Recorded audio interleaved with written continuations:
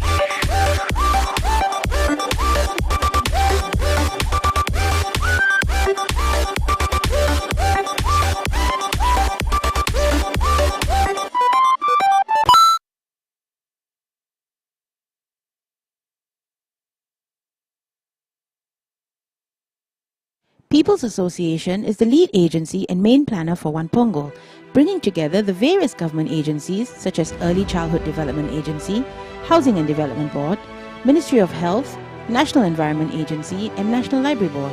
One Punggol is an integrated lifestyle community hub serving residents of Punggol and the Northeast. Facilities at One Punggol include a community club, a library, a hawker centre, childcare and elder care facilities, as well as public spaces and play areas for residents and visitors to enjoy. The 5-story building also houses a multi-purpose hall for performances and gatherings, futsal and basketball courts, culinary and music studios, and is located right next to the Samki LRT station. The aim of One Punggol is to bring everyone together by creating a vibrant and energetic community that thrives in a sustainable environment.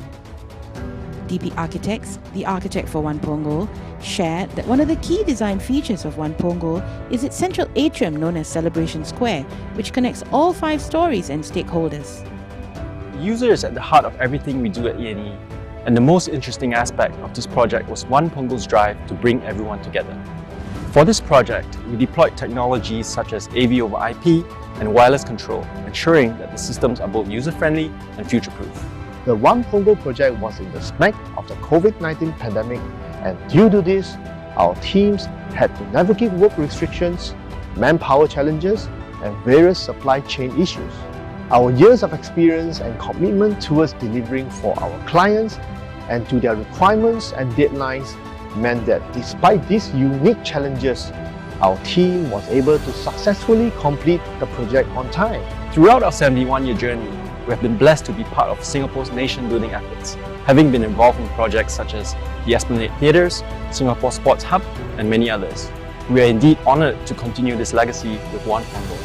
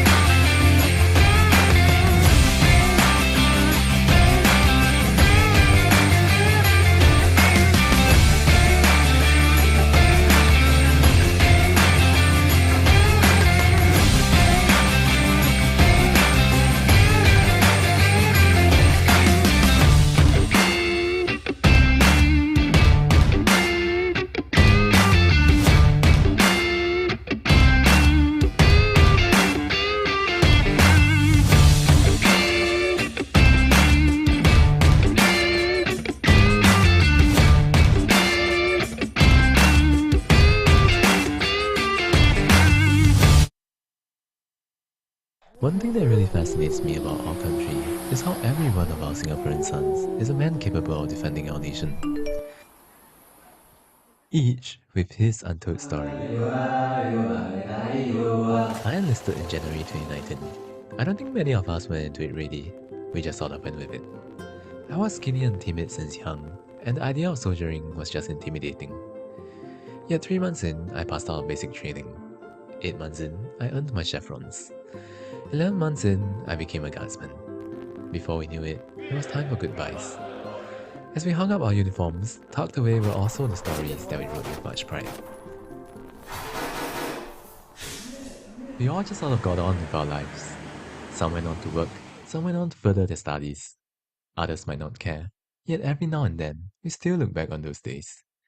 Warming ourselves one matchstick at a time because it was so cold out in the field in the midst of a storm. Singing our National Day songs because we miss home when we were training overseas. Even with our active days past, regardless of vocation, regardless of service, we will still stand ready. This is my story. Hear our stories. Hear the stories of our Singaporean sons.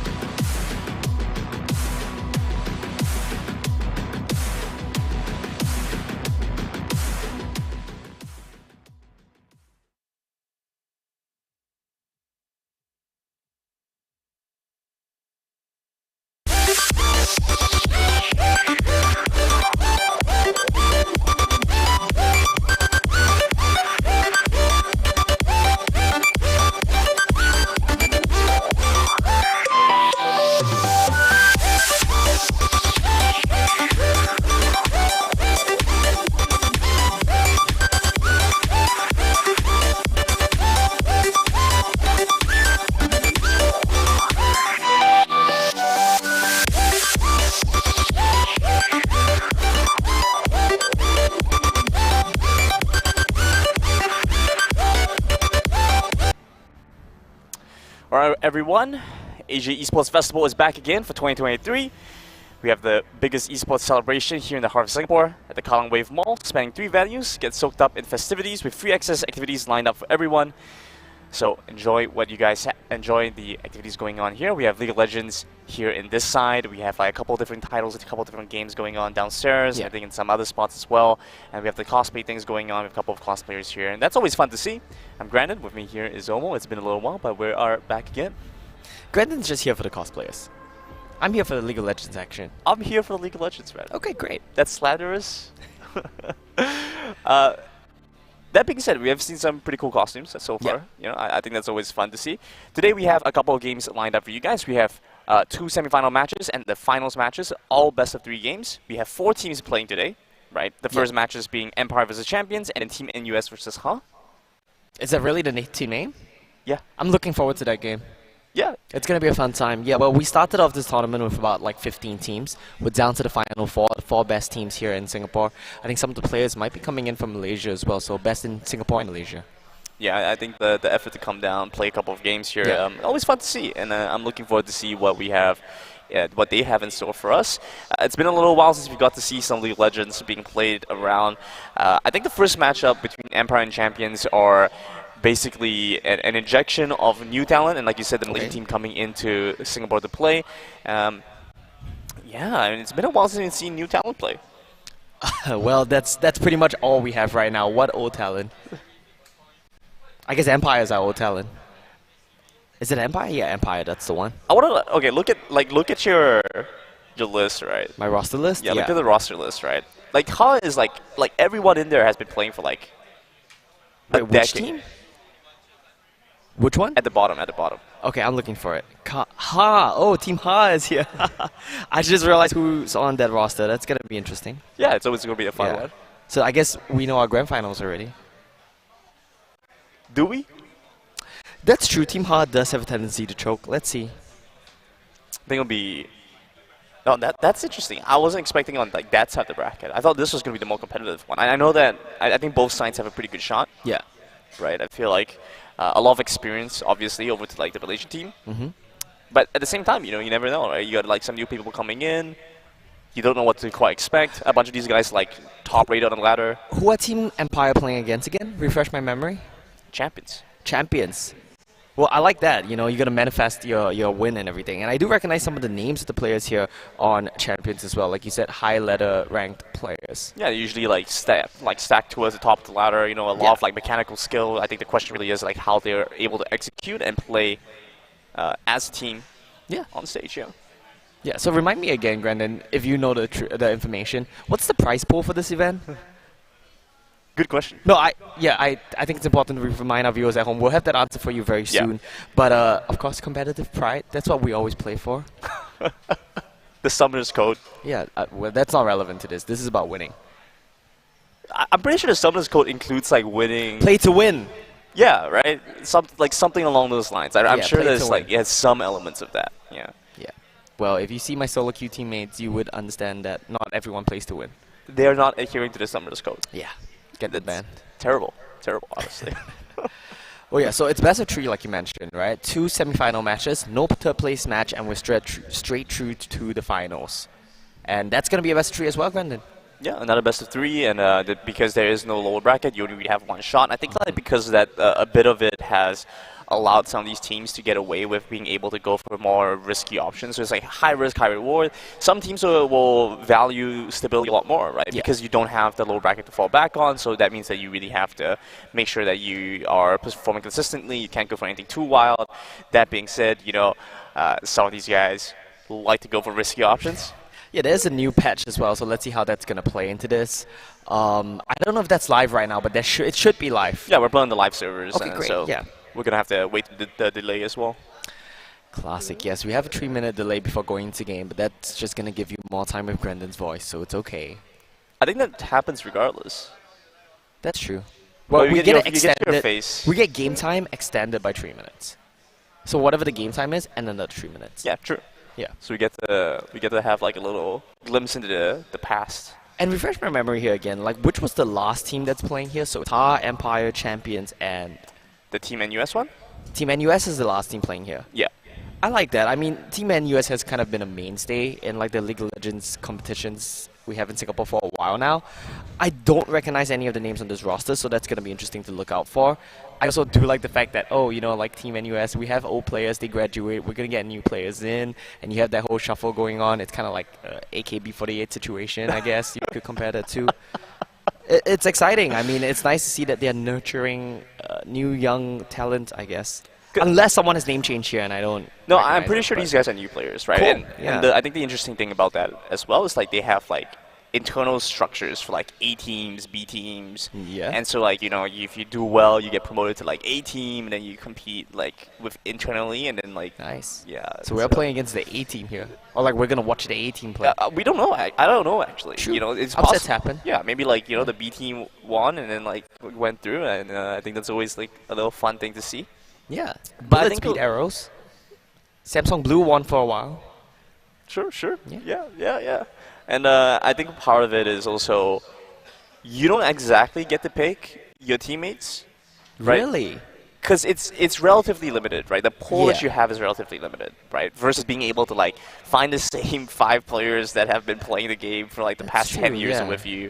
You know, your pool is relatively limited. You might be able to compete like with some external players, but then for the most part, if you want to like uphold the integrity or the structural integrity of the team, you can stick with like the main core players that you have and those available to you. Not always the first pick. Universities don't have CCA points, right? I mean, I don't they think have, that's the thing, but nah, like- yeah, not really. Huh. Yeah. Okay. That's It's just a random passion. question I had. Yeah. It's passion. It's interest. No, yeah. of course, yeah. Playing I don't video doubt that. games. Yeah. You don't doubt that. I mean, I'm just looking forward to the day where we can get like, there are polytechnic esports clubs already. Yes. When are we going to get that in like secondary schools? There are some.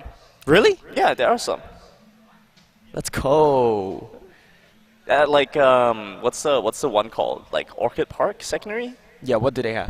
Like Okay. they have like an esports club. Cool. Yeah, and they have like external vendors come in to host esports workshops. Wow. Yeah, and like pro players to come teach them how to play stuff. Pro players? Yeah.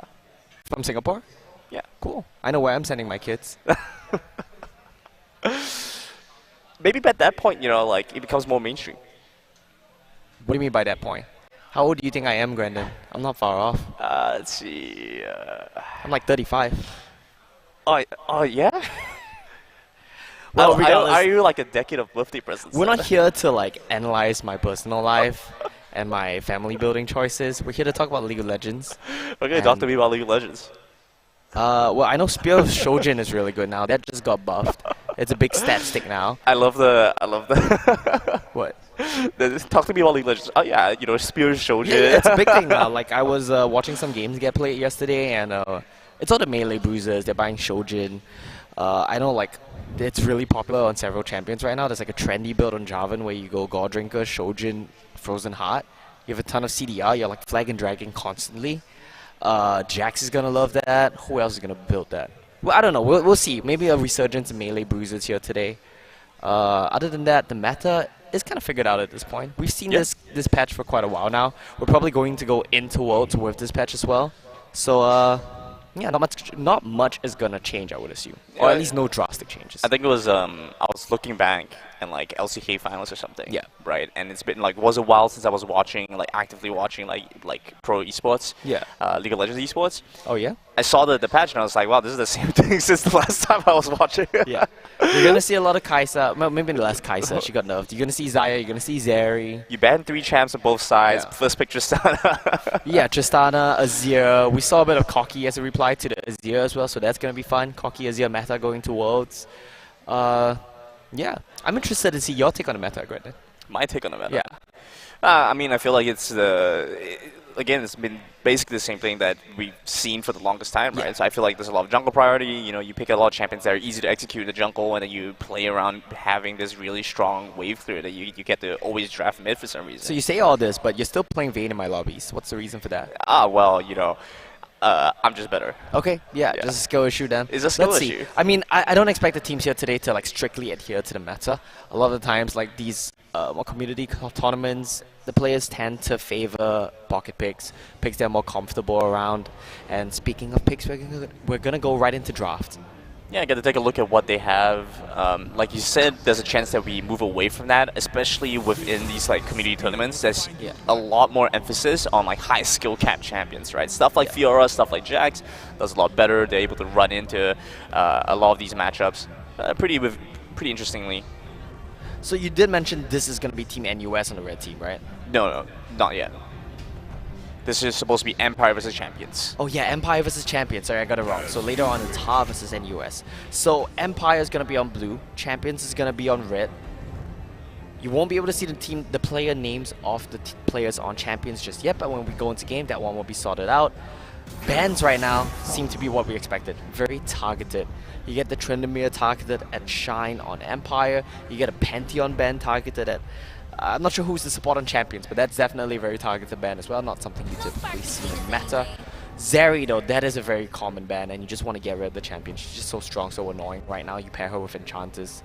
She can't really take over a game, especially if you don't have a means to lock her down. I think that does mean like the Kai'Sa does rise up in priority a little bit. Kai'Sa Xayah, yeah. Yeah, so you definitely want to be able to look for either of those options. Getting rid of the Maokai as well. I think the Maokai has been pretty prevalent. I feel like it's one of the safer options, but also not super impactful. So I feel like this definitely partly is a ban trying to target away from the champion pool against Empire. Yeah. So Maokai gonna get banned away, Xayah gets snatched up. What's the angle here for you? Tristana is available, Jace is available, a lot of high tier champions in the meta. What's the combo you want to go for? I think that's the question you need to ask, because you get 2 picks here. Maybe not show it too early. Maybe you want to go for a better matchup with those champions. Maybe just go for something safer first. Yeah. The Rel's, I think the Rel's okay. Pretty good. Yeah, Rel's pretty good. Strong. It's a nice flex pick as well. In theory, you could flex the Ashe as well to support, but you'll probably just see Echo Marksman. That's probably the answer into the Xayah. It's good on paper, yeah. We're going to get juked. Yeah, it's not good on paper as a flex, but it is good as ADC option into Xayah here. Does mean they lose a little bit of that straight up dueling power though. If you put Rel in the jungle, that is true. And the Jarvan that we talked about, we're probably going to see the trendy build right now, which is the God Drinker, Shojin, Frozen Heart. It's so annoying for a champion like Ashe to play with, because not only is Jarvan going to get on you, do a lot of damage to you, he also slows your attack speed by 20%. And a Rakan, just a very safe all-around option here. Fits with the Xayah, fits with the Jarvan. Really good first 3 picks from the blue team. I think they're going to be happy with the start here.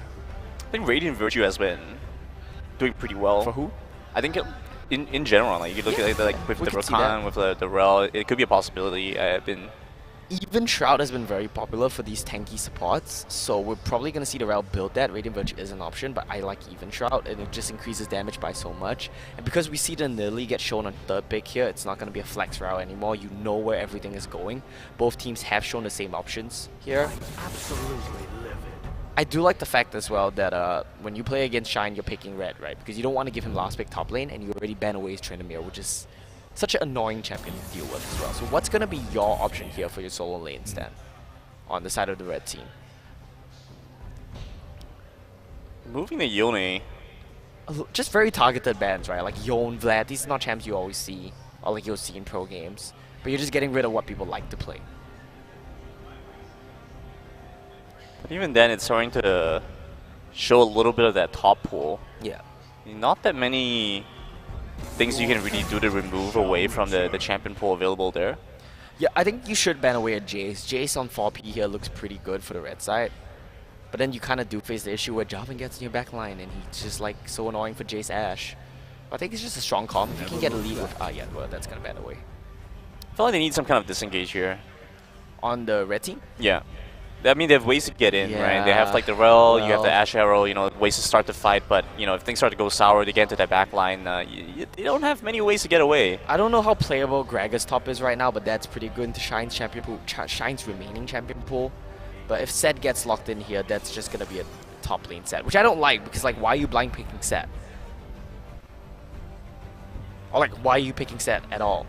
I mean, I can see the Set angle working out, you know, like... Yeah, I mean, I get it. Like, it's set up for Nidalee, right? But, like, is the champion good? I think so. It can be fine. I think the problem really, again, just kind of revolves around the idea, like, when you're going into, like, the Set matchup, you don't really know what your top lane matchup's going to be, right? So... LeBlanc is still available. That drops all the way down to 4th pick here, sorry. Static Shift build is still going to be what they go for, I think. Oh, okay, just got juked. It's going to be Vex.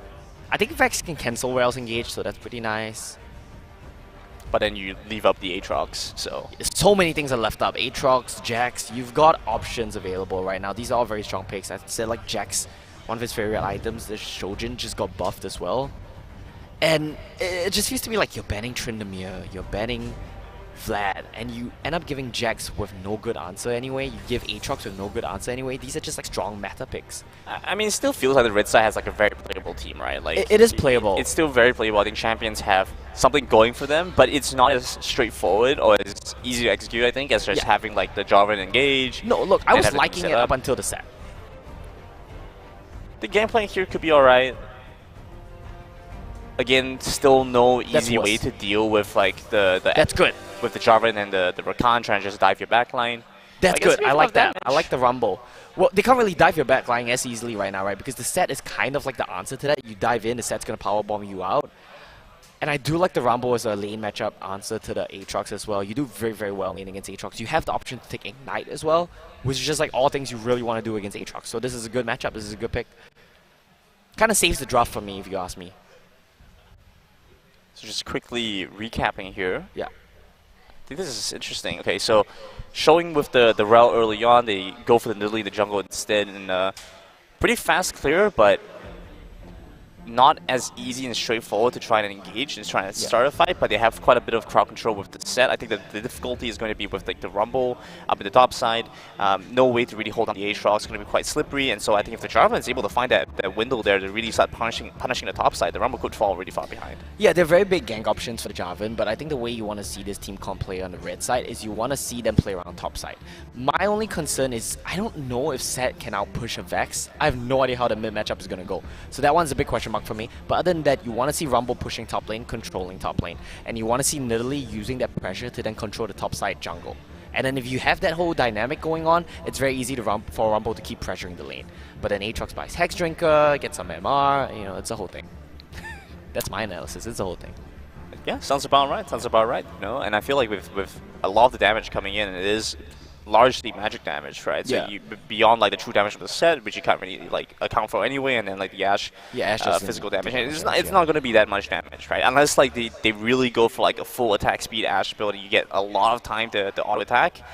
You would, right? Like you're not gonna go like any. It's tough, you know. They have a lot of options that can potentially just dive you, right? Like you could have the Jarvan and the Vex trying to set things up. The Rakan could just try to engage, right? You can say like make the argument that the set's going to be able to use his ultimate and pull you away, but you're still gonna get dived by. You still have multiple options like coming in, and I think it ultimately comes down to how well they're able to set up the map and be able to play this one through. Yeah, I would like this a lot more if like I felt that Ashe wasn't the only damage option. If you manage to get a Jace, because that's gonna be banned away. I'm not sure what other AD options were left available for mid. Tristana was available. I think I would. Tristana was available, you're right, yeah. It's just so hard to kill the Tristana with the Jarvan. You do have the Aatrox, you do have the Rakan granted, but you can buffer the input on the Rakan W. And you have like the Buster Shot, big disengage, if you need it potentially. And it's also just nice because if one of your AD carries die, you still have another one, right? Like it's an insurance plan.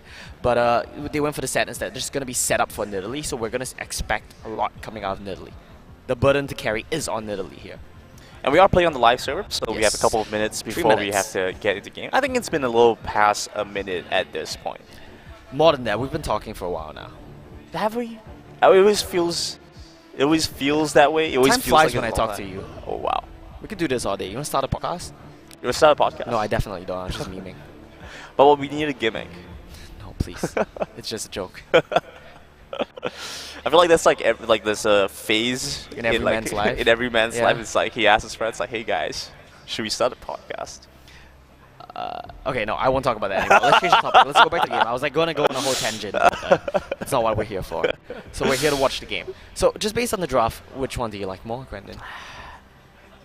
Honestly, I would say that the red one for champions has been pretty interesting for me. Really? You know? It's interesting for sure, but the question is it good? Because, you know, if I looked at it like on default, like you have like on like paper, you look at like all the draft like elements, it looks like Empire got like the better draft. right? Because you get like the Zyragon, you get to like you get to have the combo with like the Javan, you get the Aatrox. On paper, like everything looks really good. But I like when teams move away a little bit from that and then like trying to pull out like a different strategy. Because like at that point, you don't really know what to expect. We've seen Empire play for like a long time, like individually, and then sometimes as like this iteration of a team with like some variants. But we haven't seen that much from Champions, and so I think there's some degree of excitement to that. Yeah, well, Vex is a champion we barely see as well, so that's going to be exciting too. There is a Vex here. I mean, I watch Wild Rift, so... Oh yeah, that's true. That's fair. Yeah, forgot about that game. Yeah. Wild Rift has Volibear now, that's cool. That is cool. Yeah. That is cool. Someone on my Twitter keeps posting videos of themselves popping off on Volibear, and it's just like them running people down. I don't know, I just want to point it out. Solid gameplay. Well, let's see if that happens in this game. You know, you could have to set running people down and Rumble running people down. Oh, set running people. I don't know, what is set even built now? Like, the mathematically correct build. I hate that build. It's so bad. It's so cringe. And what else do you build? And it's always like the tabloid websites like covering that. Sets mathematically correct. I can't even say that word. Mathematically correct set. I mean, build. I think you would just go tank, but then like you really have no AD damage. You're not gonna build Blade. You're not gonna build. Well, you might build God Drinker. I don't know. Let's see. I think Strikebreaker was buff dispatch. That could be it. Okay, here we have Empire and Champions in our first game. This best of 3 in the semifinals. Winner goes into the finals. And we'll very quickly go through Champions team as well, because we have Kukimachi born this way. I believe that is Dream. I'm just going to call him Dream. This is Train's characters. Yeah, let's look at the summoner spells and here. I think that's very interesting. You do have the Ignite and Rumble. That's important. You need that in this matchup. You have the Cleanse on the Xayah. That's very nice into the Ashe. But you do have the Ghost on Ashe. You can't Ghost away from a Javan out, but it will help you a lot against the Aatrox. And maybe the Rakan as well. Are they really going for this, or is it just... This works, yeah, this works. Okay, put some Because pressure on Javan doesn't have anything at level 1. But they start this one up, and they clearly get to see this. It's a flip. They're going to flip it. I'll get to start to walk in, but Arashi's going to be able to help set this one up. Flash away from Bond this way, but a couple of auto attacks, and First Blood goes the way of Empire. Before we have any time to set things up, Cappuccino has to start walking away, still has to flash. Gets back on the mount, and I think there should be enough time to get back to the lane safely without losing too much. Ooh, still loses the flash out of all of it. Yeah, I mean, I don't want to say it's Jova, but if you're going to go for an invade like that, you're going to flip the game. Why are you just running away at the first sign of trouble, right? You have kind of committed to a fight. You've kind of saying, we are going to be stronger than you at level 1. We're going to take this fight. Why did you just run away? I feel like most of the impact that Empire had there was really with the Rakan Grand Entrance. If like they flash and get away from the Grand Entrance, yeah, entirely playable. Yeah, I mean, I think they just have to pick an angle and just engage. Like Javan's walking up to you, dropping his flag, just jump on him. But the problem was, they did get hit by the Grand Entrance. Oh no. Nice double knockup, but still level 1. They don't have enough damage. Yeah, how is Xayah level 1? Picks up level 2 here finally. Waiting for the Blade recall, but being able to find the engage, cleanse away the ignite, but still able to pick up the kill. More auto attacks as Arashi walks down bot side, lands a knockup onto Savasky, who flashes away from the Javan. But still walking into the alcove now, gets stunned by Cappuccino, picks up the Conqueror's stacks, and with 2 more auto attacks, I'm going to count it. 1. Oh, it doesn't go for the second auto attack. Yeah, I mean, I think he should have flashed a Rakan W, but I kind of get why he didn't, because his mindset is if I flash that, Javan's going to EQ me, so I might as well save my flash for the EQ, but it's a rough situation to be in. Yeah, you kind of have to pick your poison there. Yeah. There's no easy way out. You did get the 2v2 win, but because Xayah got the first blood in the invade, oh, that's big. Ooh, this is actually really good for him. Level advantage for Overheat WQ here as well. If he overheated there, I think you force flash. If he had enough like spells to overheat, you just dump everything on him, punch him, ignite him. Okay, there we go. Flashes in, lands the slow, and that should be a kill. It's just the nature of this matchup. You're so good into Aatrox. Nice. And the wave state is great, by the way. You can just base right now. Oh my goodness. You're good. You don't need TP. Arashi can't even break the freeze, so... I think he bit the wrong person. He might have bit a crypt there on Nilly. I'm pretty sure he jumped in and bit a creep. So, bad luck. Oh. By being able to trade a little bit of pressure there, because Arashi went topside, Bond was able to go towards spot. Wave now pushing back in towards Champion side. Empire trying to set this one up. Dragon should be coming up pretty soon here, so we'll see if anyone wants to go for the early Dragon. I think there is some potential here for Empire considering how that's nice. this game has been going. Okay, Bot fight. I'm not sure how this one Solo goes bolo. because once you move away from the grand entrance, sidestep it, there's really not that much more you can do. Savasky with a very effective slow but gets taken down by the Ignite. It's a 1-for-1 trade support. This is support in Mortal Kombat. Filia not able to take down Cappuccino. No, this is really nice. You get the wave kind of held as well. It's not frozen. I think it's still going to crash, but it's still a win in terms of wave state for the red team. And you get the kill on your Ashe. This is all going very well for them. And I do like what Aatrox tried to do in the top lane as well. Try to zone the Rumble off the wave, make him miss creeps. But Rumble is just so happy in this matchup. He just walks up to him and burns him. And I'm pretty sure the gold lead for top lane will be heavily in favor of Rumble. But because of how Jarvan's doing in this game state, he's going to be making up the bulk of the gold. Nice. That's interesting. Able to isolate Arashi, pull him towards Bond this way, brings it back in towards the river. Filia not yet recalled, so not much mana, but enough for a combo. Lands the flag and drag, but not enough damage. Bond this way, gets away. But Roller King picks up the kill instead. He had the right idea, but I don't think you commit to that. I don't think you flash there to set out the guy back because you just don't have the damage. It was just a Doran shield. No, what do you call that? No, Iron Spike Whip? Spike Whip? Yeah. Yeah, and at that point, I mean, you have like Amp Tome and like Dark Seal, and that's not going to do a lot of damage. Yeah, and of course bot lane had Prio there. They were going to move first, so you just didn't want to commit on that. Goal lead now, it's about 1,500 for the blue team. It's still very small, and most of that is on the Jarvan. But because of how Jarvan builds right now, I feel like Jarvan is a genuine carry threat. Vex out gets missed. Might be able to pull Kukimachi back, Sleep with a good amount of damage, but they've used all their spells in rotation so far. Sleep is just going to have to kite away as they finally take him down. I think if he just aimed for one person this whole time, he might have been able to, I don't know, maybe burn a flash or something. Cleanse Lens now as they move on to Roller King. There's really not that much you can do as they dive the Xayah. Yeah, well, the Xayah's not having a good game. That's what you could say if you're on the side of champions right now. That is your consolation here. You want to start stacking these dragons because your Nilly should be controlling the side of the map. We expected them to be able to pressure top side, but bot side doing so well on the 2v2 gives them a whole new angle to play around here. I mean, honestly, it's not even that bad for the Xayah. The bigger problem is just that champions are having such a good time in the bot side, right? Like, despite that early first blood, Savesky has been able to pull back incredibly well. Actually, Aatrox does have a pretty good amount of CS, so that's nice for him. Even though he did get solo one time, the gank from Vex helps him out a lot there. Should balance itself out. We'll give it a little bit of time. I think the Aatrox is going to have to very quickly itemize for the Momo Maltius. I mean, oh man. So you go for the Hex Drinker first, and just picking up the additional MR, a little bit of additional damage. Yeah, they were desperately trying to shove in the wave there on the bot lane to get the reset off. But because of that, they lost a lot of health, and now Arashi, he's here threatening to dive. They do see him, so they will have to give up a plate for this. But that's likely all it's going to be. Before, on the side of champions starting to rotate towards the bot side, I think Dream ultimately decides not to go for it. They're just going to concede a couple of turret plates, reset, and come back. Yeah, that puts Xayah in a very nice spot. He's going to be very close to his, what is that, Kraken Slayer, I think? Yeah, potentially. Because they don't see Vex on the map right now, Kukimachi doesn't dare to shove this wave. So that's going to be very nice for Aatrox to just hold it in here. Arashi There it is, yeah. continues to hover towards the top side.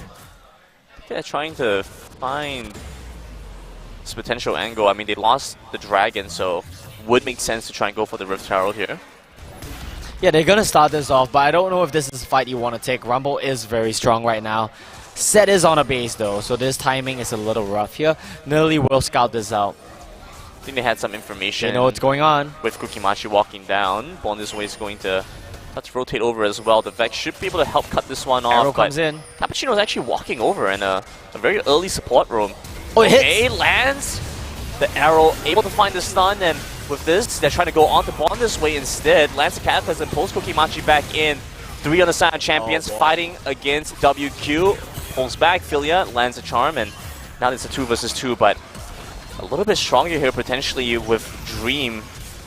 Savasky roams all the way up towards topside river. Aatrox should be able to get out. You pick up the Herald, but Never mind. I don't know if you can catch him here.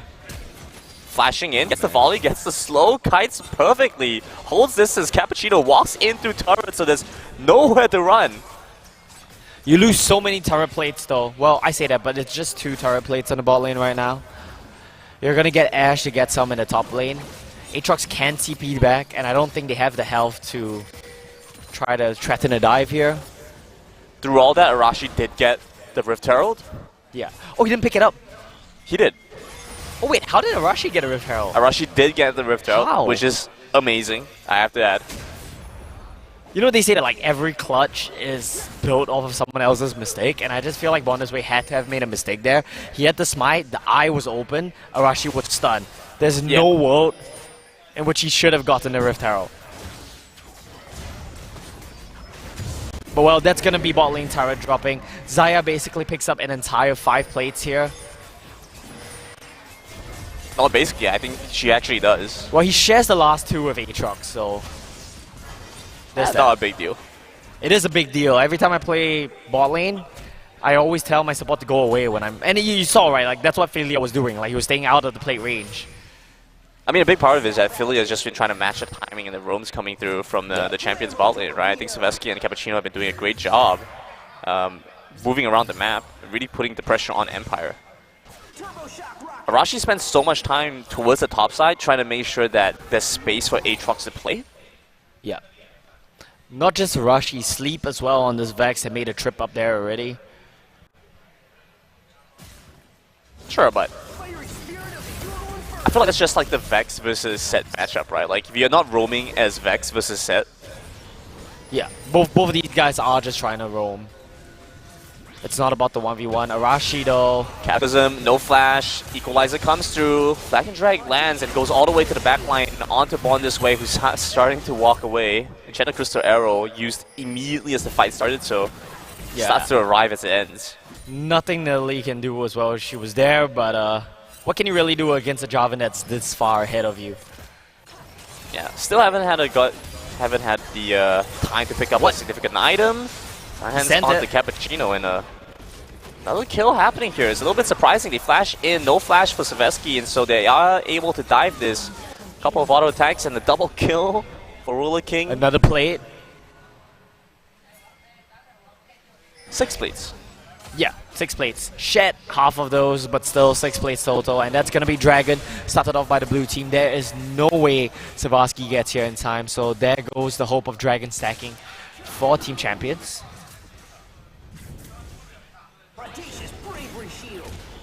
Did manage to pick up a pretty effective first Dragon, so won't feel too bad about it, but see what Dragon comes up next. Oh, Inferno. Inferno map is going to be huge for whichever team gets this. Really does help champions a lot. I mean, both sides obviously, like I said, but like really does help champions a lot when you think about the critical amount of damage that they need. If Kukimachi is able to finish off the target that he wants to quickly, can boost some of the damage from Savasky. I really feel like this is huge for them if they're able to pick this one up. Yeah, it's still a whiles off from the Soul, but just the Fire Dragons will be helpful for both of these teams. Down to 2 plates here on the top turret. That's nice for Kukimachi. He wants to build up some sort of gold lead. I do want to point out the Aatrox build here. He's not going for the lethality build that we've seen a lot of recently. The trendy build has been lethality, but he is going for the stable, good old God Drinko Aatrox build. I mean, when you're dealing with the Rel and the Set potentially jumping in, true. I imagine you just want to have as much dueling power, as much stand and fight potential. But you could also say with a Serrated Dirk item, you are going to one-shot it. There we go. Oh well. I don't think you need Serrated Dirk for that one. Yeah. Grand entrance in the mid lane as they look to use the Everfrost. Gets the root back down. Cataclysm and Ignite finish off the kill. Arashi tanking turret, so Sleep's able to get back out safely. Dream now joins into the fight, finishes off with the execute. It's a big shutdown going into the backline. Philia, grand entrance, blocks that one out, and with the feather set up on his way, has to flash. Roller King flashes to match. Pulls him back in. The facebreaker. Big spear. Still running away. Dream's able to buy a lot of time. As Born This Way is able to start walking back in. Roller King actually going to get taken down. An incredible job well done here by Champions. Yeah, I'm never going to talk badly about this set pick again. That fight was all him. Nidalee was just there for the moral support with the control 7s, as well as one spear that hit Filia. But other than that, it was all set in a 1v4 cleanup, basically. He came in, got the kill onto Arashi, flashed the Rakan knockup, dived into the backline, and just cleaned things up. That was a nice turnaround. That was very impressive. But remember, right before the fight started, Rumble did get soloed, and that's kind of why I was hoping that Team Champions would give him some support in the top lane. You need to make sure Rumble has the ability to play aggressive in this lane so he can keep the Aatrox down. But the Aatrox got so much support that he's ahead of the Rumble right now. It's a really rough game state to play around. We've seen the gold values kind of swing back and forth a little bit here. Champions have been able to get closer to an even game state, but Empire has been able to work between that 1,500, 3,000 gold difference. Arashi taking a decent amount of damage from Dream here, who's just waiting for his cooldowns to come back up as they continue to kite around the Rift Herald. Savesky picks up a kill by mid. Champions now start to recollapse back towards the Rift Herald. I think it's time for them to give up on this objective. No, it's gonna reset. Good for Empire. Where's the Rift Herald? Okay, he's taking his time. He's taking a little detour. Yeah. Sightseeing, wanted to cosplay as a blue buff for a little bit. Yeah, well. As the Blue Sentinel. Blue Sentinel, that's the name. That's the one. This is a nice series of events here from Champions. They get a kill, they get the Herald. Question now is, what can you do with this? You need to take the mid turret. You want to stop Xayah from wave clear. But how do you get on top of the Xayah? Ash Arrow maybe? He has no clans. If they're aware of that, this is a good timing to go. You can at least force the Feather Storm, so suppose that could be an effective use of the arrow. So this set is doing great right now. He's having a great time against this Jarvan. Okay, Arashi goes back in, lands a Cataclysm. The Grand Entrance is pretty significant here, but like you see here, Set doing a great job being able to pull them away. Roller King gets hit with every spell in the book. Equalizer, Set in the face. Filia, run down, Born This Way, picks up the kill. Sleep joins in, but he's too little too late. It's far from fightable. This was all Set, this whole game. He's doing such a great job punishing Arashi's Jarvan. Arashi is playing too aggressive. He's trying to get up in your face, steal your blue buff, but Set has so much damage right now that he can just brawl you while you do that. And you saw how much damage 2 autos into a God Drinker proc did. Herald does not get mid tower though. Does do a significant amount of damage, and I think this is something that they were looking for, right? It's been so difficult to push the mid wave, especially with the Xayah constantly holding it. A lot of effective wave clear makes things a little bit easier. Once they're able to get that mid turret, will be a little bit better. But I mean, this is what I was talking about. When you have teams go for stuff like the Set that you don't see that often, you know, trying to set up for potential combos, you really do expect them to have this level of competence, this level of skill. Very good hands. Yeah, well, I do want to point out something that's a bit interesting. Well, I guess not really, because you can still build into Shojin for the Jarvan here. You just picked up a Hex Drinker first, that's fine, that makes a lot of sense. There's a lot of magic damage from the red team. Now, Inferno Dragon was up. We're talking about this as a big win condition for both these teams. Oh no. Yeah, that's a tough one for Savesky, and you don't have cleanse, you do have the flash, but there's just so much crowd control, you just don't have time to go for it. Taking down the marksman, honestly, might still be playable for Champions, right? You should just give it at this point. A big part of the damage has still been with the Set, and he's going to try and look for this potential Wango. The Aatrox is around this time. They need some time for Born This Way to be able to land the spears, do some damage to Empire before they go for a fight. No, they can honestly just fight here. Like, how dare you? Okay, well, I think that's potential right there. Yeah, just engage. Equalizer is ready. Cataclysm over by the back. They try to go for Cappuccino. Misses the Vex ultimate. Roller King might just go down. The shields come through just in the nick of time. Being able to find enough HP. Nidalee goes to the back line. Takes down Roller King. Filia going low. Cookie Machi overheated. And so no way to continue this fight. Born This Way gets intercepted by the Aatrox. Flashes back. Cookie Machi runs after the Vex. Looks for the flamethrowers. But finally gets taken down by his lane counterpart, and Savesky isn't able to get back to the fight in time. Quadra kill here for the Aatrox. This is just insane to me. Like, the whole series of events. Number one, why is Nidalee allowed to stand there 4v5 and poke you? Just engage. You have a Jarvan and a Rakan. Number 2, that fight was too close for comfort. Even in the 4v5, champions nearly won that. If Set got his W off before getting chain CC'd and dying, they would have won the fight 100%. I mean, just so much of it, right? Set barely got to use any of his spells. Yeah. Didn't get the flash, wasn't able to reset, move He got around, chain CC'd, right? If not, I think 1 W, fight changes. Hold on a minute. Dragon is still up, though, so we have that. It's round 2. It's round 2 all over again. It's 5v5 again. Both marksmen do have flash. Jarvan does have flash. That's something to look out for. Savaski can play more aggressive right now. You just need to flash a Cataclysm from the Jarvan.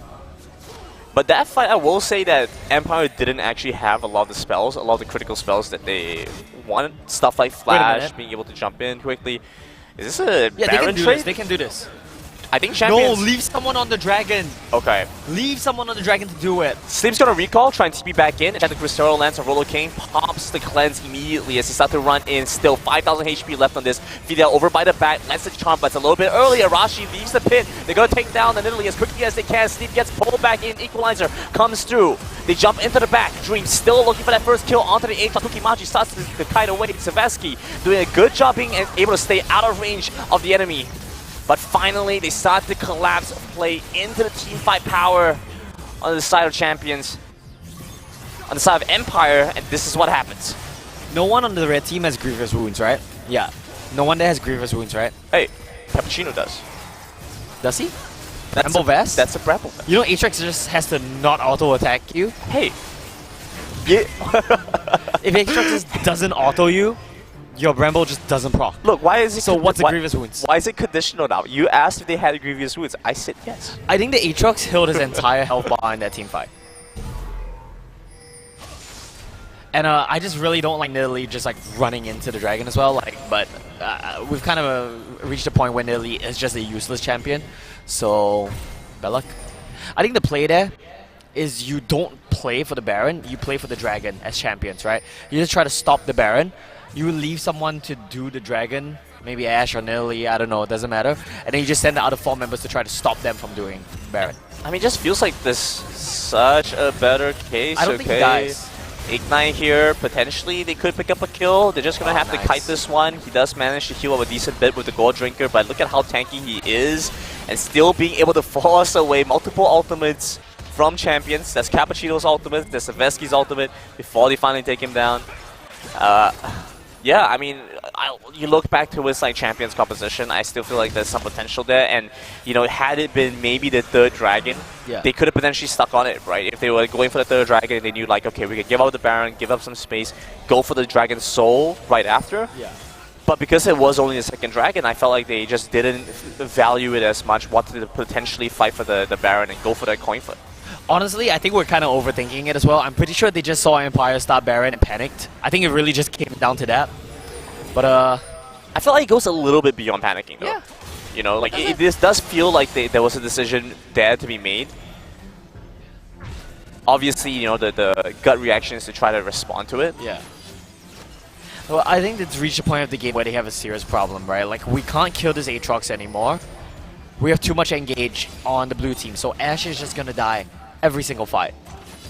So then where's your damage coming from, right? And this was the problem we raised in Champ Select. If Ashe is dead every single fight, where's your damage coming from? Is it coming from Set? Probably not, right, as the game goes on. Is it coming from Rumble Nidalee? Not with those items and not into 2 Hex Drinkers. Sorry, 3 Hex Drinkers. So where's your damage? They've gone beyond a Hex Trigger and gone straight for the Maul, by the way. Yeah. I mean, it makes sense, honestly. Like, who else is going to damage Xayah this game? It's only Rumble. Only Rumble is going to hit you. And it's like you said, the Spear of Shojin now up for Arashi.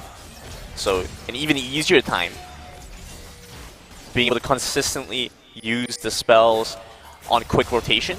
Yeah. Just makes it so much easier to play for.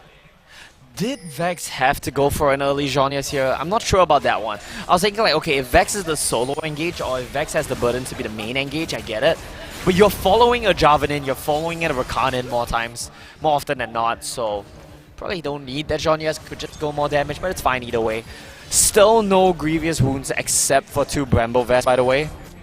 it would be so easy for someone to just pick up like a, I don't know, Oblivion Orb on Rumble or Executioners on Ashe. Dev's done, Score Drinker. It's going to be so hard to kill this Aatrox. You do have 2 Ignites though, I'll give you that. If you just use your Ignites on Aatrox, that's your Grievous Wounds. Sounds pretty conditional. Sounds pretty conditional. And you saw how long the catch around the Aatrox and the top lane Tri-Brush took just now as well. They had 3 members hitting him, and Ignite ran out. They just couldn't kill him after that. He's dead. Oh, okay, that hit. Good side snap, but very quickly able to chain up the spells again, starting to go in. Multiple ultimates committed for that. The Equalizer does manage to zone them out pretty well here. You start to move back in. A big magnetic field as the set starts to run forward. Able to pull out a lot of damage. Still, a double kill over by the back. Pulls them into the turret. Timing's a little bit off there. I think Seth got a big power drive into the team. Maybe they could have won that, but he opted to just turn around and kill Arashi instead. Which makes sense. You're going for the safer 100% option. Also, I gotta point out Champions Engage is a little out of sync, right? You have a very clear combo here. Rail Engage, Rumble out. But they've been doing Rumble out, Rail Engage, and that just throws off their setup so much. I mean, it reduces the amount of like effective damage they can have and like the kind of stacking that you could potentially have, but yeah, I feel like Champions just haven't had the opportunity to dictate a fight on their own terms, right? So much of it has been that is Empire. True. They've been very reactive, right? But when you're playing against a Jarvan or a Khan, you're almost always playing reactive. You do have an Ashe, but I haven't seen them try to set up any picks around the Ashe. I think once neutral objectives are back up again, Champions might have a better window they can play from. And they're just trying to be patient until that time comes, right?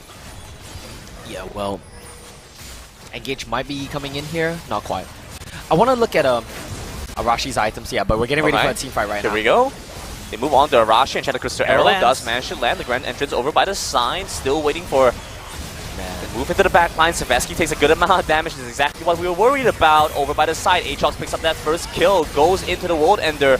They start to chase after more. Flashing forward. Sleep does land the Fear on Savesky. The Ignite taking away as well. Able to pull Sleep back and finally able to trade for a kill. A double coming through for the Aatrox as Spawn this way zoned out from the lane. Dealing with Philia, sidestepping every spell coming through. And working on this mid lane turret is just a Rakan versus the Nidalee. Ooh, okay, he gets a kill. Save the support! Yeah, it's kind of just like playing for my Doxio stacks at this point. Okay, I do want to mention this as well, right? What I really like, the Radiant Virtue coming through, gives so much additional healing to Empire. Yeah.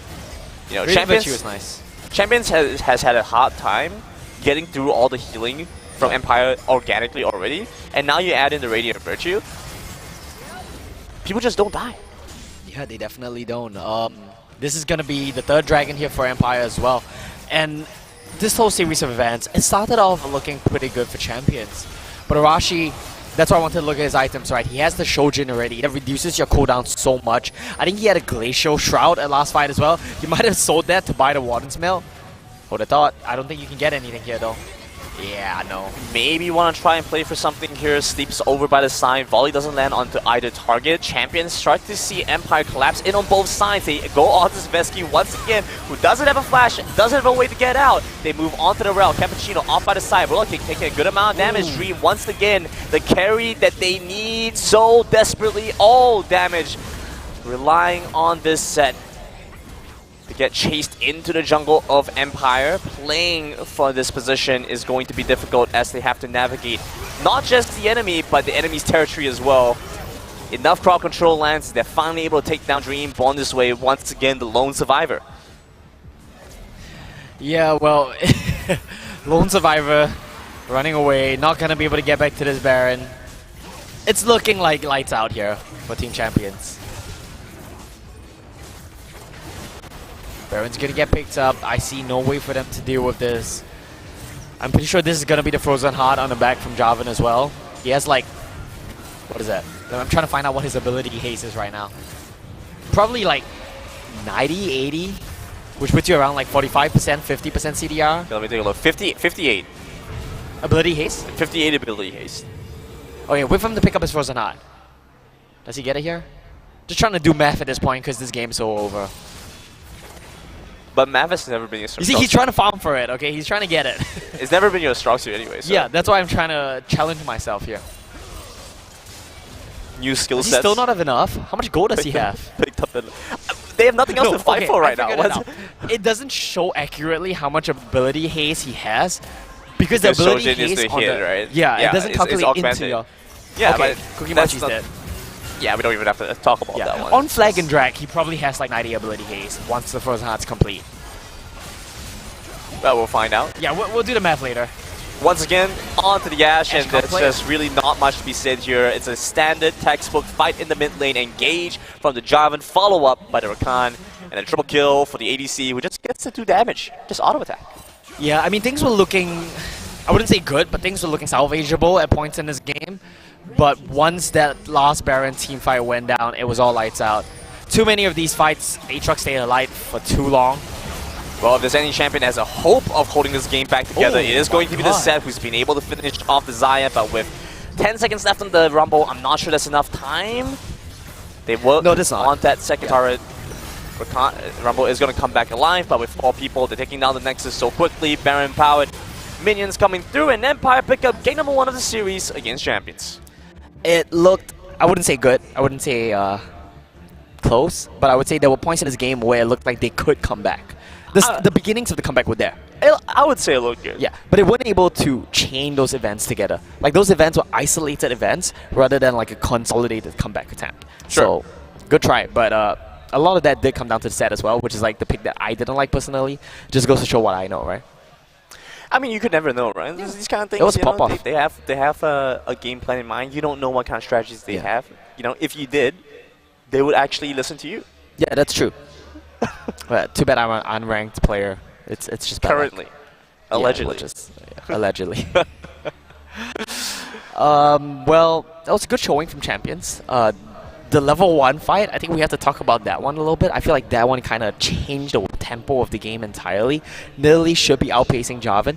Nidalee should be ahead of Jarvan. But when you go for a level 1 fight like that, you don't commit. You just get your Nidalee killed, burn flash. Your Rel gets completely chunked out in bot lane. And props to the red team's bot lane as well, right? I keep mixing it up. Empire and Champions are too close is names. the red team. Okay, Champions bot lane still managed to get leads in the 2v2 despite starting off falling behind, losing flash as well as Rel's HP.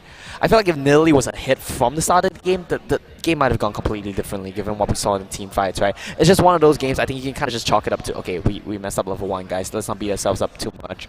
Go next.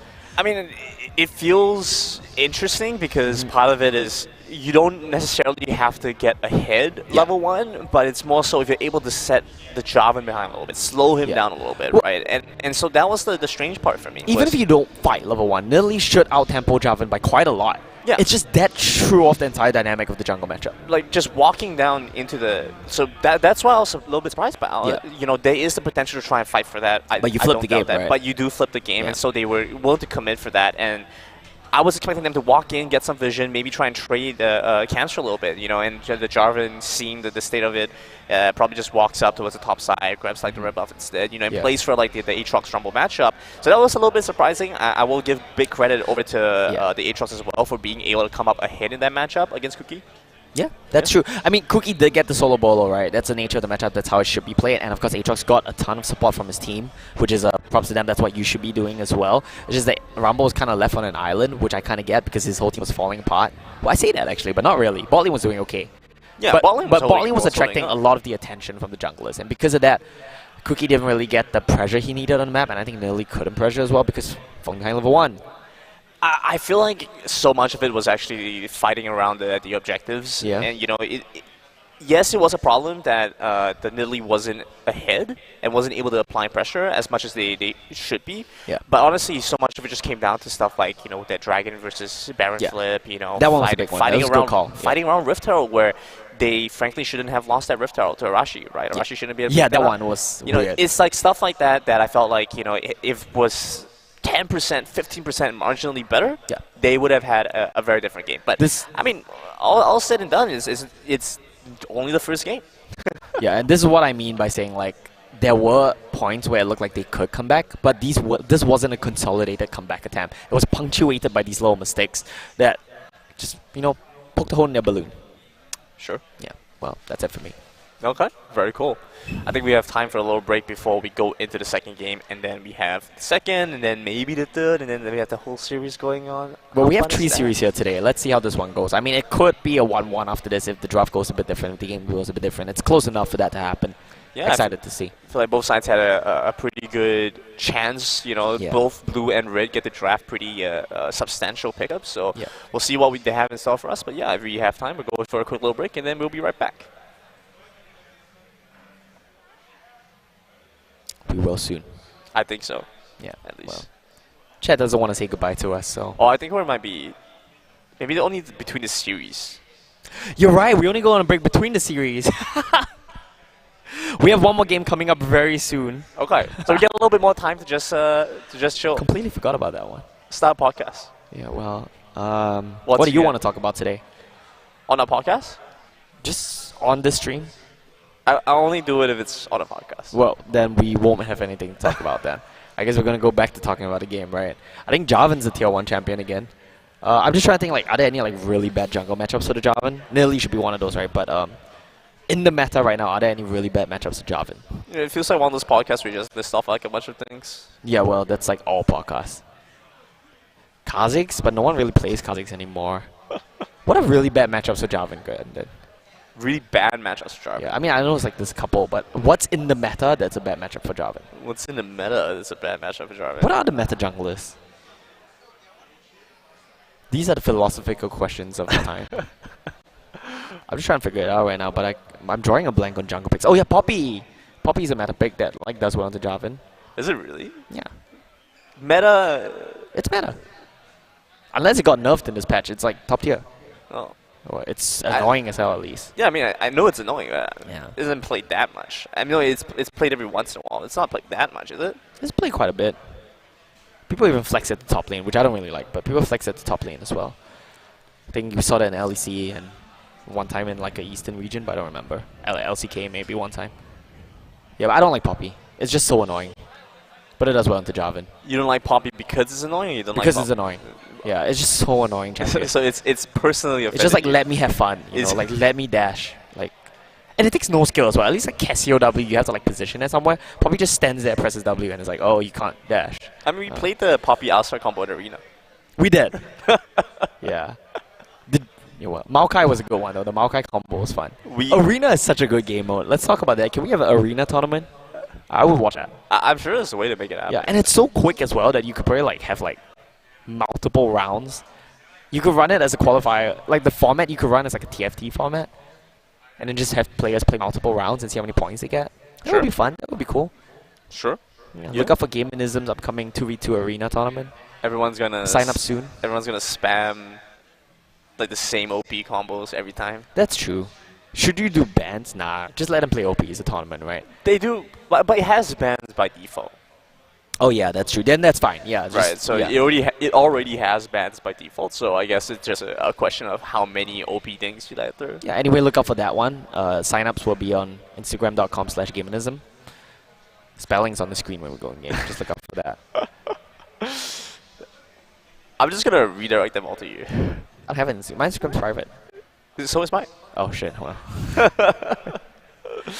on. What are we gonna talk about? This game? Jarvan counterpicks. Let's continue. List them off. Okay. Why don't you just go through every champion? I mean, it's a lot, but none of them are good right now. Do people play Lee Sin right now? Not really, right? Kha'Zix kind of fell off. No one plays him anymore, and it's such a bait champ in Pro as well. True. I guess Darius because he killed his dad, right? Was it Darius? I know a Noxus General did it. Was it Darius? Was it Sion? Sion. Oh, that one I don't know. I think it was Sion. I don't know. I don't really follow the lore. I think this is the first time you have better Talk about the lore? knowledge of the lore than me. One of my favorite tweets of all time was one where it was people that follow the lore in competitive games are people that read the story before recipes. Yeah. When I was 12, my grandmother made me this dish. Yeah. That whole thing. And I have to scroll 3 pages to skip that. Why would you skip it? It's the best part. No, it's so annoying. But okay, that's not the point. Yeah, so It tells you all you need to know. Yeah, so maybe the drop should be changed a little. I think if you want to play it in Italy, you need more easy setup. I'm not saying they didn't have enough CC. I'm saying that CC was too conditional. Rail's kind of conditional. Set's kind of conditional, especially into a Vex. Renekton was banned, so whatever. What else? What would you like there? I love how you're looking for like You could just play a poke comp, but as many Jason's angles as you can. Yeah, we're Well, just okay. like theory crafting here, right? We're just throwing things against the wall and seeing what sticks. It's tough. It's tough. You know, like the Ash made sense, but at the same Ash is time, fine. maybe you just want to go for like more raw damage, something that could potentially try to pick up something. No, I think the solution was a Tristana, but then you run into a problem where your comp is Rumble, Nilly, Tristana, Ashe, and your only CC, your only like semi-frontline is Rel. Yeah, that's So not it's gonna just- happen. So oh, like, yeah, it's I so don't think that you can difficult, right? remove the set. I think the set is an Yeah. integral part of like how the. So I think you kind of drafted works. yourself into a problem then by the time you got the set. I think the problem was the third pick Nilly. Drop the pick. Why are you third picking Nilly when you have a Rel and Rel's a flex? I know why. Because I think people know that you won't play, Bond Way won't play Rel jungle. That's probably why they just like, you know what, let's not bother trying to flex. I guess. Sure, I mean. Because why not flex it, right? Could be possible. Yeah. If that's the case, you know, you might as well just run for like the Nidalee. I feel like Nidalee's okay. I just genuinely do believe they need like a Yeah, the little comp bit, is not good with Nilly as well. little bit more damage. Yeah. Something that they can like. You want to play Nilly, you have to be better than your opponents. That's also part of like the problem. Like, why put yourself in that situation? It's a warm-up game. True. Game 1. It's a warm-up game. You know, Yeah. it's You only got 2 games, so. one warm-up game, win 2 games. You know, it's Yeah, well. it's let's that see. easy. It's that simple. You know, I admire your optimism. always. Yeah. Every game is winnable. Yeah, It's I'm Summoner's the Code. negative Nancy, and you're the It's positive Patrick. It's the Summoner's Code. All I do is play to win. I don't know about the other parts of the Summoner Code. What, respect your opponents? Is that like, I don't know, something cheesy? Okay. I don't know though. I No, don't no. quote me I on think that. I think Yeah. I think that might be. I feel like it is. I feel like Probably some variation of that, yeah. right? Yeah, something along those lines. Should we do like a quiz? If anyone can answer what all 5 or like all 4 of the Summoner's codes are, you get like a plushie or something. I don't know. If we have. Where are you gonna get the plushie? I don't know. I probably have a couple, but like, is there one here? You probably have a couple. Is it like you have a couple that you could put it just grab and Materialize, manifest. Yeah. right. Oh, look at that. We're gonna go into draft. That's gonna be fun. Back on blue side still, so continue to have that first pick. I wonder if that's going to mean they want to go for the same kind of bot lane setup they had previously. Wait, so I guess losing team picks sides, right? Yeah, so it makes sense to pick red again. I think you keep the same bans. I think you always ban Shine's Tryndamere. It's so annoying. I've seen this for years, and it's like, ugh, it's just not worth playing against, right? We have seen this for years. No spark between us anyway. Zeri's a fine ban. I don't think you need to ban Zaya Rakan. Like, it was annoying, but it wasn't why you lost. What was that third ban? You could ban Rakan. Oh, you could ban Zaya. I think it's better than banning Rakan. What was the third ban just now? Maokai. Yeah, Maokai. Okay. Yeah, I think Arashi does like to play these engaged utility junglers, so you could keep that. But I don't think Maokai is necessarily worse than Jarvan, or like more annoying to play against than No, Jarvan. but that's the thing, right? It's like there are so many options still left on the table. Yeah. Like realistically, the Tryndamere Zeri Maokai ban Yeah. really doesn't do that much. I think you just take away Maokai. I think Tryndamere Zeri, it's fine, but I think you replace Maokai with something else. Like at this point, you're basically like leaving Oh, the man. door open and say like, okay, go for what you want to play for, right? We're gonna play for our own strategy and I love that make song. it happen. Silk Sonic. Leave the door open. Yeah. Yeah. It's a good album. Yeah, it was a pretty good album. Yeah, well, Rel's a pretty good pick. Night with 6 on. Rel's a pretty good pick, and I do think blue team will flex Rel. See how Arashi does play these kind of champions. they want to try and respond to this. Sejuani to pick up. Back to old reliable. Game 1, the Nilly didn't work. What are we going to do in Game 2, guys? Oh, just pick me Sejuani. I do hope they go for a little bit more damage in this case then. Yeah, but it's fine, because if you have Seju, it's very easy for you to just pick carries around it. You want to pick set mid here? I don't even care, because you have Sejuani. I think it's fine. And you have Jinx, so you have damage. Like, that's not a problem. But, Yeah. like, you pick Jinx, you see Rel, they're going to take whatever ADC plus Jarvan, and then what are you going to do to save your Jinx again? Like, it's the same problem again, no? Like, you have No, a mobile ADC well, into these kind of champs, like... I mean, you can find options still with like different support picks, different mid picks here. What support picks? Like, no, I don't think anything can. Brom? That might be a bit of a stretch. Because I don't think that Enchanters save you here. I don't think Enchanters save you from Jarvan Rel. I'm assuming it's Jarvan, right? They could like not pick Jarvan and flex the Rel later. They could pick Sup here. Poppy. So it's Poppy jungle. Like, you can flex Poppy top, but I don't think there's a world where you would play that with Still pretty Shine on your flexible. team. Yeah, I'm pretty sure they have showed their hand, so it's gonna be Poppy jungle. I'm sure I've seen Shine play Poppy before. Really? Yeah, like a damage Poppy. Oh boy. You remember old Poppy? Like how old? No, like the original Poppy, the one before they reworked her. Yeah. Where she would like pick a target and then ignore she's invulnerable to everybody. all damage. Yeah, and then you would just like buy a assassin and then like go in, kill that one guy, and then die. But it's just like you don't get to have fun, which I like though. That was cool. I like the old Scion a lot. That was a lot of fun. Old Scion. Yeah. Old Scion was The AP one. point and click. Yeah, it was so stupid. It was so fun. You had the shield. You would stun them, walk up to them, boom. I don't know. I feel like they changed like the design philosophy from having a bunch of like less point point and click, things. right? Yeah, less point and click and stuff that actually. A lot of needs to- skill shots, yeah. Yeah. The one rework that I really didn't like was the Nunu one. I like his new snowball and everything, but I hate his new like E. His old E where he would like walk at you and throw a snowball at you, that was the best spell in the game. I actually don't remember the old Ludwig. Yeah, old Nunu was just like a point and click snowball that would slow you, and he would gank you by blood boiling himself, running really quick out of the bush, run up to you, hit you with rip buff, and like spit snowballs at you. It was so cool. It's not that much different. It's pretty different. Now he rolls a snowball at you, but I don't like the new like root snare and then like you have to, like mash the E. That one just feels weird to me. I don't know, unintuitive, I guess. I feel like you're just living in like the past. No, I mean I think most of the reworks are great. Like Tarek rework is good, Siren rework is good. It's just a bit of nostalgia. Oh, that's why they banned Syndra. Oh, wait. Okay, I thought they banned Syndra because they wanted Talia, but they go for Jax here. Could still go for the trio last. You could. But I just want to see what the matchup is. Because you're up against a Zed, the Talia can do okay, but it's kind of risky. In a pro game, I think you don't care. I think you just pick the Talia into Zed because you just want to push and move, right? You're not like playing for solo kills or anything. Seraph. No, but that's the hard thing, right? Because like if you don't play for like potential, like solo kill potential, like you really don't have much going for you there. Because like the Sejuani is not going to be able to help you set up against the Zed very well. Let's see, what's this gonna be? What's your pick into Jax? Don't tell me you're gonna pick Cannon. You're not gonna pick Cannon. Pick something to fight him. Yeah, pick that. We want to see some action in the top lane. Pick that. Yeah, I don't care. Just pick something that fights. Don't pick Cannon. Show me the Fiora. I feel like he's gonna pick Fiora. I'm pretty sure he's gonna pick Fiora. It's Shine, right? So yeah. Oh, Jace could be fine, but I don't think anyone plays Jace top anymore. Like it's only mid now, basically. What can you play here? You could play Jace mid. Yeah, but like, tell me who's playing like Fiora top as well. Yeah, that's fair. It's just Shine things, But into Jax is like, it's a classic matchup, like, yeah, Fiora Jax, it's fine. Okay, well, it's still gonna be a Talia in the end. I'm just trying to think if you had better options, right? Like, you're not gonna play Xerath here probably because you want to play around top lane. You won't play Cocky because you want to roam, so Talia does make a lot of sense. Is there a better pick? That's probably Talia. Okay, draft looks better here. It's more stable for the red team. Blue team, a lot of damage. Azir Aphelios. Yeah. I love Aphelios, bro.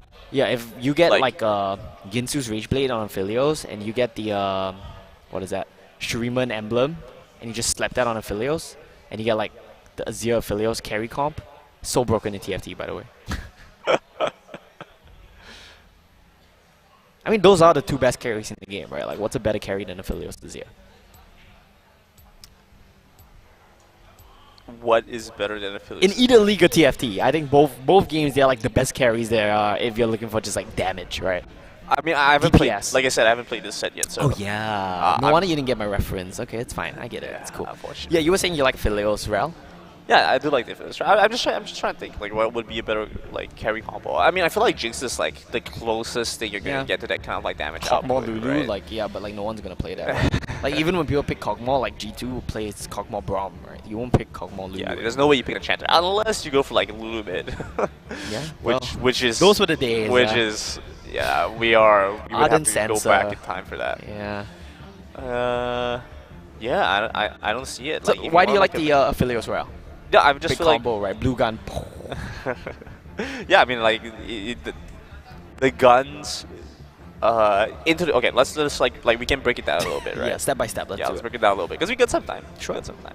So Wait, who are they playing against? Jinx, Leona, right? Jinx Leona. Right. So it's Jinx Leona, Talia Sejuani, and then what's Yeah, the top that's lane? fine. Jax Fiora. Jax, right? So the Jax Fiora matchup should be just Jax Fiora, right? Like the moment Jax tries to walk away, Fiora's just going to infinitely push. Like I expect both sides. Neither of them will leave the lane. Like, it Yeah, doesn't right. actually They're just feel- gonna they're gonna read a book and stay at top lane, listen to a podcast, start a podcast potentially. You know, right? That's the kind of like Straight, gameplay that we expect to see from them, right? So between like the rest of them, like look at what the Phillies can do. You go up against something like the Sejuani and the Talia, you can outrange them, right? Sure. You can stay out of the effective range as long as your teammates are being very aware of like when the Sejuani can potentially engage. Yeah. Like you can stay very safe. Poppy has multiple spells to disengage for you. Sure. Yeah. Right, you go up against like the Jinx, Leona in a 2v2 matchup. You have the Rel empowering you. If you set up the right guns, you get like your white red, whatever. You can win like the 2v2 matchup as well. Yeah, you definitely can. I think with Right. red gun, the rail jumps in. You just like red gun spin and run. at them. Exactly, It's right. You not just like bad. kite it away. I think even if like you get hit by the stun, you know, you Yeah. still have like good amount of like outplay potential. Yeah.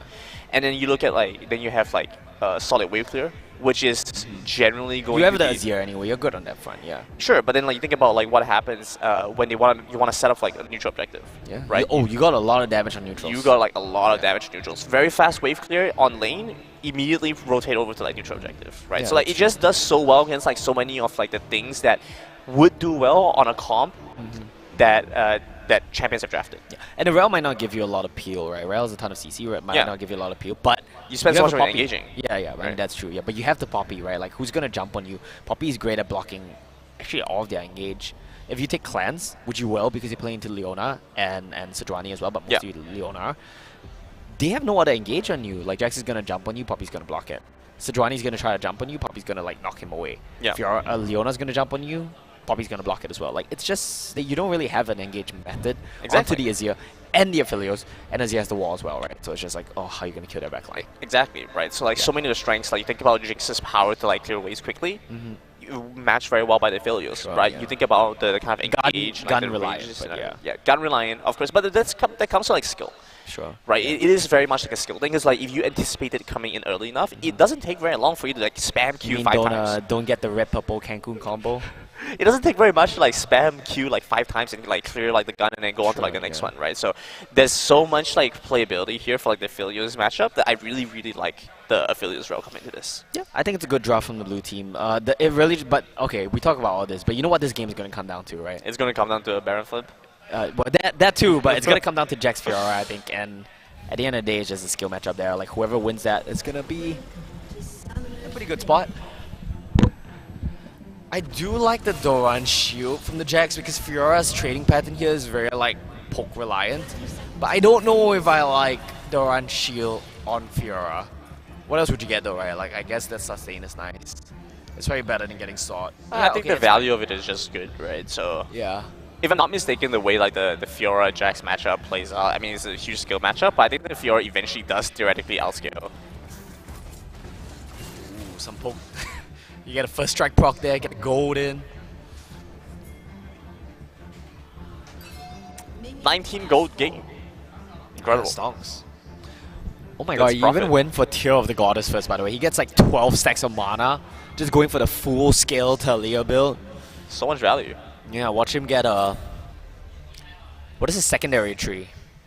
I don't think he has mana flow ban, because that would have procced. Press C? Is that C? I think it's C. Oh no, it is. I think he has like alacrity. I think it is sorcery. Sorcery, right? Yeah, I think it is. Yeah, watch him sorcery. get Gathering Storm as well against Azir. How funny would that be? I think there's good chance that he does have gathering. Yeah, he didn't have Scotch. He didn't have mana flow, so... He has like He has Water Walking. No, he has Water Walking. water walking. Yeah, that's you the one, have that's the Water one. Walking as Talia. Yeah. That works. I don't think that's a good trade No, though. it's not a Yeah. good trade. I think it's fine for now. It's a much more stable start compared to what we saw in that first game, but This bowling matchup, I think, just comes down to pushing. I don't think either one of these supports will want to go in unless you get like level 2 first. It's really just like no one wants to jump in first. Fiora does have a decent time in the early lane. If you play it properly, Jax needs to E or Q. oh, Nice. well done. Just holding on to it. This is a much harder matchup than it seems. I'm sure like a lot of people know to some extent. Jax gets a lot better in this matchup later on, but yeah, like you see, it's still a pretty good matchup early. Fiora just has to try to poke. Cookie Machi has been doing a very good job against Shine overall as well. But this is a pretty decent matchup. He doesn't have Edo, so he has to back away. It's not very easy to... Sorry? It's not very easy to try and like to do wave manipulation against like in the Fiora Jack matchup, and like so much of it is like jungle reliant. Wait a minute. Why does Azir have bone plating?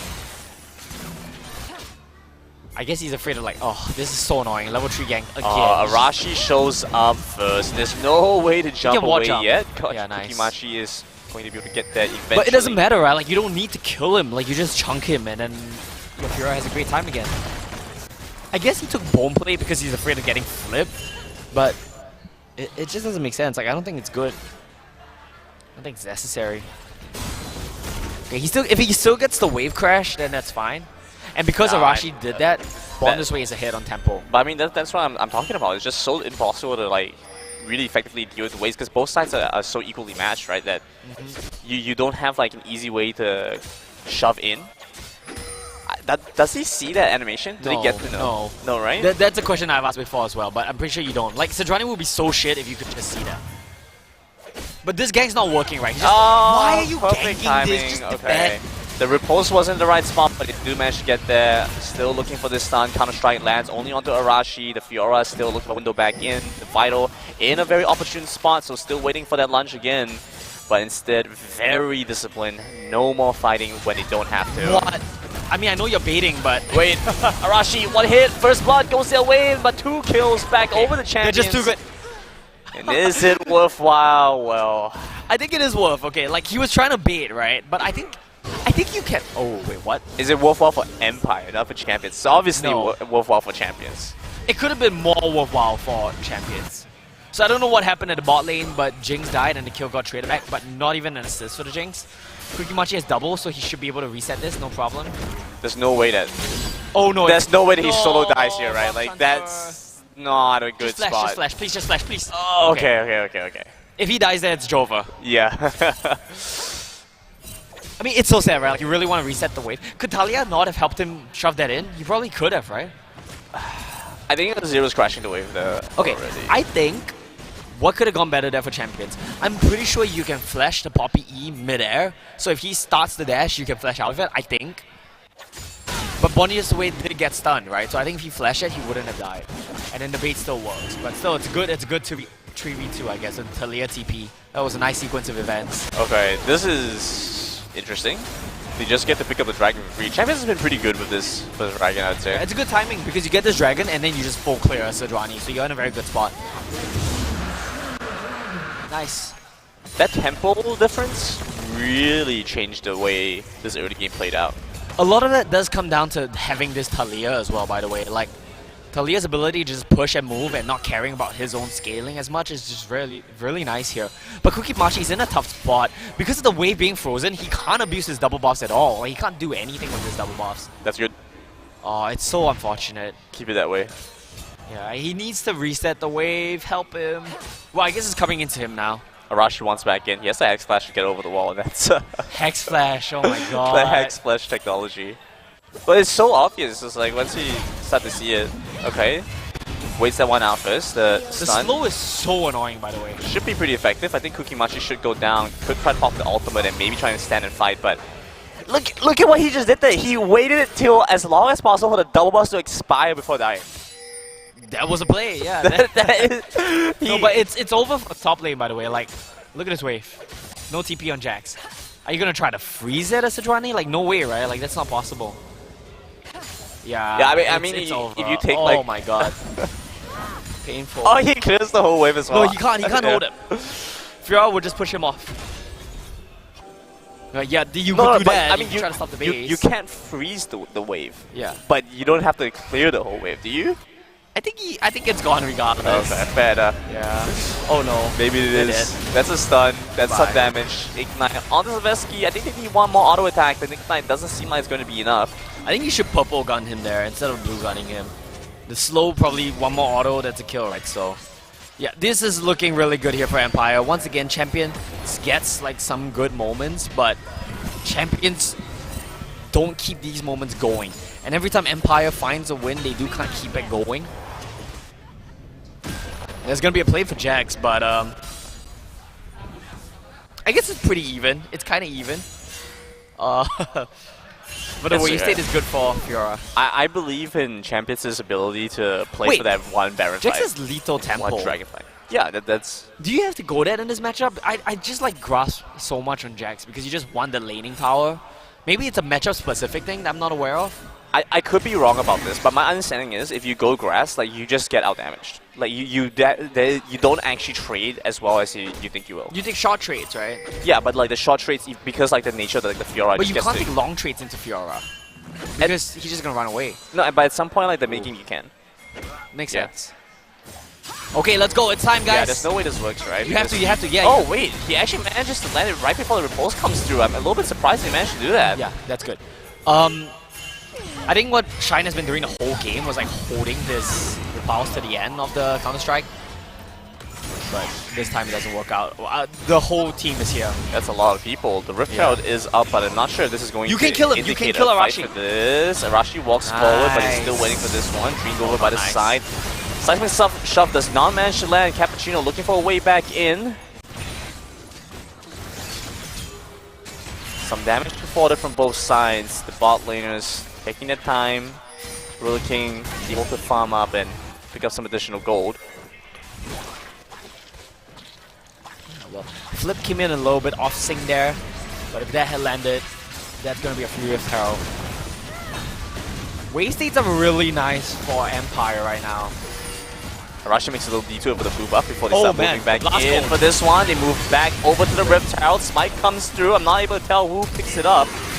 They take down the first kill onto Dream, and Cappuccino starts to run, but I think Sleep is good for the kill. It goes back over to Champions with the Rift Herald. And the double kill goes to Azir as well. Out of the Fiora, that's probably the worst person you wanted to get on here. And Sejuani does pick up Rift Herald. One little thing that I think could have optimized this fight a lot more for Champions is to hold the Talia E. Because that stops the entire engage. That stops Rel engage, that stops Poppy engage. I know you're using it to zone them, but why don't you just use it for the engage? Why don't you just hide into the pit and just put the E outside so they can't engage on you? And then wait for your Jax to come down. But it's a minor thing, right? Oh, he's dead. That's a stun. Oh wait, no, is he Fiora dead? has no ult. I don't think he's good. Fiora does have ult. Oh, he does have ult, yeah. But is he dead? I don't think Lethal so. Tempo?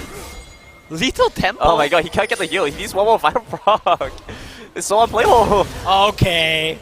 Lethal Tempo is the play, yeah, you're right. Yeah, the mid game. Yeah, that's all Lethal Tempo right there. I'm not being like sarcastic, by the way. Like, No, I know. Tempo. Like I think I had this explained to me before. Yeah, that makes sense. I think like Chuming explained this to me. Something about this matchup. But I think he always plays like the Jax set things, I'm not sure. Oh, that's so annoying. Look at how annoying that champion is. You know what would be a good nerf for Poppy? Make the W smaller. Like, make it in a closer radius. Wait, what? Azir has no out. He's there, right? They're just walking past them. Like, what's happening right now? They just left the backline entirely alone. Force a flash away. Dream just has to go away. Sleep is going to kite Just away from kill Cappuccino. it, yeah. They have no damage. Finally managed to land the zap, but Roller King the entire time auto-attacking and dealing damage. Lands the Q. The crescendo is up and they start to flash forward. Can they get this last one as well? A triple. Roller King faces no adversary. Flash was used for Aphelios, but he's so much stronger than Jinx right now in that fight. Kraken Slayer. He does flash, but he picks up the kill there. Jax holding on to his TP. Means a plate or two going over to Fiora. Stun will not land, but it's A-okay. I think you can keep this fight going. You can just keep going, yeah. Okay, well, we saw how this one played out the last time. I Oh, think you just have to like kite it out in a little while. Yeah. We'll give them a full chance. Okay, this might be a little bit early. Nice. No mana though. Mind games there. It's problematic. One more. He's dead. Oh! Gets the flash as well. Yeah, trying to play that very well. He just kited him. Repel's used, but ask yourself, Grennan, what does this Repel do? Gets Fiora, gets Sejuani 200 gold. That's it. Like no one else shares the gold. Talia, I think, shared the goal a little bit. Talia didn't get it. I think they have bigger problems to worry about. I don't think the Rift Herald is Oh, something yeah. for them to concern themselves over right now. As Zavetsky once again nearly dies, and so they have to That's send the tide away. Cappuccino gets hit with the smite, slowed in place, even with his stuns. Won't be able to stop the engage from Empire. 4 in the bot side, and this is them setting themselves up for victory, one step at a time. Honestly, I think Azir didn't even need to TP. And there's going to be Dragon getting started here as well. Tiamat gets picked up for Fiora. He's going to have a lot of control over the wave state now. And it just really tells you all you need to know about the game state of the top lane. If Jax doesn't even dare to go up and hit the plates, right? He's 20 CS down. It's looking brutal here. Things are starting to fall apart for champions. The news is starting to tighten. Okay, cool. Just use it. I mean, spells are meant to be used, right? I guess, yeah. Like, you're gonna farm anyway, right? Just do the 200 poke damage.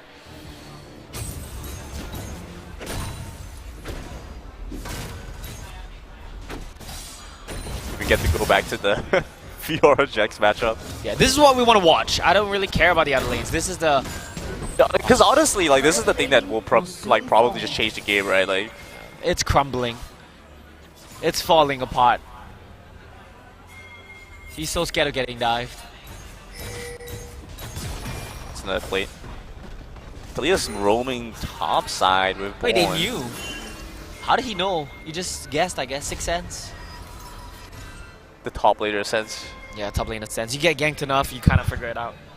Over time, you just you get so used to all the love you get topside. Okay, well, let's keep track of the items. Oh, I do like one little thing from Arashi. He picked the Balmy Cinder up, right? And then he held that for just the jungle clear and went to lock it, which is so good this game for his team because you just want to support your team, right? So Tiamat's on Fiora as well is so punishing because if you win one trade, you just one-shot the wave and take the turret. No, man. Oh no, doesn't even have the counter strike. What's happening? It's a mind game. It's a mind game. He mind controlled himself. No, it's not even a mind game. He had no repulse. Yeah, he had no repulse. Bad luck. I think he was hoping that he could cross over before he got stunned, but even then, you just get to let the guy have like 3 charges on the lethal tempo. This is the play, okay? He's just trying to stop the back so that Poppy can come dive in, but so that Poppy can get stopped by Braun on the way to the dive. He got mind control. That's what it was. Yeah, that's what it was. Yeah. Flash does get burned. It happens. Flash in for Philia, the engage comes through from Roller King. There really isn't that much more to be said about it. All the chakrams up now. Cappuccino starts to run away, but the intercept here from Sleep. Oh my god, they even burnt TP. That's so tragic. Yeah, and Tavaski had a pretty good game last round. Not so much this time. Getting absolutely punished here by, what is that, Roller King and Philia? I don't know if there's a way for the Jinx to get back into this game.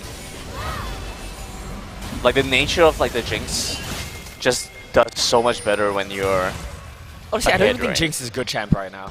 It is good, like, but it's dependent on you having an advantage, right? Like, when you have the advantage, it just snowballs you so much more, but the problem is once you lose that tempo, it's doubly punishing, right? I think it was also greedy of him to go for Cow first.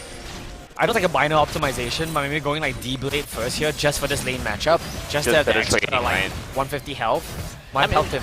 Realistically, you shouldn't be dying like 3-6 in that matchup anyway. So That's true, you shouldn't die P6. So I guess they were a little bit surprised like how aggressive Philia has been. I mean, we haven't been watching the matchup It's also because he entirely. has Ghost. I think that's part of it. Like, You're right, yeah. Ghost Carl is such a greedy setup. It needs to be cleansed. I don't even think Cleanse would help him, but yeah, I think just Ghost Carl is such a greedy setup. I think it needs to be cleansed actually, for it to have any form of safety at all. Oh no. Oh no. Are they dead here? Are they just like all dead? I don't think so, but I think that Yeah, definitely is something here. Cappuccino goes low. That's a cleanse from Roller King, but I think that was a little early. Couldn't tell. They're gonna continue diving them. They managed to get that stun, land on the Cappuccino. Teleport over by the back. Stun on to the Fiora now. Big one being used here. Repulse lands here. A double kill as they manage to finally take them down. The ultimate comes through from Sleep, pushing them back. Roller King throws out his ultimate as well, but isn't able to land. So missing out the chance for the last 2 kills, but it's 3 going their way nonetheless. Yeah, Jax is not ready to team fight. You never really see a Jax try to join a team fight until like what, like 2-3 items. You need like a, I don't know, Shojin, Black Cleaver, Zhonya's, whatever.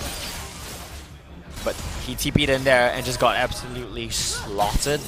Popped by the Azir and Aphelios combo that we were talking about. Are they really trying to go for this? Sorry? They just popped the Taliyah ultimate. Stop his base. Yeah. It's one of those frustrations out at this point. Fiora kills you. There's no way that he stays. Oh yeah, he dies here, right? There's no way they push up this wave and die this. That's I feel crazy. like you could even chase him, but Jax is kind of nearby right now. So.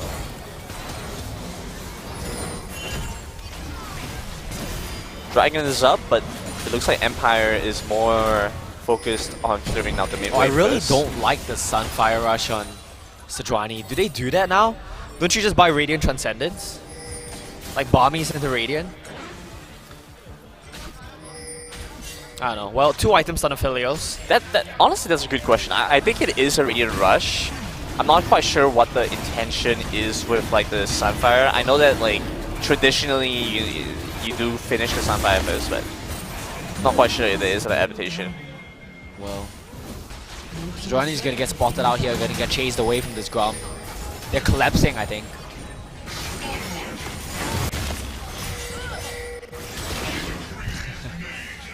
I think he was trying to flip him there, but the timing was a little bit off. Does Cappuccino here go for a Radiant Virtue as well? Even Shroud. It is Even Shroud, right? Yeah, it should be Even Shroud. It's just so popular in the supports right now. Oh wait, but Philia went Radiant Virtue. No, but he went Radiant Virtue last game as well. I think it depends. So you wouldn't go Even Shroud on Rakan, but... Sure, but I think it depends, right? Like, if you... I just think Even Shroud is way better for him here, actually. Like, you think about it, right? What is your job as, like, Rel here? You're gonna jump in a team fight, AoE, CC them, and then, like, let your team one-shot them, right? Even Shroud does so well there. You don't need the extra HP, I think. You're, like, just trying to pop people. No, but you think about, like, what kind of the composition that the champions has, like, what kind of damage they have, right? Like, they don't have a way to realistically take down, like, your low HP carries if you have the Radiant Virtue.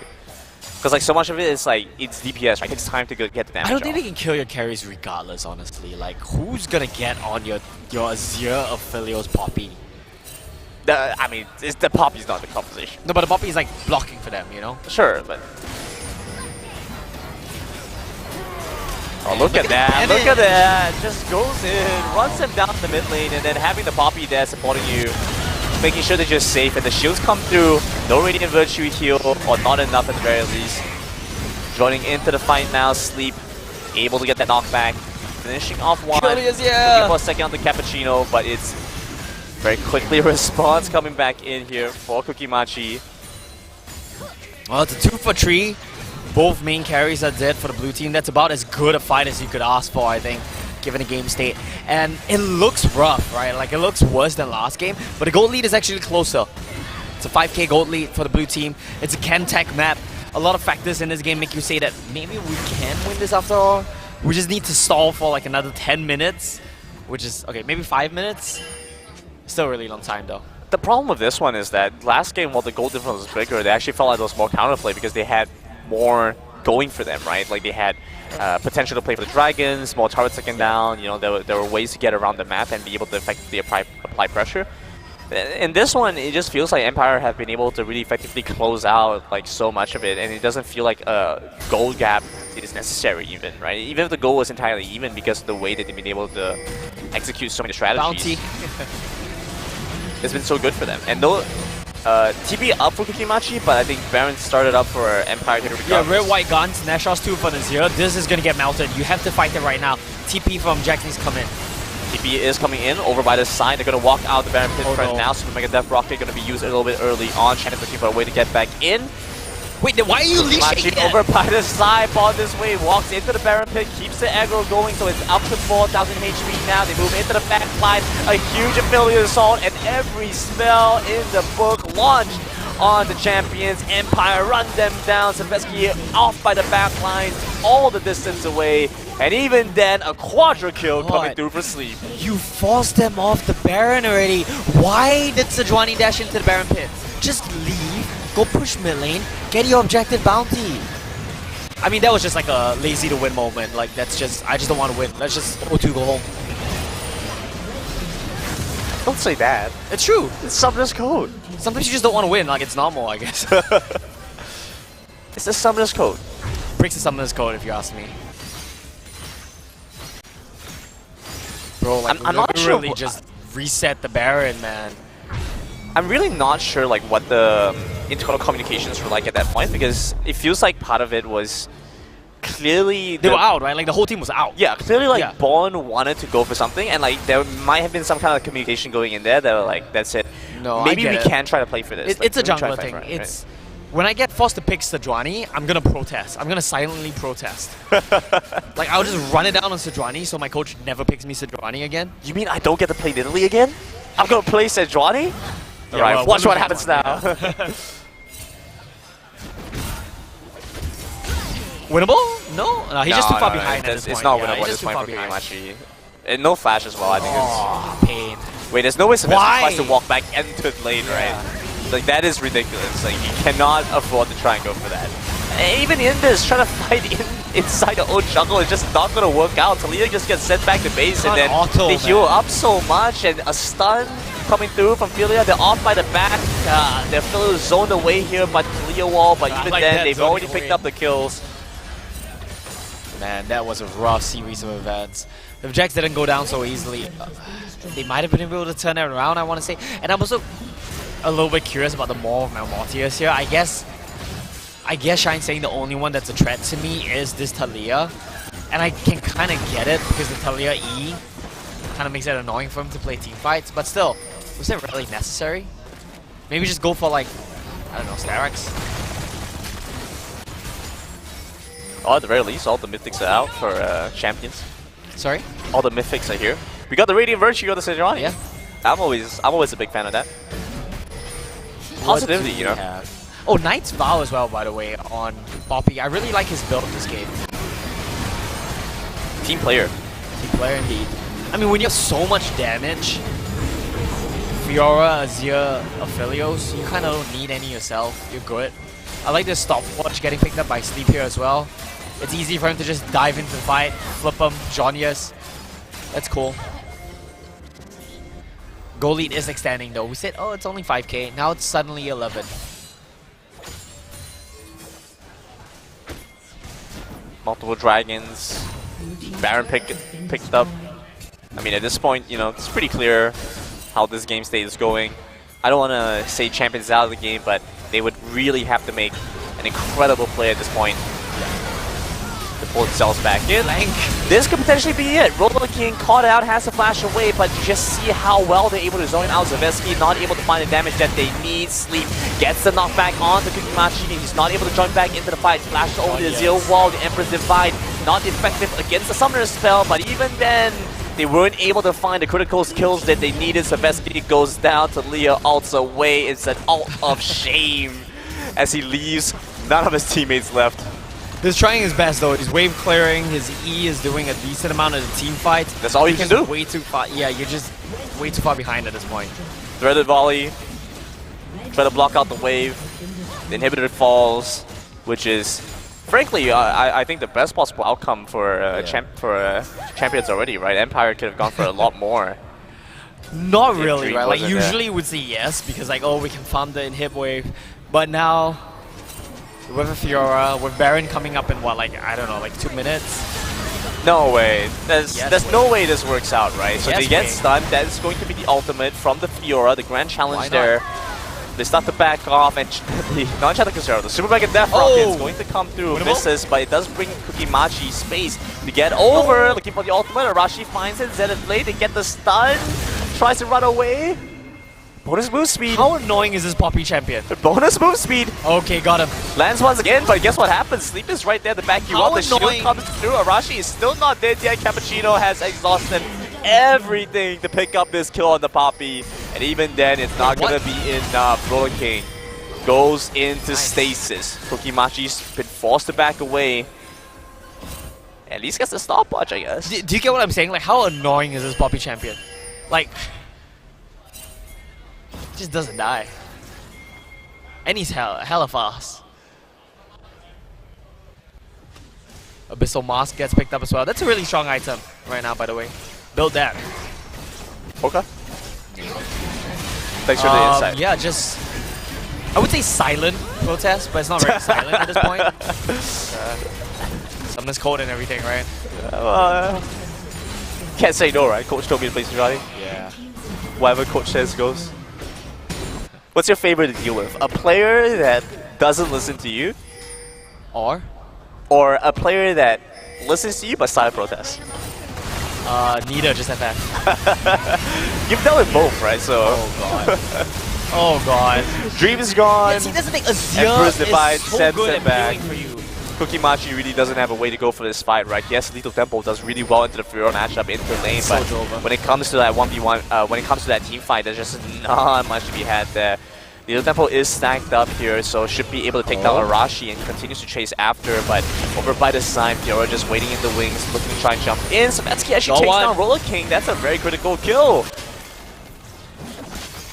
I see no way for them to stop the end though, so it's probably over here. Sleep is going to walk in with the minions along with Shine, and yeah, game is looking to be set here. 3 seconds left on the Leona, so maybe with the introduction of the support, Empire don't end the game. Well, they live to fight another day. That's gonna be the last fight for sure though. I don't see any way for them to win a fight at this point. Wits End on a Fiora for some reason. That's cool. He can just build whatever he wants at this point. Just go IH. It's because they have the Hourglass. They got so much magic damage. I would like to see crit Fiora here. Just pick up a... Oh, you can't buy IE. Storm Razor, I guess.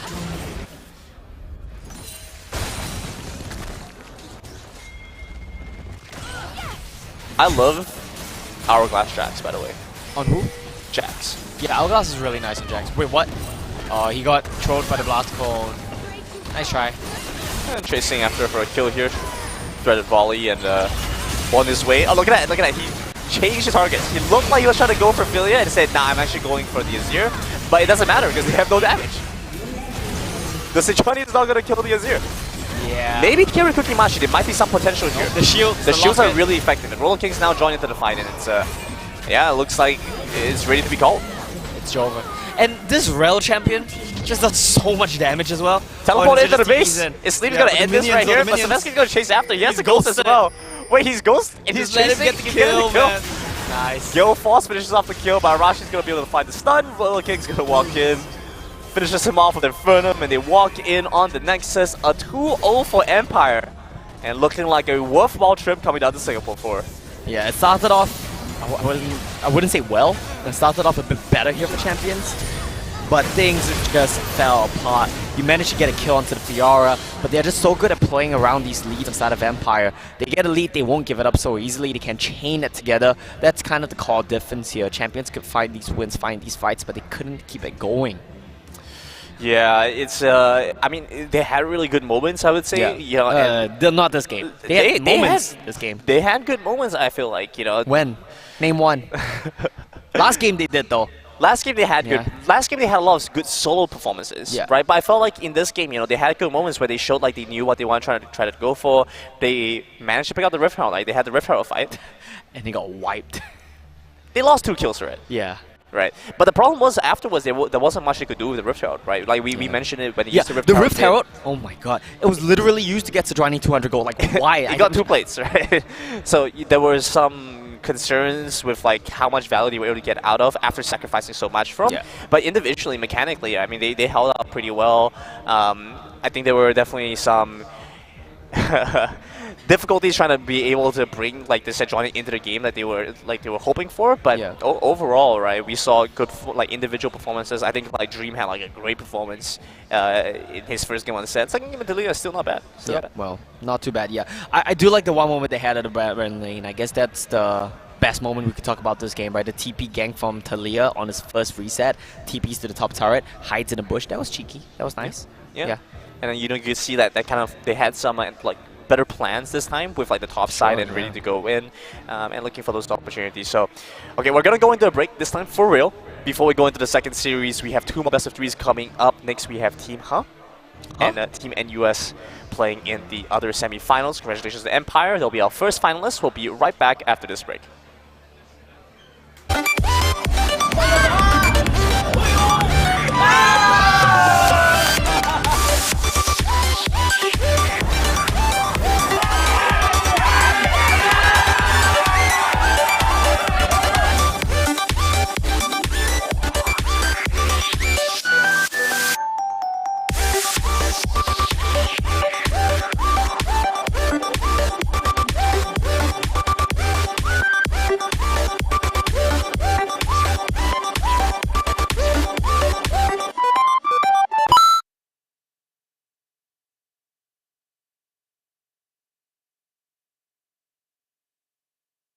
People's Association is the lead agency and main planner for One Pongal, bringing together the various government agencies such as Early Childhood Development Agency, Housing and Development Board, Ministry of Health, National Environment Agency and National Library Board. One Pongal is an integrated lifestyle community hub serving residents of Pongal and the Northeast. Facilities at One Pongal include a community club, a library, a hawker centre, childcare and elder care facilities, as well as public spaces and play areas for residents and visitors to enjoy. The 5-story building also houses a multi-purpose hall for performances and gatherings, futsal and basketball courts, culinary and music studios, and is located right next to the Samki LRT station. The aim of One Pongal is to bring everyone together by creating a vibrant and energetic community that thrives in a sustainable environment. DP Architects, the architect for One Pongal, shared that one of the key design features of One Pongal is its central atrium known as Celebration Square, which connects all 5 stories and stakeholders. The user is at the heart of everything we do at ENE, and the most interesting aspect of this project was One Pongal's drive to bring everyone together. For this project, we deployed technologies such as AV over IP and wireless control, ensuring that the systems are both user-friendly and future-proof. The One Pongal project was in the smack of the COVID-19 pandemic, and due to this, our teams had to navigate work restrictions, manpower challenges, and various supply chain issues. Our years of experience and commitment towards delivering for our clients and to their requirements and deadlines meant that despite these unique challenges, our team was able to successfully complete the project on time. Throughout our 71-year journey, we have been blessed to be part of Singapore's nation-building efforts, having been involved in projects such as the Esplanade Theatres, Singapore Sports Hub, and many others. We are indeed honoured to continue this legacy with One Pongal.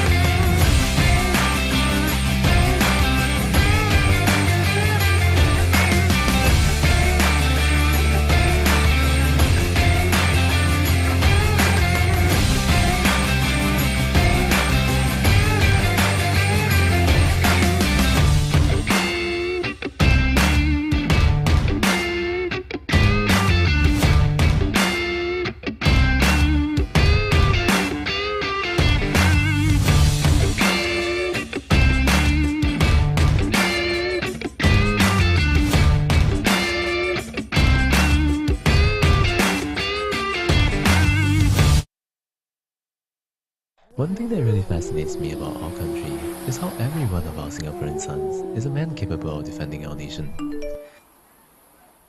Each with his untold story. I enlisted in January 2019. I don't think many of us went into it ready, we just sort of went with it. I was skinny and timid since young, and the idea of soldiering was just intimidating. Yet 3 months in, I passed out basic training. 8 months in, I earned my chevrons. 11 months in, I became a guardsman. Before we knew it, it was time for goodbyes. As we hung up our uniforms, tucked away were also the stories that we wrote with much pride. We all just sort of got on with our lives. Some went on to work, some went on to further their studies. Others might not care, yet every now and then, we still look back on those days. Warming ourselves one matchstick at a time because it was so cold out in the field in the midst of a storm. Singing our National Day songs because we miss home when we were training overseas. Even with our active days past, regardless of vocation, regardless of service, we will still stand ready. This is my story. Hear our stories. Hear the stories of our Singaporean sons.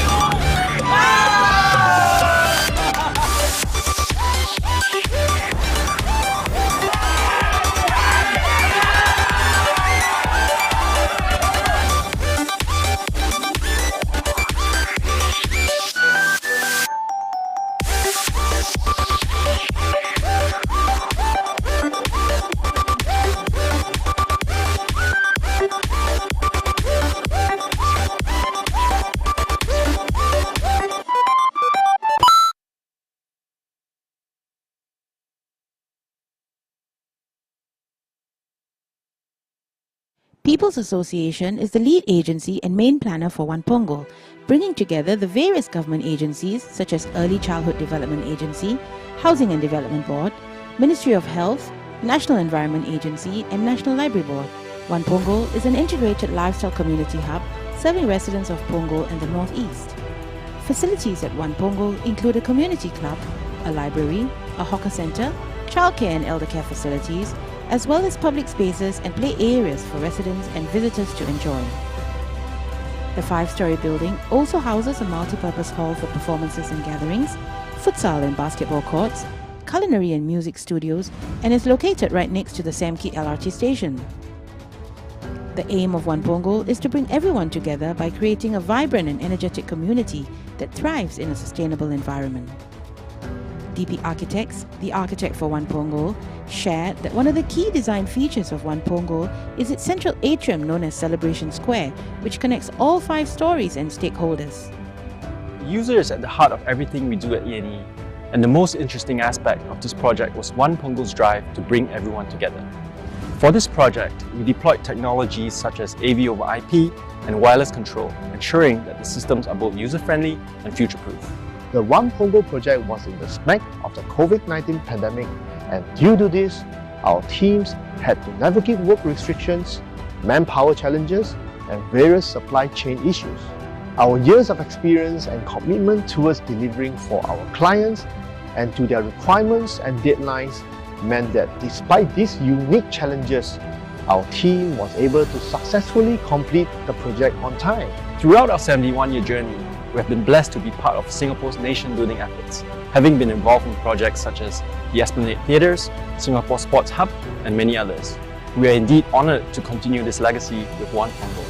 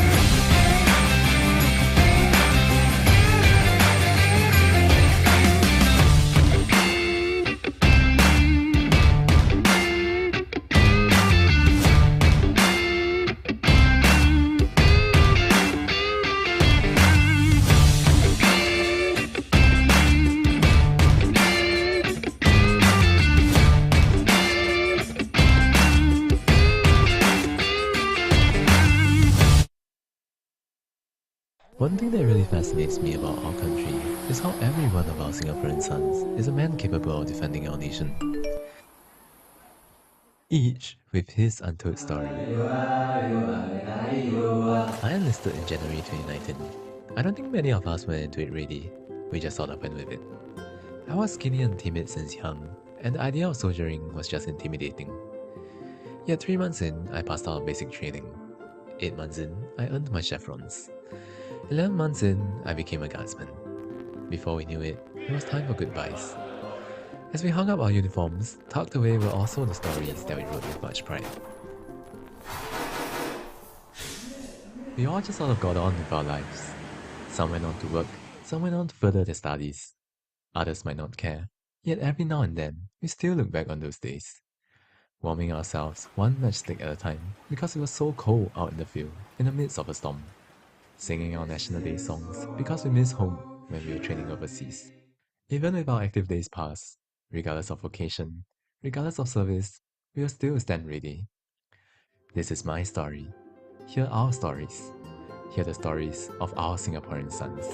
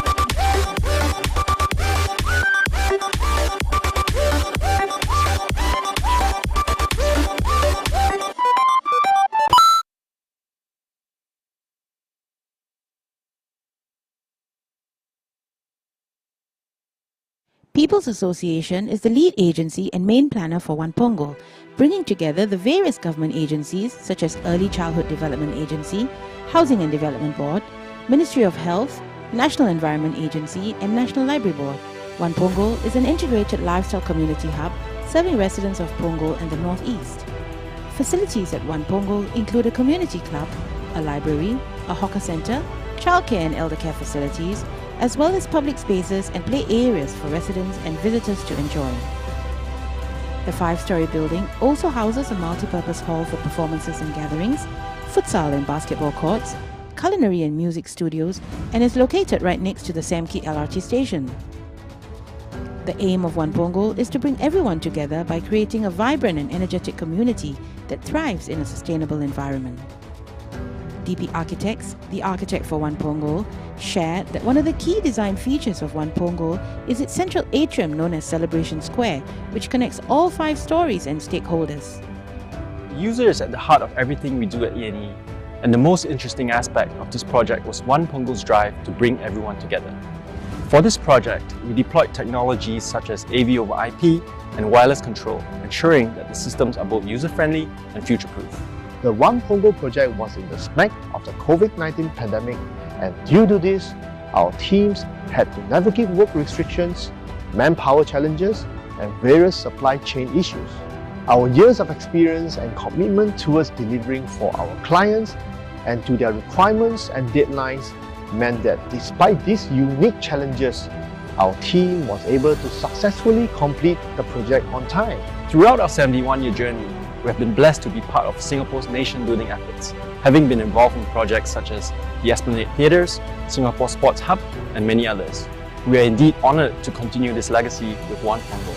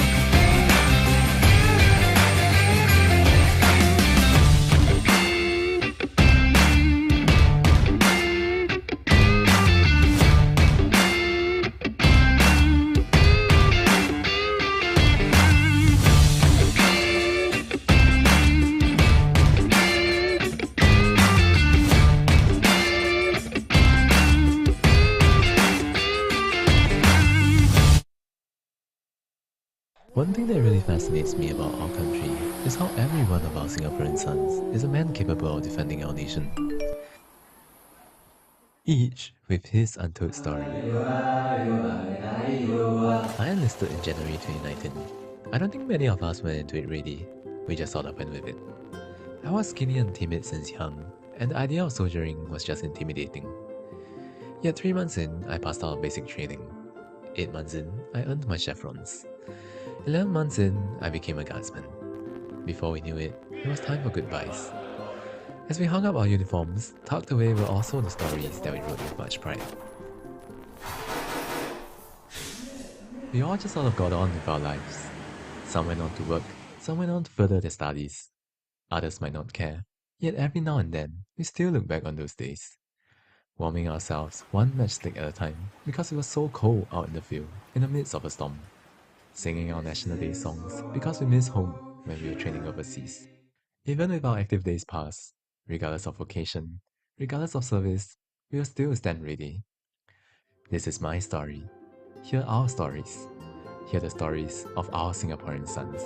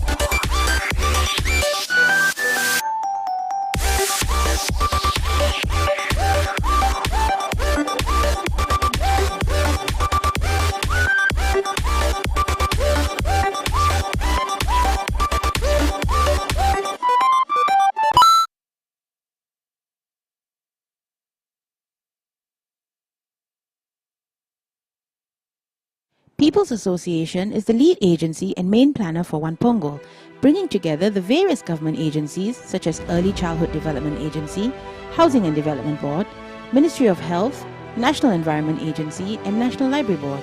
One Punggol is an integrated lifestyle community hub serving residents of Punggol and the Northeast. Facilities at One Punggol include a community club, a library, a hawker centre, childcare and elder care facilities, as well as public spaces and play areas for residents and visitors to enjoy. The 5-story building also houses a multi-purpose hall for performances and gatherings, futsal and basketball courts, culinary and music studios, and is located right next to the Samki LRT station. The aim of One Punggol is to bring everyone together by creating a vibrant and energetic community that thrives in a sustainable environment.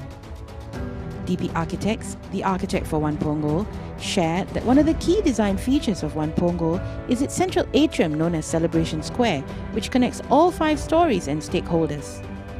The user is at the heart of everything we do at ENE, and the most interesting aspect of this project was One Punggol's drive to bring everyone together. For this project, we deployed technologies such as AV over IP and wireless control, ensuring that the systems are both user-friendly and future-proof. The One Punggol project was in the smack of the COVID-19 pandemic, and due to this, our teams had to navigate work restrictions, manpower challenges, and various supply chain issues. Our years of experience and commitment towards delivering for our clients and to their requirements and deadlines meant that despite these unique challenges, our team was able to successfully complete the project on time. Throughout our 71-year journey, we have been blessed to be part of Singapore's nation-building efforts, having been involved in projects such as the Esplanade Theatres, Singapore Sports Hub, and many others. We are indeed honoured to continue this legacy with One Punggol.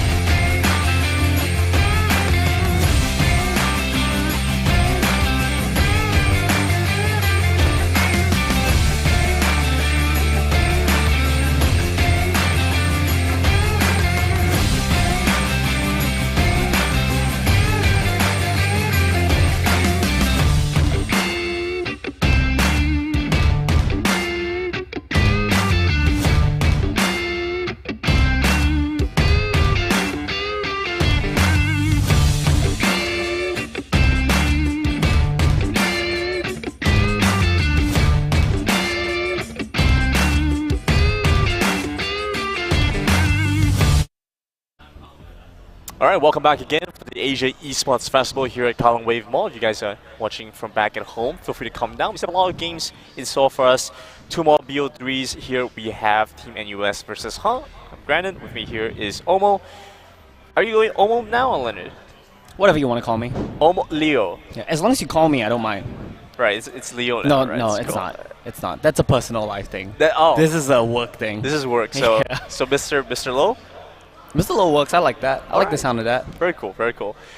We saw a really interesting first BO3, so Team Empire will be our first team going into the finals. Here's our second semi-finals match. Here we have NUS versus we've Yep. seen a lot from, right? Too much. Some would say too much. We've Yeah. seen them play in every iteration. I think this is effectively the same roster that played in Z Games. Yeah. Close, yeah. Yeah, right? Effectively the same roster for the most part. Actually, so, yeah, I think it is. You're right. Yeah. Alright, so How did they do at SEA Games? Remind me. we won bronze. They won bronze? Yeah, we won. We won bronze. That's why I'm proud to be a Singaporean. We played. Majula. We played the Philippines. Lost to them. Dropped to the third, fourth match Oh yeah, losing to the Philippines was insane to me. But yeah, okay, go on. against Team Malaysia. Yeah. So we could have a. Oh, we won against Malaysia. Yes, we did. So we're gonna get a rematch of that later on We in could- finals, we right? could get- Possibly. we could if get a Hao wins rematch. here right now. And some of them were like some of the team from Team Empire were in Z Games as well, I believe. Yeah, that's what I mean by the rematch. Yeah, so it's because of rematch. Yeah. Yeah. Yeah, I'm giving context. You literally are just saying what I'm saying. I'm Oh, giving but context for the other audience people thanks who you. doesn't Yeah. know that. Yeah. Yeah, well, skill issue, I guess. I don't know. What do the kids say nowadays? I'm trying to keep up with the lingo. I feel very old being here. I don't know. I feel like it's hands, but I'm not sure. Hands? Yeah. Hands issue. Like hands diff. Yeah. Yeah, I guess. I think skill issue is more trendy though. Probably. Yeah. I feel like this is a little bit more contextualized. It fits the context of the league very well. On the other side, let's talk a little bit about our matchup that we have here first, right? Because with the NUS team, we haven't seen as much from. But looking forward to see how the performance goes. You know, it's been a pretty interesting ride for them. I feel like the format has benefited them a lot. You know, they've been able to go through. I'm not sure if you've been able to see, but I think like they got a bye in the first round, I think. Right. And then they won 2-0 with the second. Okay. Against who? A different team, but Yeah, duh. it's a different, like it's a DSG. Okay, cool. I know DSG. But it's a different DSG. Oh, okay. Yeah, so it's a different team. That's what I meant. It's not the same DSG that we know. I think that Cool. DSG No, I just don't won know. like Who is DSG? this guy's Oh, whole squad. is that what that's like abbreviated down to? Like DSG? this one? Isn't it like this guy's toast? How's that DSG? It's something. It's, Okay, But cool. just know that it's DSG. Yeah, they won challenges. They won challenges. That's Yeah. impressive. Who can't win any challenges, man? Me. No, I'm sure it's very competitive over there. Go on. How did their Valorant team do? I think they Disbanded? They did, I think they did disband. I know they got Ye, and then Ye left again. Yay? Yeah. Kanye? Oh, the YAY. I don't know like what's happening here. Like I'm just like kind of like lost for words. Like I'm on a post-lunch spiral right everything now. that's coming out of your mouth right now, yeah, it's genuinely a spiral. Yeah. It's just going worse and worse. Bring me back down to earth, Brandon. Yeah. I mean, I think it's a I think it's a fun one. They played against a different DSG, so Sure. Team US here. I'm looking forward. So to they won seeing one match to qualify for this. I think so. Right, Like, okay. according to the bracket. So normally you would that's have to my win understanding. 2, but because they got a bye, they won 1 and they qualify, right? Yeah, I think cool. that's how Yeah. I think that's how the brackets have played out up to this point. So we'll see how it goes, right? We'll see how it goes We will. against Team I think one of the players just arrived, so we're giving them a little bit of time to set up before we get started.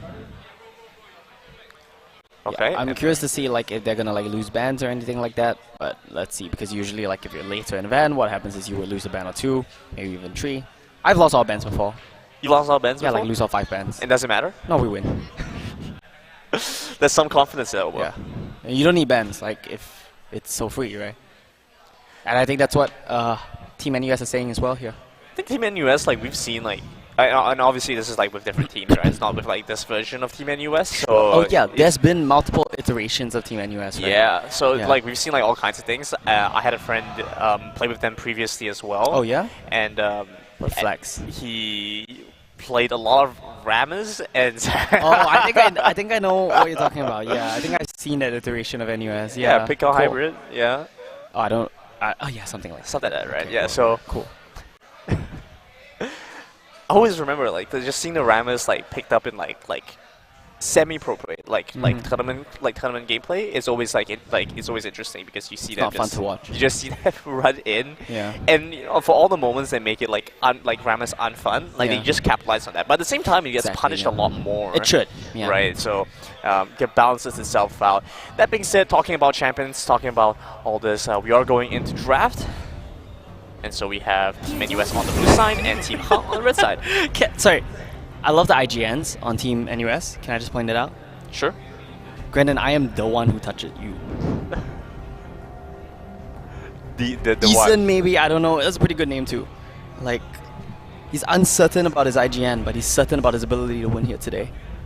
That's really nice. Yeah. That's really nice. Very, very positive, very uplifting. Can I just say, like, Dark Emperor as well? Like, Dark Emperor is cringe, but that Dark Emperor, that's pretty good. I like it. Ari ban, nice, because Ari Calyx a Ari one trick. That's a good ban. Team Ha just opting not to ban, even though they weren't the ones who were late. Bans are overrated. Why do you need a... Yeah, Zara ban, so I don't know who... Oh, I guess Kuswa would play Zara. That's a very Kuswa type of support. Ari Calyx doesn't play Zara though, he plays like 2 champions, so you're good. We already banned Yari, so what's the other champion? Nothing. I think you're good. Well, I guess Azir is meta now, so you ban Azir. And then maybe plays Zed. But yeah, down red side you play Zed. Silas. Terrible champions. Talia, I guess, then that's it. Yeah, I guess so. 5 champs, not bad. Fine. Just took him like 10 years to get those 5 champs. Yeah. But yeah, not bad. We got there. We got there in the end. Yeah. I think he could play Tristana. Really? Yeah. How hard? like to see that. How hard is ADC? True. I'm sure he'd say that. True, yeah, I mean ADC is not very hard, bro. Just a hands roll, right? Yeah, they're sure they can figure something out there. Just go for the Tristana first. Sure. Wait, what voice was that? I felt like we just heard the audio. So what did they ban? I don't know. Okay. Yeah. Well, but I'm pretty sure what happened was they missed the ban by accident, so they're like remaking the lobby. But I'm an advocate of like harsh laws and enforcing them, you know. I'm like a... No, I don't want to continue. But yeah. Yeah, if we go down that route, like Mhm. imagine every time you've been late. Yeah, well, I... What Never. happens there? I can count on one hand and all the times I've been late. You know what? All things considered, Yeah. Anyway. you've never really passed that line of Yes, being late. exactly. You know, like I've never been late enough that I missed an event or anything like that. with consequence. You've never Yes, really been late exactly. enough to Thank be you. late with consequence. It's called being smart about being Like late. we had the whole thing where we were at the airport and Yeah. like we were like Oh. running it close because of like the COVID test. At that Yeah. point, when we had to like do COVID tests for like the, Yeah. like departure, and even then we still made it. Yeah. Well, I used to always like flex that I've never missed a flight, but that changed very recently. So that's I can't say that. Well, didn't you fly business class back? Because I missed my flight. So interesting bands to start off with. Hey, looks like something's gonna change. Huh? The Rammus is back. Oh, no, I think they were just like doing some fan service for you, Grandin. Passing on the legacy. Yeah. Well. Oh, unless. Hey, they have their affiliates. I mean, if you're asking me to pick between Rammus or Nerly, I'll pick Rammus. But if Jarvan's an option, I'll pick Jarvan. Sure. Especially against Aphelios. Yeah, real quick, like while we have time, I want to touch on the bans a little bit. Like it's very targeted. Like we're talking about Nico, Katarina, not typically bans you would see. Nico is not even like really great in the meta right now. Zaya's a good ban though, just annoying champion overall. But that means that Kai'Sa gets snatched up. I do think Kai'Sa nerfs are like significant. Like she's still good, but she's not like pick a ban anymore. Zeri banned. Zeri is a pretty good champion for I think Aluka, right? Is that right? Aluka is the marksman on the red team. I'm not sure. We'll see later. Yeah, we'll see. We'll see in a little bit. Well, anyway, here's the Aphelios now. Maokai is potentially a flex to support, but no, they will just go for the Lulu. Yeah, this is better. Go for the Rakan. I feel like I can just check real quick. Yeah, just So, go ahead yeah, and do it's that. Luka, yeah. Luka, yeah, okay, That- cool. Yeah, Luka, very good marksman player. Every once in a while, the IGNs change, so you just kind of have to like Constantly, it's so have annoying. to like check. And I would say Team Han is already on like the better end of things, Yeah, right? Because like Yeah. previously, like the previous series with Champions, I think Champions had like they name change like every tournament. every time they like every month. Not probably. Arashi. No, no, Arashi and Philia? Empire State, pretty consistent. Yeah. Right, but Champions, Oh, okay. like okay, the okay. team made of like Yeah. the solo, like the really good solo queue players. Yeah. They change their names all the time, Sure. like way too often. It's hard to keep up. Yeah, I mean, yeah, you want to have a branding, I guess, right? But Yeah. interesting bans right now. You have the Aatrox being taken away, that one makes sense to me. Syndra ban is very weird. Don't tell me we're gonna see a Talia 4P again. Just like that's the only reason you're banning Syndra. Like I'm not very sure about that one. Azir being banned away, that makes sense. That's one of our Calyx champions. And Malphite, top boy, is very fond of playing these tanks, especially when you see a bot lane matchup like Aphelios that they'll try to abuse. They'll try to like play very strongly around. You want to ban these champions that are just very self-sufficient. I don't think you needed to ban a Malphite here, honestly, but well, to each their own. I mean, there's no way that you're gonna play the Malphite top in won't this current climate, and right? yeah, like there are better blind picks like Cassante. Right, so like this is it's so unlikely that you go for the Malphite. But I guess if you're really that concerned about like the ultimate potentially, then yeah, I guess I could see that. But like, I don't think Kai'Sa is super concerned about that because she is like mobile enough. sure, but I guess it depends like what your other. Oh, okay, top lane Resident Sleeper. It's a big 180 from last series. Something's an assassin.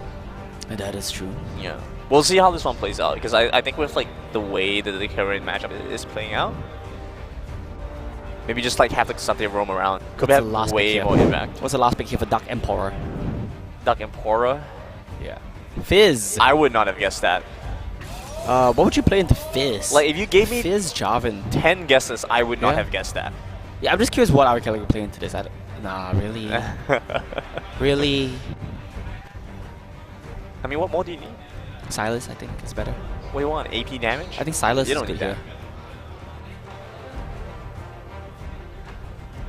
We're gonna run it back. Yeah, right. Like it's not hard to predict his champs. He has 3 champions that he plays, so it's a Silas angle.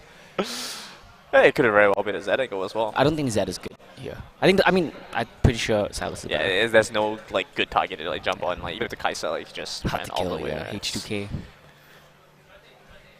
Okay, yeah, very cool. Interesting comps. I do think Aphelios will once again have a hard time staying alive. He doesn't have really any peel here. And there's a lot of engage right on Jarvan. If Fizz gets on you, Kai'Sa can fly, blah blah blah. Rel, Flash, WR. Really, the Aphelios? I feel like it's difficult to get the Aphelios here actually. Because their engage is very long range. So if Aphelios is flashed down, they can dive him. But I'm sure he's good enough to play around that. Maokai, I guess, is kind of peel, right? Because you don't let people find weird angles. You just like reduce their ability to find flanks and like hide in bushes. I mean, I feel like as long as you're aware here, right? Like, as long as Luca is like aware that like, okay, Yeah, what's the probably reasonable is. target they're gonna go for? It's just gonna Yeah. be me, right? So you just need to. It's like, only me. Yeah. It's only him realistically. They just keep hiding away, and they have enough damage. Just to keep the rest. kiting for hit. Like No, it's like, so easy. It's not like it's not even about like kiting. It's just like don't stay in range. Like you Sure, don't yeah. you won't get damage down, but like because of the nature of like their champs, all they can do is try to jump onto you. The annoying thing though is their engage range is really really big. Rel with Flash, it's like a screen. On is like more than a screen. Jarvan is a screen, and Kai'Sa flies in. That's the Sure. like, if they can find you, it's not hard for them to find you. Yeah, in theory. in theory. Yeah. It's on paper. It comes down to the Maokai. You need to just find these flank opportunities. Like don't let them find a flank with your saplings. We'll have results-based analysis soon. Like if Luca dies, I'm right. If Luca doesn't die, you're right. So Sure. that's how we'll determine. I feel like you're taking the losing end of that trade, but I'll take that. Yeah, I'll I think so too. I'll take that. I don't like the odds on this one, but yeah. It just doesn't feel like. I mean, like we looked at a very different composition on like the first game, right? Where it was individual mechanics, individual powers gave winning chances over to champions, and if they were able to win lanes and they were able to win those like early toss-ups, they could have very likely taken away the games as well. In this one, it just feels like much more macro focus, a lot more team fighting focus. You have Very stable comp on red team. very stable comp on both sides. Blue team's comp, if this was a solo queue game, I would say blue team has a god comp. Like I'm so happy if I pop into a solo queue game and I see a draft like that. But at the same time, like with a comp like that, you know, it's so reliant on like the teamwork, the communication, and like there's just such a big experience disparity between both. Not teams. really. You just have to say go go go, Aphelios, go go go. That's I don't want to discount the ability of Team NUS here Yeah. because you know obviously they could be practicing really well. They could have been getting a lot of good results with all this, and like you said, it's something that is very reminiscent of like solo queue. So you have a lot of play time with that kind of style. But again, I do feel like there is like a big disparity, especially when you have a comp. definitely fair to say. When you have a big like a comp that's really like go go go, Yeah. you start clumping up way too early at times where you should not be together, right? Sure. And then the lane states are in a bad spot. You need to worry about the side lanes and stuff like that. Yeah. So they just have to be very aware of that and how they play for that. Yeah, Team NUS is fancier, so I'm actually going to be cheering for Team NUS. because I'm a shameless person. I do like the simplicity to execute in their comp. That's something we mentioned. I like having the on that gives you some scaling. That's good team fighting later on. And I just feel like Jarvan is going to be a really, really strong champion in meta. I feel like with the build path right now, like it's so... How can this champion EQ every like 4 seconds? That's broken. It's been currently proven. Yeah, right, I don't think that's fair. So I feel like with the items that Jarvan has, he's just such a strong champion. And what is he playing against? Maokai, it's point and click Sylas. easy. No, I'm just trying to think like how easy it is for him to get like flag and drag ganks down. It's not super easy this game. That I'll give him that. Yeah, there's a ton of like point and click CC, and you know, there's actually a lot of like time still for Han to just use their spells preemptively, and you know, once they get set up like the Maokai ultimate, you know, if they're able to have like the K'Sante try and like flank before they can get like a good engage off, you know, there are good finding opportunities. Yeah, K'Sante I haven't seen in a little bit. I don't think his prio in pro games has been that high recently. Seen a couple of nerfs, and I feel like a lot of matchups right now are good into him. But with Aatrox being banned away, I feel like the on matchup is about as good as you're gonna get it. Yeah, well, what is he gonna go for? Like, yeah, I mean, he could have blind picked on, but I guess he doesn't know what the opponent champion pull is as well. Blind pick on K'Sante is generally just pretty safe, right? You're not really gonna get destroyed in any lane. Yeah, pretty much. I think we're just about ready to get into game, and that would indicate the start of our second series of the day, the second semifinal as well. Yeah. Winning team goes up against Team Empire. Emperor. Was it? Yeah, that's true. Empire, yeah, I forgot. Because the Dark Emperor in this game, I forgot it's... Okay, that's not the point. Exhaust here being picked up by Rel. Ghost on Kai'Sa, Ignite in the mid lane. Solo Bolo potential maybe onto Arcalyx Azir. I like this positioning from Kuswa. What's the fastest build path now for Kai'Sa to get all the evolutions? I don't know. Couldn't tell you. Her build path keeps changing. Like people are obsessed with like making it as fast and efficient as possible. I don't like the new Kai'Sa build path because I forgot the exact numbers, but they nerfed one of your build paths, so you have to like change your build path. That's all I can tell you right now. Lethal Tempo, that's interesting. Don't you normally go Hell Blades for your trading patterns? I mean, he does have melees he can hit, like Maokai. I guess if K'Sante. Like, yeah, right. Like you can hit them. No, it feels a little strange, for sure, for sure.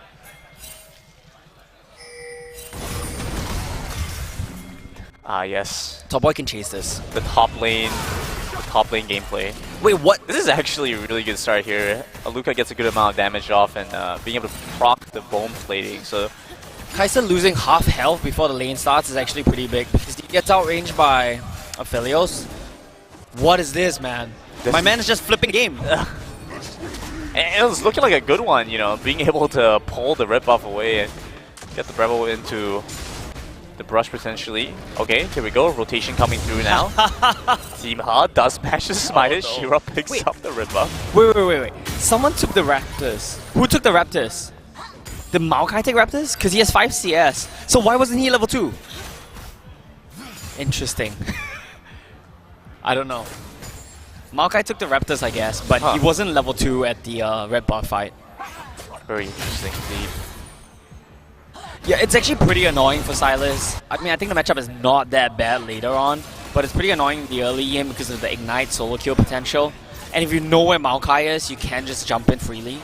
Are they really setting up for the level 2 dive? 3 minutes into the game, pick up the cannon. I mean, because of how low Fearless is, it's actually so feasible. You one-shot Kai'Sa here, but Rakan has no W. They've got the sapling ready. A little bit more damage on the Dark Emperor. Yeah, they're just gonna recall. It's still a little bit too risky. No reason to throw the advantage that you already have. I think the problem there was that Shira wasn't level 3, which is really weird. No, he's so sad. Yeah. When both your side lanes have prio, that happens, so he's forced to just back away. It's a little bit sad, but it's not like Shira is super far ahead of him, right? Shira's timing is also a little bit disrupted. Yeah, the bot lane dive should work, because Shira should be level 3 and he should have twisted advance. But for some reason he wasn't level 3. He took Raptor's Red Crux. I don't know what happened. Maybe someone must have taken like some of the small Raptors, but I don't know how. Maybe Jarvan took it? I don't know, I didn't see. Yeah, just guesswork. Not entirely sure on that as well. Yeah, if he was level 3, they just flash, twisted advance, not even flash, just twisted advance to Kai'Sa, and to Rakan combo, and it's over. Did he reset? Why is he so low already? I guess he ate a second. It's just right? it's just Jarvan's early game. I do like what Team Ha are doing. They're kind of like sacrificing the Maokai's own farm and timing to disrupt the Jarvan's tempo, which is not bad because I would say Jarvan is more reliant on and also stronger at finding these early game fights. Yeah, I guess if he can't gank, you know, it takes away so much of the power that the yeah, Jarvan they're not allowed has. to play. It just continues to walk in, goes towards the Raptor side, and continues it's to brutal. apply pressure to the bot side. Also now, flashing forward, his first blood, taking a cover shot, but it's traded back. Kuso now has to start and run. Fearless with a couple of auto attacks. Oh, We have coming in here as well. Maybe a Didn't need to unnecessary flash. flash. Yeah, didn't need to flash, but looked good though. But it's 2 kills in the bot lane. Yeah, and 1 win over the Jarvan as well, right? That's good because he needs the tempo. He needs some sort of he needs to get something going. Just like that, they are back in the game. We are so back. 4 summoners burnt, and you can tell, and you can see like NUS side, 1 summoner. So now, actually just changing the entire dynamic of the bot side. Yeah. Nice. This is good. The wave state is really bad for Fizz, so on the reset, Rel just comes, help him shove it in. Wait, what? Yeah, just trying to force him away. But I'm pretty sure Ari Kelly can still hold this wave. Yeah, so it's... Why did they run away? Why didn't they just like commit? Oh well, he's not gonna. You never know what threats are lying. There's no point shoving the next wave though, because it's a cannon wave. You won't be able to crash it. Just last hit. Dopamine. Hit the creeps. Dopamine. It's a cannon wave as well, right? So it should hold against the turret. So I think the Fizz loses like actually 0 CS. It's not gonna do anything, but I guess this is a timing for him to like look around the map a bit. Him just like fogging downwards, put some pressure on the bot lane. He has no TP though. This is a very big wave. They can't dive it, but they're trying. They're looking. He canceled his recall. They have blue gun. They can crush the wave. Aerocal is coming down towards Yeah. the bot side as well, so maybe they are actually trying to set something up here. They do have the spent cannon wave, purple. so that could be at least a little bit easier. They have the Inferno plus the Crescendo. Yeah, they did. Have enough damage. Aerocal is going to pick up the ultimate here from the Rel instead first. Jumps in. Should be looking to use the ultimate here quickly. alive? First is actually being able to find some good distance, and is still playing on the turret. Aluka taking some damage here. The left Sharia under turret, and so the Maokai is going to go down. There are no kills picked up yet here for Team Ha. Team NUS being able to trade back so well. Eason might find a solo missed, kill on but Arakali fine. here in the river. And he does. Okay, hear me out here. I'm gonna tell you why that was still a win for Team Ha. Because Felis missed 3 waves. Okay. Yeah, but that's really the only consolation there, right? Like, they kind of left Shera out to drive. The dive didn't go very well, and a lot of that is to the credit of Dark Emperor, who disrupted the dive attempt very well. It's like how much of a win is it still for Team Ha? I think it's pretty even game state. Like, all the trades so far have been pretty even. Like, you kill me, I kill you. 4-2 for Team NUS though, and all of the kill participation does come from the bot lane. They're gonna get 1 more plate here for Luca.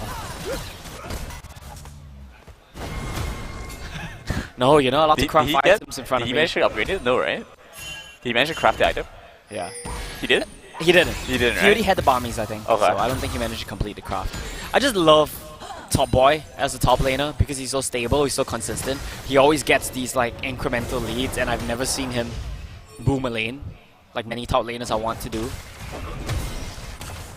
Never seen him boom a lane. Yeah.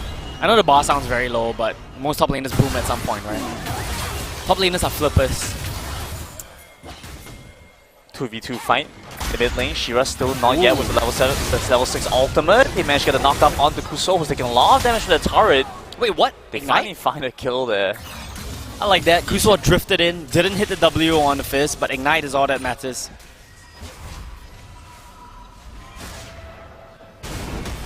Oh, dive attempt. He messed up. Oh, the He messed ultimate up. didn't go through. It is still a trade though, so Yeah. a couple minions crashed into the wave. Okay, crashed I think into he the turret. had to out there. I feel like he for would enough better. damage. Yeah. He had to ult there, yeah. He probably wanted to hold it to cancel the on R2, but he had to just for the damage on the Empower W. Yep. It's still pretty even trade. Like, you make him miss a couple creeps, it's not too bad. And on did flash, so as far as dives go, that one is a it's a win for Top Boy. Yeah, wave crashes in and then it resets back into the middle of the lane. Should be able to come back in pretty quickly and pick up the rest of the wave. Now Dragon is up along with the Rift Herald. We'll have to see how these teams value it. Is Kaisa's Cloud going Dragon. Storm Razor, I think. So not gonna be the static shift build. I think that was enough. I think the nerf the AD on static shift, if I remember correctly, which means that he doesn't get evolved on that, which means Storm Razor is better now. Correct me if I'm wrong, someone, but I think that's my understanding of it right now. Sure. I don't play Kaisa.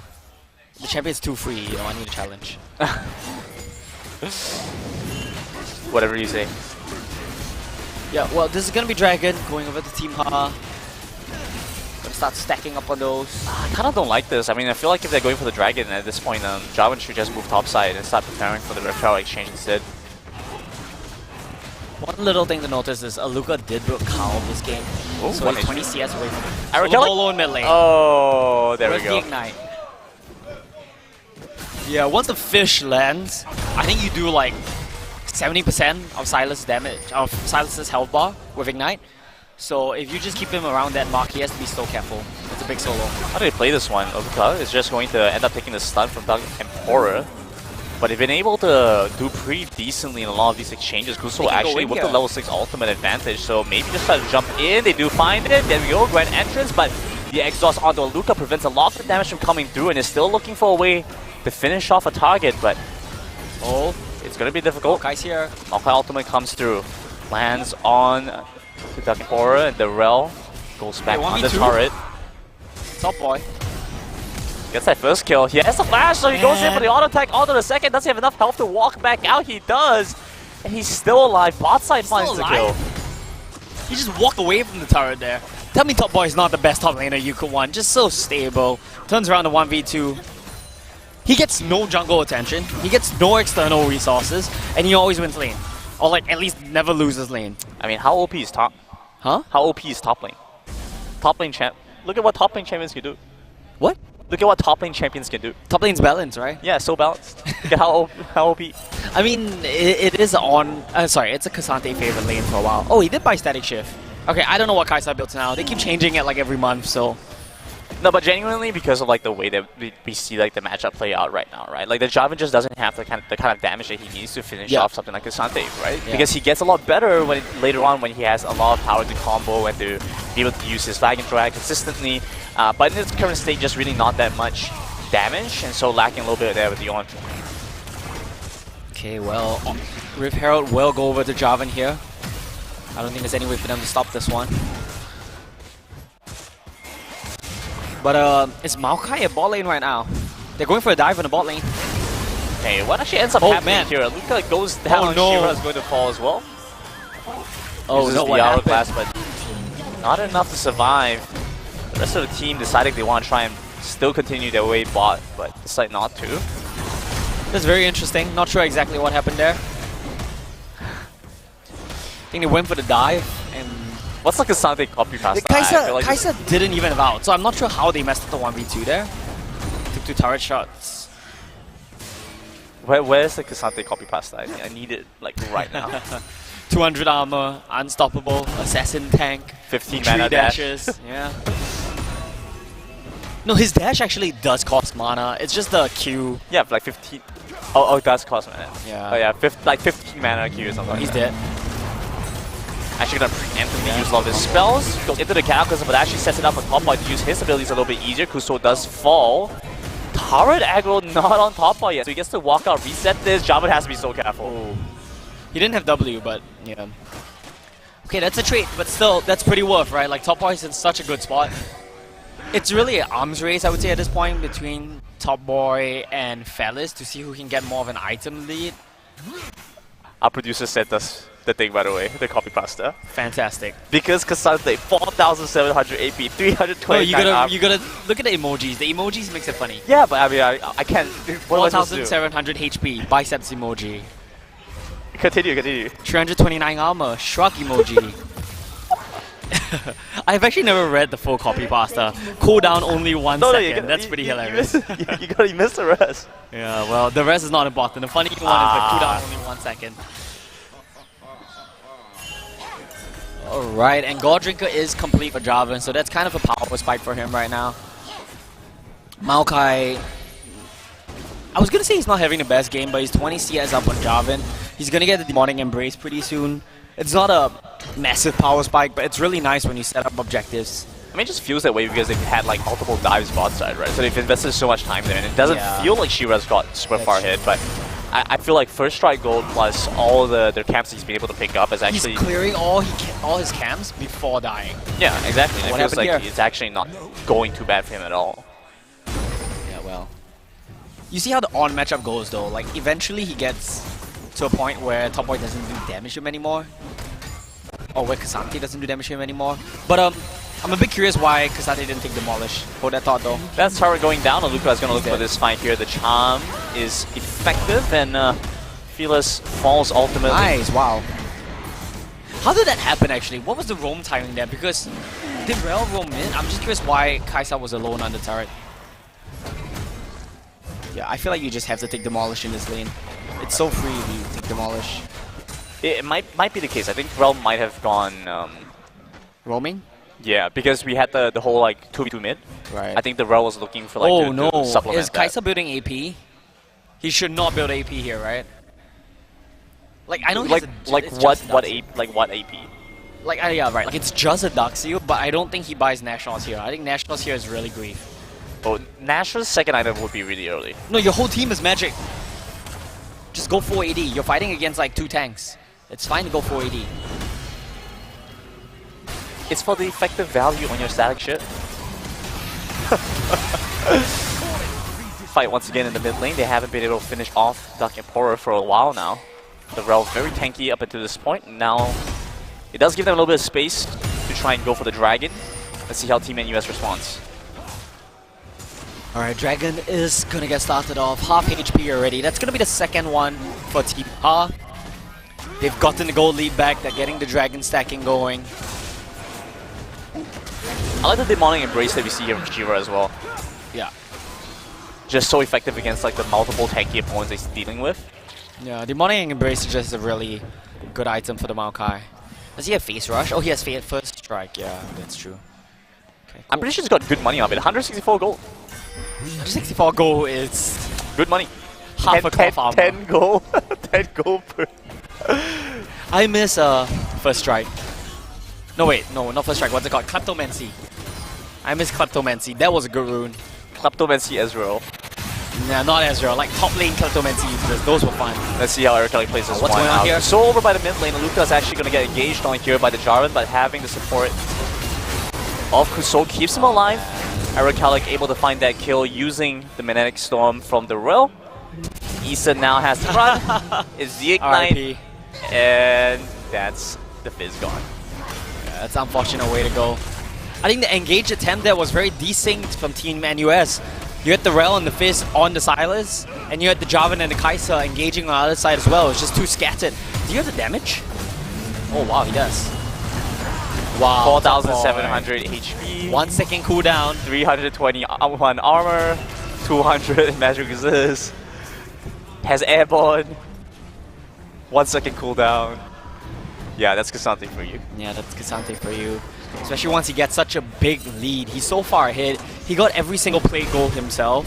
4 kills. 140 CS at 17 minutes. Not bad. Exactly what you're hoping for when you have like the K'Sante top side, right? And I feel like with Team NUS, like there's really not that much you can do if you're meme. Like he played it out like pretty much as well as he could have. Right, didn't really give much opportunity over to the K'Sante to snowball ahead, but realistically, with how we've seen some of the pressure come through, you know, you're just sitting on the turret, you're getting dove on the turret. Like, what can you do about that? If you don't engage, you just like proxies your wave like every time. Both of these supports have bone plating. I don't know how much I like that.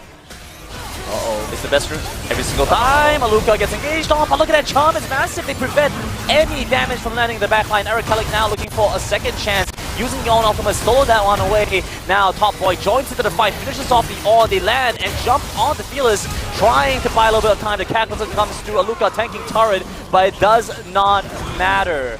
They finish off multiple kills. Eason under turret tries to use Playful Trickster, get a little bit more damage down, but ultimately they find the last kill, and it's Top Boy with the shutdown and a near ace for Team Ha. Poor Shira there, sacrificial lamb.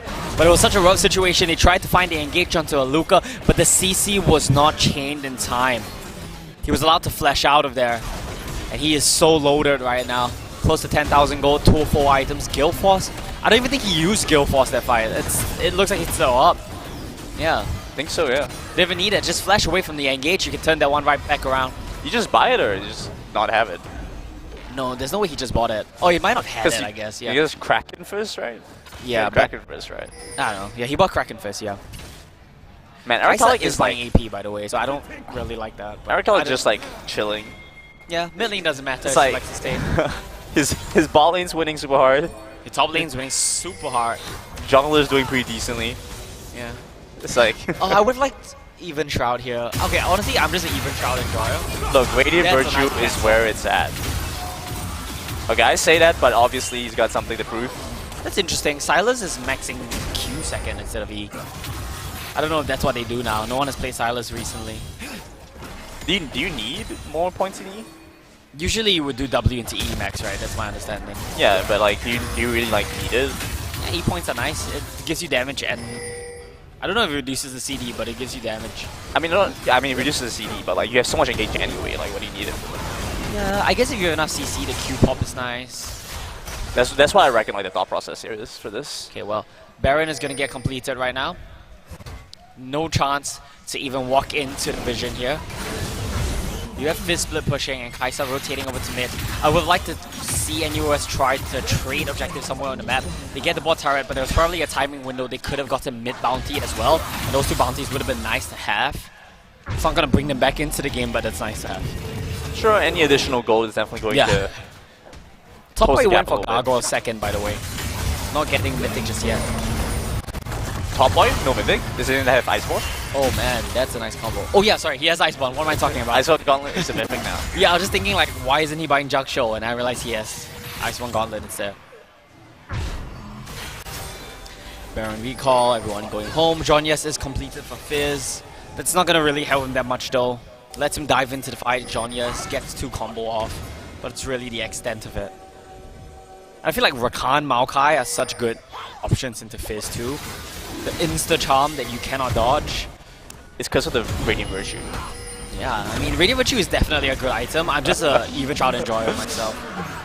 I'm Top Boy is not dying here. Radiant Virtue supremacy kind of guy. As a 3-man bot lane doesn't seem to be going out that well for them. Arcalic actually does look like he's going to fall, but the Radiant Virtue buys a lot of time. Luka now joining in. He has the red-white gun combo, picks up the ultimate, and now able to move into the backline to get the knockup back onto the Java. Top Boy isolating the Fizz, looking to take down Eason, dashes away, and a quadra kill for Luka so far, looking for the penta, but he's just out of range. Oh, is that why? Okay, I think that's why Top Boy didn't use his all-out W onto the Fizz. He was trying to give the penta. Maybe I'm just like reaching for things where there aren't any, but sure, that seems to be the reason why. Team player, you know? Yeah. Well, tremendous performance from the bot lane and top lane. Shira flashes. Flash W. Doesn't land, but it's fine. They're gonna get a mid and hit off that one. I feel like even if that did hit, you don't... Like, what's it do? What's it really gonna do? Yeah, you don't have damage and range. That's rough for Eason. Maybe. Eason maybe, I don't know. Eason maybe, I don't know, yeah. Well, they're gonna base now, and they can come back, push mid, push top. The win condition is very clear for the side of Team Ha right now. And if Aphelios doesn't die, you have no chance at winning this. And Aphelios, he has a stopwatch, he has a flash. I just frankly don't see a way for them to kill him right now. 4,000 gold a hit for the Aphelios. I mean, that's just so much more damage. We saw what happened in that last fight. You know, you expend everything to kill Arcalic, and then you still have this backline Aphelios threat who, frankly, this is left untouched. And Luka is just someone who's also very responsible with his lead, so it should be a pretty safe bet for Team Ha to just close this one out. Are they going to push in the top lane? Yeah, it looks like they're going to go siege on the top lane, get the tier 2, and try to snowball it from there. With the most busted item in the game, stopwatch as well. It honestly is. Making, I would say the next fight very different, because now he's not an easy, I mean, he never was, but he's an even more difficult target to go for, right? Like, you have no good way to effectively engage on him. Oh, and finally, Ari Kalik got the on ultimate. RIP. Channeling his own, gets a knockup, combos that with Boost Roll. That's going to be the second kill in the fight. A third one there for Luca. What Mythic did on by? Oh, he didn't get it yet. That's unfortunate. It's been a rough game. Yeah, it's been a rough game, yeah. I was thinking like Radiant Transcendence would be nice on him. But I just realized that Ral has it too. That's fine. You can have multiple. That's what Team Ha have. Does it stack? Team Ha has it. Yeah, like it's just healing, right? Why would it? I guess, yeah. Nexus turret number 1 falling to Team Ha as they look at their potential second. Respawns coming through now. Top boy looking for this fight. Ethan trying to prevent anything else from falling, but even with the Hourglass can only buy some time. Dark Emperor eventually falls. Shiva chasing after the kill. Once again on the Fizz. They take down the Jarvan one more time. Fearless off by the side. A big combo out from Maluka. It's so much damage. Enough to finish them off. Team goes back under Fountain. And Nexus now left exposed with a minion wave collapsing in. A little over-ambitious for the kills, but I guess at this point it doesn't really matter there. Almost able to take down Eason. Yeah. Eason finally goes down after trading back for one more again. Sunfire got a lot of value there though. Huge amount of value. Yeah. And then finally taking down the Nexus, Team Ha take down game number 1 of the series. Yeah, in a convincing fashion as well, but you gotta give credit where it's due. Team NUS, they had some good moments that game. Punishing the overreaches and overextensions from the side of Team Ha. Mid lane got a solo kill. They punished and got a double kill at bot lane, but they made like little mistakes in timing, which is where Team Ha could capitalize and snowball the game. Same story as last game, right? Both teams, champion as well as Team NUS had good moments, but they weren't able to string it together. I feel like when you look back at it, even when you wanna criticize like a couple of the moments or like the timing and stuff like that, but at the same time, it feels like if this was kind of dependent on the opponents, right? So I think they played the best they could have within the timing. If the opponents, if like Team NUS had fit within that timing window, it could have been much better for Team Ha. Yeah. Right. So it's kind of like a give and take situation, right? If you try and go for like a play where you time it perfectly against for Team NUS, it might not work against like another team. Yeah. And honestly, Team NUS, their jungler got shut down really early as well. If that had changed around, if he had gotten a full jungle clear off or the tempo pathing he wanted to, maybe he would have been able to find more opportunities there. Then they have to watch out for any level 1 attempts from the side of Team Ha. If they don't let things like that happen again, it could be a different story next game. But you know, that is also what we said about the last series, and it didn't really make too much of a difference in the end. So let's see how it goes. I'm curious what's going to have to change with Team NUS. There were some things that can't like overall, draft looked pretty decent. You know, they had like good ideas and like it's about specific execution. And in fact, they had a lot of good moments where they were able to like prevent Team Ha from finding a lead ahead. But at the same time, it always felt like Team Ha were in the driver's seat. They were in control. They were setting the tempo and setting the pace. Shira was such a big part of that, being able to move around the map and really consistently apply pressure. Feel like, you know, with NUS side, there is still a lot of room to try and play for, being a little bit more aggressive, being a little bit more proactive, and trying to be the ones to dictate what actually happens within the game. Yeah, proactivity is the thing, right? But then if you think about that, where is it really going to come from? It has to come from Jarvan, and Jarvan doesn't have a good game, then you can't really snowboard for the rest of your team as well. So that's a tough spot to be in. Yeah, I feel like if you play a bit more conservatively, if you got through your lane phase without losing too much, that was a potential situation that you could cash in on later as well, like when he gets tanky enough. I feel like the game really did end when the K'Sante got a double kill 1v2. Sure, yeah. Yeah. Felt like at that point, you know, it's kind of when you chalk it up as, okay, if we don't win bot lane really hard, it's probably over here. So once your on matchup isn't able to hold its own against K'Sante, I think like, things get a little bit more complicated. But and then again, like, what are you supposed to do next? Are you supposed to ban K'Sante in the next game? Because you ban K'Sante, you just got to look for his next option, right? And if you go, you could go for like a sheer tank into like a bruiser matchup, for example, right? And you could hold your own theoretically in lane even for longer. But what happens once they start scaling up again? Like there needs to be a good response. I feel like it's an issue where they're not able to create like substantial threat in like a different space. Maybe just play for top, right? Like, you know, if Team Ha is so reliant on top lane being stable, being able to disrupt that could be good for them. That's the thing though, Top Boy can play carries too. He's got some pocket champions that he could pull out. He used to be a Fiora player back in the day, so it's... He played Fiora, played Kled. Yeah. Interesting champions. Yeah. Recently, he's been showing me his AP NAR. AP NAR. Yeah, AP What NAR. AP scaling does NAR have? I don't know. Ask Oh, him. W, right? W proc is AP, I think. I don't know. You have to ask him. I think it's W proc. So 'Cause if you he- go attack speed, maybe you just proc the W. He's shown me Cosmic Drive AP NAR. Well, he's shown you, so how do you not know where the power is? Because we keep losing. Fair enough. Yeah. That's how it is. That's how You it might is. be the problem there, though. I don't know. I'm just Oh, saying, whoa, I feel whoa, like whoa, AP whoa, NAR whoa. is not the issue. Hey, yo. Well, Where is we'll this see. coming from? Where's this coming from? Don't know. I just felt like being aggressive today. All right, fair enough. Fair enough. Post-lunch food coma. It's one of those things. Fair enough. Fair enough. Yeah. We need to see how they want to try to play for this one, because I feel like if they just continue to apply a bunch of pressure down bot side. You have Shira constantly roaming down, and you can see like very clearly now they are a team that's not afraid to dive. They know how to stack the wave. They know how to play for a level 3 dive. The only difference was he wasn't level 3. Yeah, that was a bit regretful. If he was level 3, that's probably like a super effective early double kill. So I think NUS have to be very proactive with all the defensive walls they have, and like be very much aware and be in place and position to prevent at level 3 dive. I think part of that is also just due to the nature of the matchup. When you play against better teams, you can't just be thinking of, okay, can my champion fight your champion? It's also about wave access, it's also about range in lanes. Aphelios has such a long range at level 1 with Sniper Gun, and Kaisa has no way of matching that, especially if you get chunked out half HP at the start of the game. So these are things that you have to manage as well when you're playing against better teams like this. I feel like once the chunk happened, they are immediately calling, okay, we can stack and dive this bot wave. We're going to draft. Yeah. Kaisa is not a first pick champ anymore, by the way. That's what I'll say. We're leave not it in at that. draft. Kaisa's not first pick anymore. Tristana's first pick. Yeah, but you want to play a solo lane. Yeah, I mean, bring her in. I want to see it happen. Like You give me an idea. I'm gonna go home and play Tristana top tonight. Yeah, sure. Watch out if you're on my solo queue games. You want to play Callista again, and you're gonna go against. Callista is so good. You're gonna go Callista into the Aatrox, who goes steel caps, water spill first, That was fun. and lose your mind. Yeah. But he still lost the game, so. Yeah, I mean, fair enough, but you did get to play the game. Yeah. Oh, yeah, that's true. Yeah, ADC tops are fun. I know a lot of people are like very negative towards like range tops, like, oh, how dare you play Vayne top or something. But actually, no, you know what? Vayne top is disgusting. That's fair. AP Queen as well. Quinn is insane. Quinn's an insane champion. Quinn's the worst champion. Quinn's an insane champion. Like In a good way, or?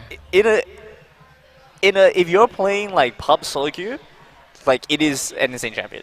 It's the same as like Vayne, right? Oh, sorry. It's the same as like Katarina, right? It's like one of those champs where you ping missing, be careful, and your team just dies Yeah, anyway. and it just die Yeah, anyway, right? it's- Like it's one insane of those mobility, things. tons of damage, and you have like the single target crowd It's the control, mind right? control hidden passive. Yeah. It's just one of those things. And you draw like tons of aggro, like everyone's like chasing after you, like to the extent that they just like tunnel vision and like. Whereas in competitive games, the roaming champions that you play actually have to have roaming power. Talia, like we Yes. saw today. Like if you're playing Quinn, tell me in what world you're supposed to have like enough priority to be able to push the lane out and actually be able Quinn does to. have prio in a lot of melee matches. Yeah, and then the jungler just puts like a camp up top side. And Yeah. like you're not playing the game anymore, right? That's true. That's the life of range tops, right? It's Jungle a gap. Yeah. Well, I don't think we're going to see any range tops here. Top Boy's not really a range top player. And given the blind pick on... Oh, it wasn't blind pick. It was on into Cassante that we saw. I would assume that Meme. the NUS top laner, Meme, is not going to be picking any range tops either. But you never really know, right? We can see how that one plays out. What are you thinking about? Share with me your thoughts. Nah, I'm just really hoping we don't get something like Shin Malphite. Wait, what? Like something like Shin Malphite. Shit, Malphite. Yeah, because no, those are very top boy champions. What year is this? Yeah, no, but that's the thing. Bronzodia, shit, That is Malphite, very. Those are very top boy. Remember when we were doing the other League of Legends competition, and then he played Malphite like every game, and he was like, just max W. AD Malphite, right? Yeah, build like this item, and then Yeah. chuck them for half the health. There used to be a time when you played AD Malphite top with a Triforce. Not AD, right? It's like Triforce in the tank. Yeah, like And I on think, hit, like, right? Alistair played that as well. Or Alistair might have built Lich Bane. It was about Sure. the time when you had the interaction where you could auto immediately after headbutt. So you would hit the guy and auto him while he's flying and he can't counterplay, and then you buy Sheen and then you just chunk him for free every time. Very That was nice. a fun time. Well, I like to see. Yeah. So I really hope that isn't the case. I hope that we don't see like the super boring like top matchup, right? Like with Cassandra, there's a lot of outplay potential, but like if we have to see like shit fight with like 8-second trading windows. Resident Sleeper. Yeah, that's something we got to point out as well. There were two mid bans last game, right? It was Nico and Katarina. So they're pretty heavily targeting the Lee mid Sin. player of NUS. And he still had a pretty decent showing on the Fizz. It's just that Fizz is much more limited as a champion. Ari ban yet again. Might want to try and go for something else in the mid lane, depending on like how things kind of play out. I felt like Eason had some pretty good moments, right? I think was able to get a kill onto Arakeli, Yeah. if I recall correctly. With the Ignite, yeah. Yeah, I think so. Felt that way. Maokai being removed makes a lot of sense, but that does mean that there is the chance that Team Ha just goes for the Jarvan themselves, and then you have to ask like what effective counters we have for that. Maokai is just such an annoying champion. I think that was something that Team Empire banned pretty much the entire series last game as well. Rek'Sai. Rek'Sai? Why? I guess he's a Rek'Sai main? They've done some preparation that we haven't. Clearly they see something we don't. You know what the preparation is, right? Go to OPGG and like check what's their most played champ. That's probably the preparation. Jarvan. Oh, okay. Yeah, that makes sense. They probably wanted to first pick Jarvan. That's a good reaction. You ban the Rek'Sai because like it's a counter to Jarvan. You block his flag and drag. That's cool. Oh, but Zeri's up now. Wonder if NUS is able to play the Aphelios into this one. I mean, there are going to be moments where like the Zeri just like out DPSs you like crazy. That is not the answer to Zeri, by the way. What kind of support they compare this with? I feel like they should just go for the support matchup right now. Because it doesn't make much sense to hold on to it. Just take Rel.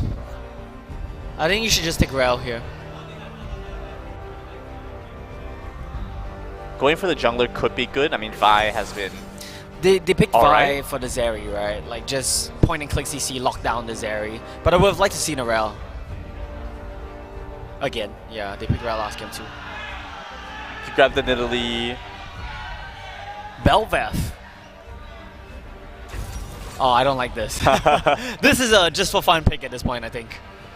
He's like, okay, you got your one Maokai tank game. It's my turn to have some fun. I'm gonna play Lee Sin.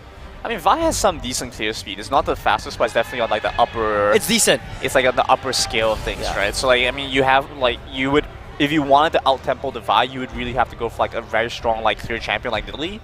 No, but I do like Vi into Lee Sin because like you kind of just shut down his mobility quite a bit. Don't pick Senna.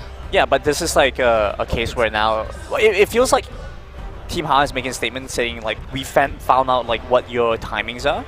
You know, we know how you play, we know what you're going to do early on. Senna is so risky now because we already know what's going to happen. They're going to try and set up for an early die, they're going to put pressure on you. Unless you're taking Hail of Blades Vi. They can't dive as well this game because they have a Lulu Lee Sin instead of a Maokai, what was it, Rakan, right? So no CC. But the problem is, But that's not what they need. Like, it's not about the CC anymore. It's like if they have to execute damage, because like it's about winning the trading pattern spot. I just really don't like having Senna together with Kai'Sa. It's like you want to play Senna, fine. Play Neela. Play something that fits that. It's just like if you're on a team, you should have some synergy in your picks, right? You're picking Kai'Sa without a CC support. I just don't really like it. Senna Neela is something that was played in New Masters quite a lot. Well, yeah, Senna CC, the 1W that like never ends. Yeah. Hey, what do you mean? We have some faith here. Kasante banned away. Don't think that makes much of a difference. Yeah, so 3 mid bans actually, because Syndra was banned last game as well. Alright, show me the Z gameplay. This is what we need now from Arakelic. Show me the Z gameplay from Arakelic. I don't want to see Zed. Zed is not even a fun champion to watch anymore, I feel. It's just like, eh. With multiple squishy champions, I feel like Zed's actually very viable here. Yeah. Right. It's doable. Like they're squishy enough that you could play Zed. Yeah, it's actually looking. Depends on what the last couple picks are going to be. I feel like they recognize this as well. Team NUS is probably going to go for something tankier a little bit. Both teams actually would like to have some tanky spots right now. I don't know what champions those would be. Okay, well, that works. Ornn again, no Kasante this time, so the matchup isn't going to be... That's better. I like that more.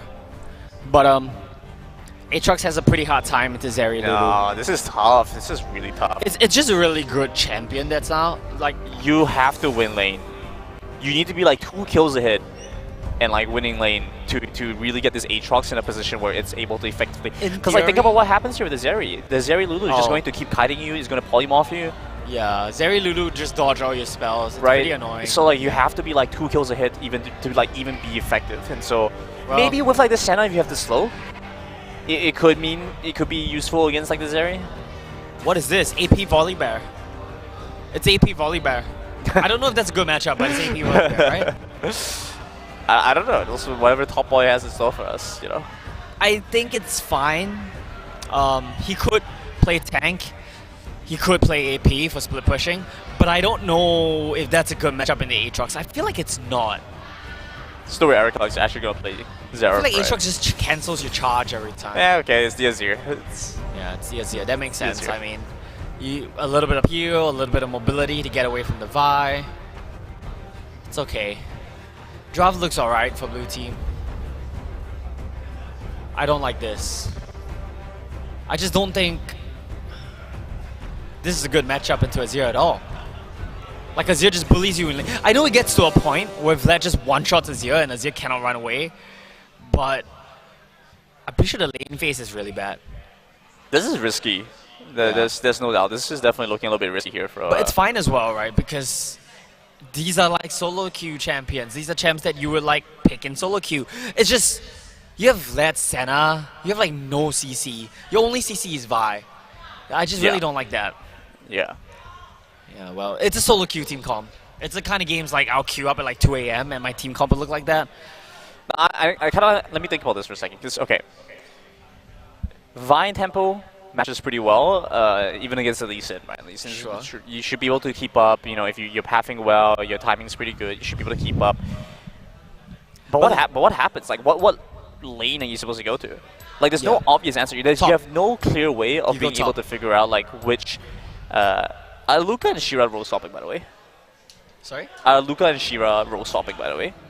They might have. It might be a spectate bug. I don't know. Maybe they're just playing swapping roles. Maybe they are just swapping roles. Yeah. You know, it's every ADC always plays decent. That is true. Every every ADC plays decent. Yeah, you know? I've seen that. Let's see. It will be interesting to watch. Yeah. Yeah, just some role swapping. Let's see if that happens. Maybe it's just a client-side thing. Sorry if background noise is getting picked up. We're getting a very why are you sorry for it? audience. This is what it's about. This is what live events for. Yeah, I love live events. Yeah, don't be sorry about that. So you guys A are lot still of excitement.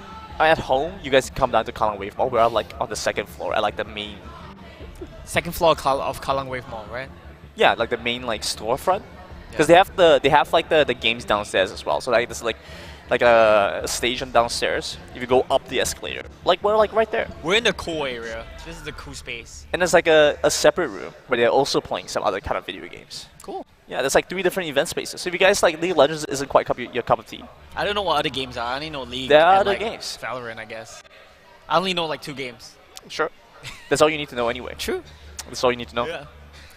Company man, true and true. Wild Rift as well. Make that 3 games. Oh yeah. TFT, that's 3.5. Why is TFT half a game? Because TFT is in the League client. Sure, it's just the client, but it's a different game, right? Nah, we count as half a game. Okay, fine. 4, yeah, that makes sense. Legends of Runeterra. I've never played that one though. You've never played Legends of Runeterra? No, I didn't even download it. Never even tried it? No, never. No, why not? That's a didn't shame. appeal to me. I feel like, you know, you might actually genuinely enjoy it. No, because card games, you have to invest like so much time into like learning the cards. I just like, you know. What's the difference between that and learning like TFT? TFT sets are pretty ezy to pick up on. You can just get in and play. Nah, I get what you mean. You don't have to like build a yeah, deck, yeah. you know? I get what you mean. I get what you mean. It can make a pretty sizable time sink if you actually want to like go about learning everything. All right, very cool. Well, we're getting closer to the game start time now. Something happened in game. We're 3 minutes. We're 3 minutes behind. Yeah, we are playing on live servers. Yeah, I know. It's sad, but yeah. And it is what it is. I'm just glad that we get to have this again, because like it's been like a year since we had this iteration. Oh. Like of Esports Entertainment Asia, like they have the AEF. Like EA runs AEF. Ah. Yeah. I might not have been here last year, but that's cool. Were you not here? I don't know. I don't remember. No, we weren't casting. Though there were 2 other casters here last year, but I was here and I was watching because I remember watching them play as well. Who won last year? Team Ha? I think they won. I feel like I can't recall. I can't recall right now. Right. Yeah, but I remember. But they were playing. I came to watch. Yeah, it was fun. Cool. It's a good time. It's a good time. Like the whole spaces were like packed with like cosplayers. By the way, like the whole stretch of the mall, just like ton of cosplayers. I don't know how it is right now because we came in like a little earlier. Go take a look. And we haven't got time the to. fort. Yeah, just, Yeah, well, we're getting into game soon. I'm trying to like recall the drafts a little bit so we can talk about it before we get in game. Volibear, Lee Yeah. Sin. Okay, we're gonna get the interesting picks. We're gonna get a fun picks, right? Volibear, Lee Sin are fun picks. Volibear, Lee Sin, Azure, Zeri, Lulu. Vlad mid into Azir. Like, I know you one-shot Azir later, but I feel like the laning phase is so brutal that it's not worth it. I What mean, are your if thoughts you're on just like never laning. How can you never lane as Vlad? You have to farm. I mean, so that's the thing, right? It's like if you're I was wondering like if you're what's the Vi gonna do, right? And because it's not obvious like how you're supposed to match against maybe it's Luca, maybe Shira, I'm not sure. Yeah, it is actually a roll swap, by the way. I'm not entirely sure like where else you're supposed to go. If that's the case, you might as well just have D1 hovering mid, right? Put pressure onto Arakellic, and we've seen how he's willing to play like relatively weak side, you know, and if he dies, he dies, and he's willing to give the kill, and he's going to try and play back for the game. Team in the US can capitalize on that, try and grab an early advantage. Sorry, top right has Ignite. You wanna mess with us? Yes, PTA and Ignite. With me first. PTA Ignite, that signals to me he's going to be playing AP Volibear. I mean, even if you play tank Volibear, you still buy the run ring. So let's see how his build path advances. Other than that, pretty standard stuff so far, just spreading. No level 1 shenanigans this time. Pretty standard.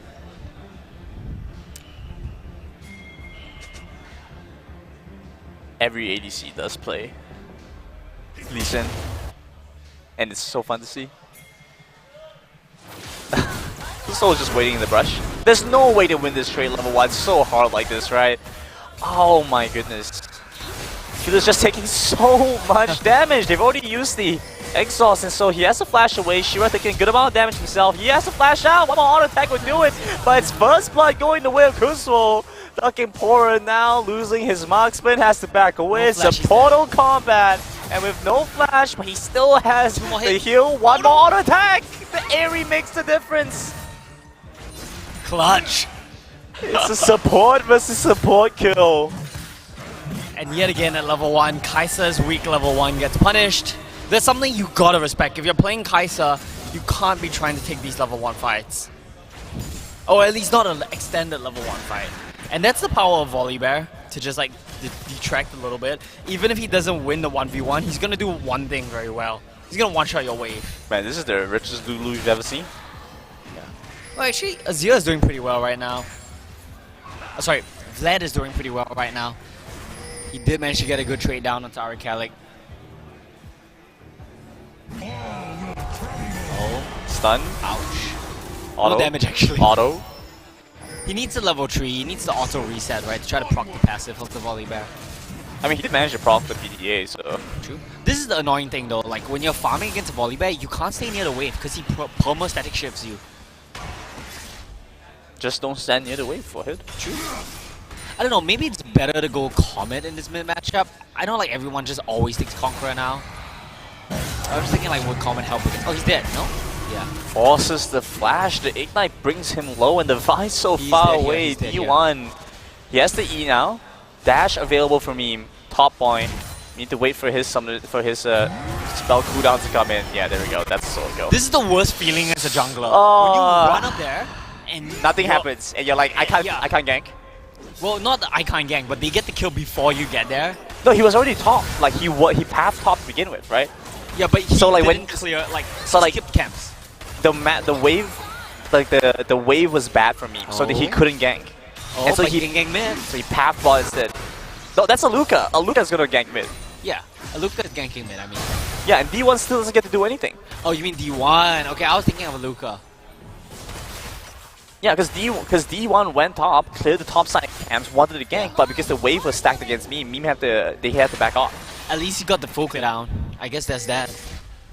But I guess that's the downside of this Azir Vlad matchup.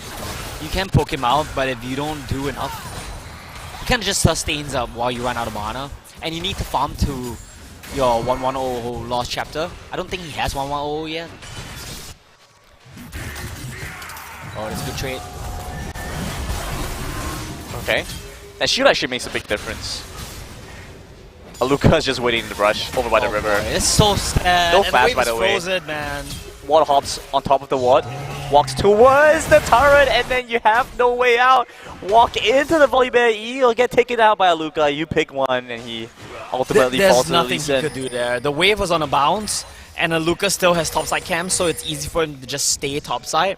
No TP, by the way. Yeah, there's nothing he could do there. Even if he has TP, that's nothing. It's just one of those situations where your wave is just done for. It's gutted.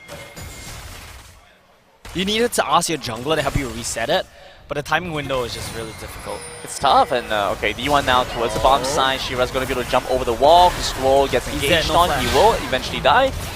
And nice response here by Team NUS in the bot side, looking like this is their potential window back into an even game state.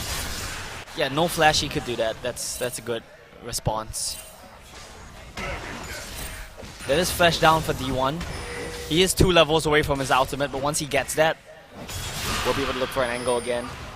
Yeah, this is just a wave clear out, but I don't know if this is a good idea. Just heals back up a little bit more. Hold the wave. Oh, and you guys do get the dragon, that's nice.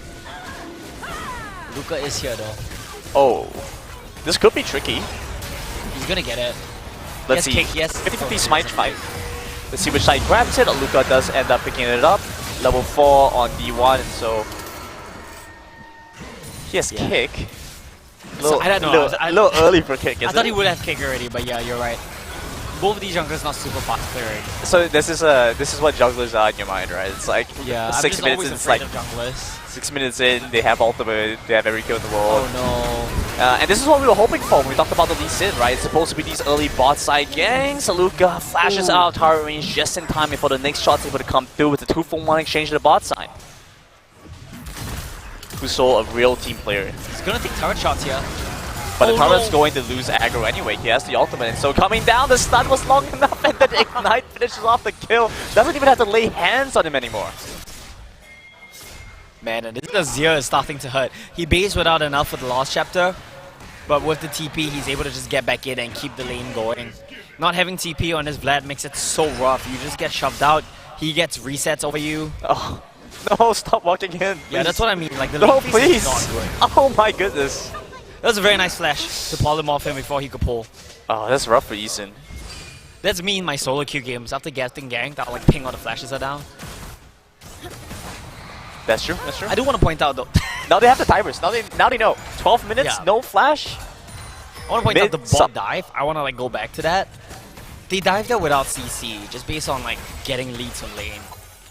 But that's exactly what I was talking about. Like that has to be the intention of the Lee Sin, right? It's like, okay, we know how you're gonna play like the bot side matchups. We know what we can do with the Lee Sin. We have enough damage that we're going to be able to finish off these kills.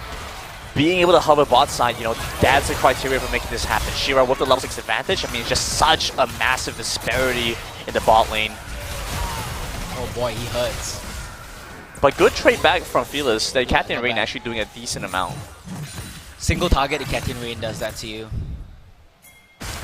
I don't think Aatrox can go for the lethality build this game because he's so behind. But I think he has to go for the lethality build.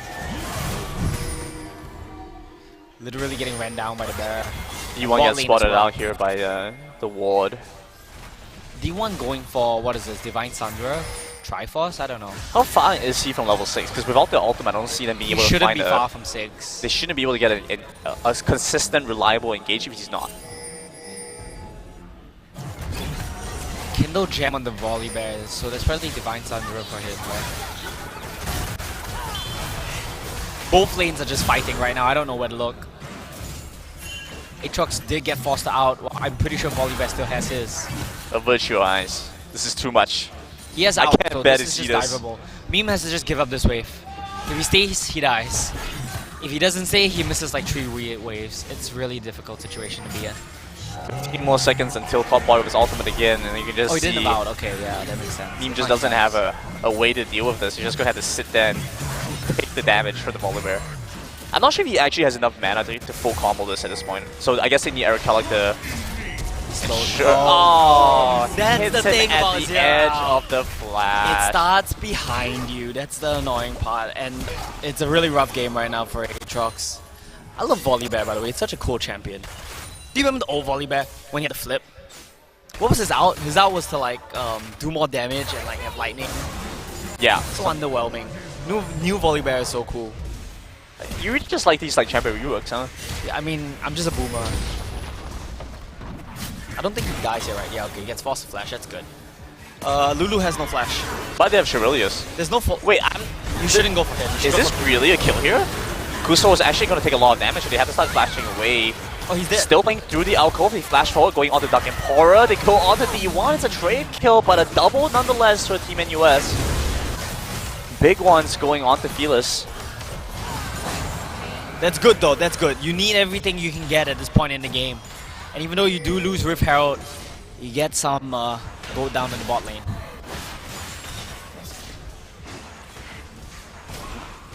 Remember when Azir W used to proc on the turret? Yeah, I remember that. That was nice, that was nice. That was cool, yeah, but Azir didn't really do that. It was kind of busted. He ulted as well, by the way, the Vlad. Do you remember when Akali Shroud used to make you invulnerable to turret shots? Or when Pantheon Shield used to block turret shots? Those were fun times. The fourth passive, right? Yeah. And then you would have the shield around you. Yeah, you would tank 2 turret shots. I remember you would get the fourth passive, you would hit the guy on the turret, proc it once, W, proc it a second time, yeah, and then kill the guy. It would always be a Samira Pantheon, and then you would just dive every lane. But Samira wasn't around back then. Oh really? Was the timing not added up? Am I like messing this up? Samira didn't. Is he just gonna dive this? Just gonna you force just need the like 2 ultimate. turret shots for free. But he just heals up like that. What are you gonna do? He's dead. Oh, what are you gonna do? Heals up like that. What are you gonna do? The bear's here. This is the law accurate Volibear. The one that like yells over the roof of Howling Abyss. The one that you see like spawns up in like the middle of the bridge. Yeah. I like that these Ignite tops are starting to come back to prevalence against Aatrox. I love the way the meta shifts around things like that. Oh, a little slow. Maybe Lucas still gets a kill here. Nah. Ah, the shield is gonna be enough. Yeah, I like these arms races. When Aatrox is top tier, you have to find these Ignite picks that counter him, or like duelists that counter him. That's fun. 5k gold lead, but every lane working independently to get their own leads right now. Like I said, I just really don't like this Vlad and Azir matchup. I don't think it's good. I mean, honestly, 5k is still playable. The biggest problem is just the fact that your Aatrox is like so far behind, right? Like I think at this point, just send like the Vladimir topside or something, and just like pray that the Volibear doesn't destroy your Vladimir, and send your bot lane mid. Like, your win con right now is gonna be Vlad, Kai'Sa.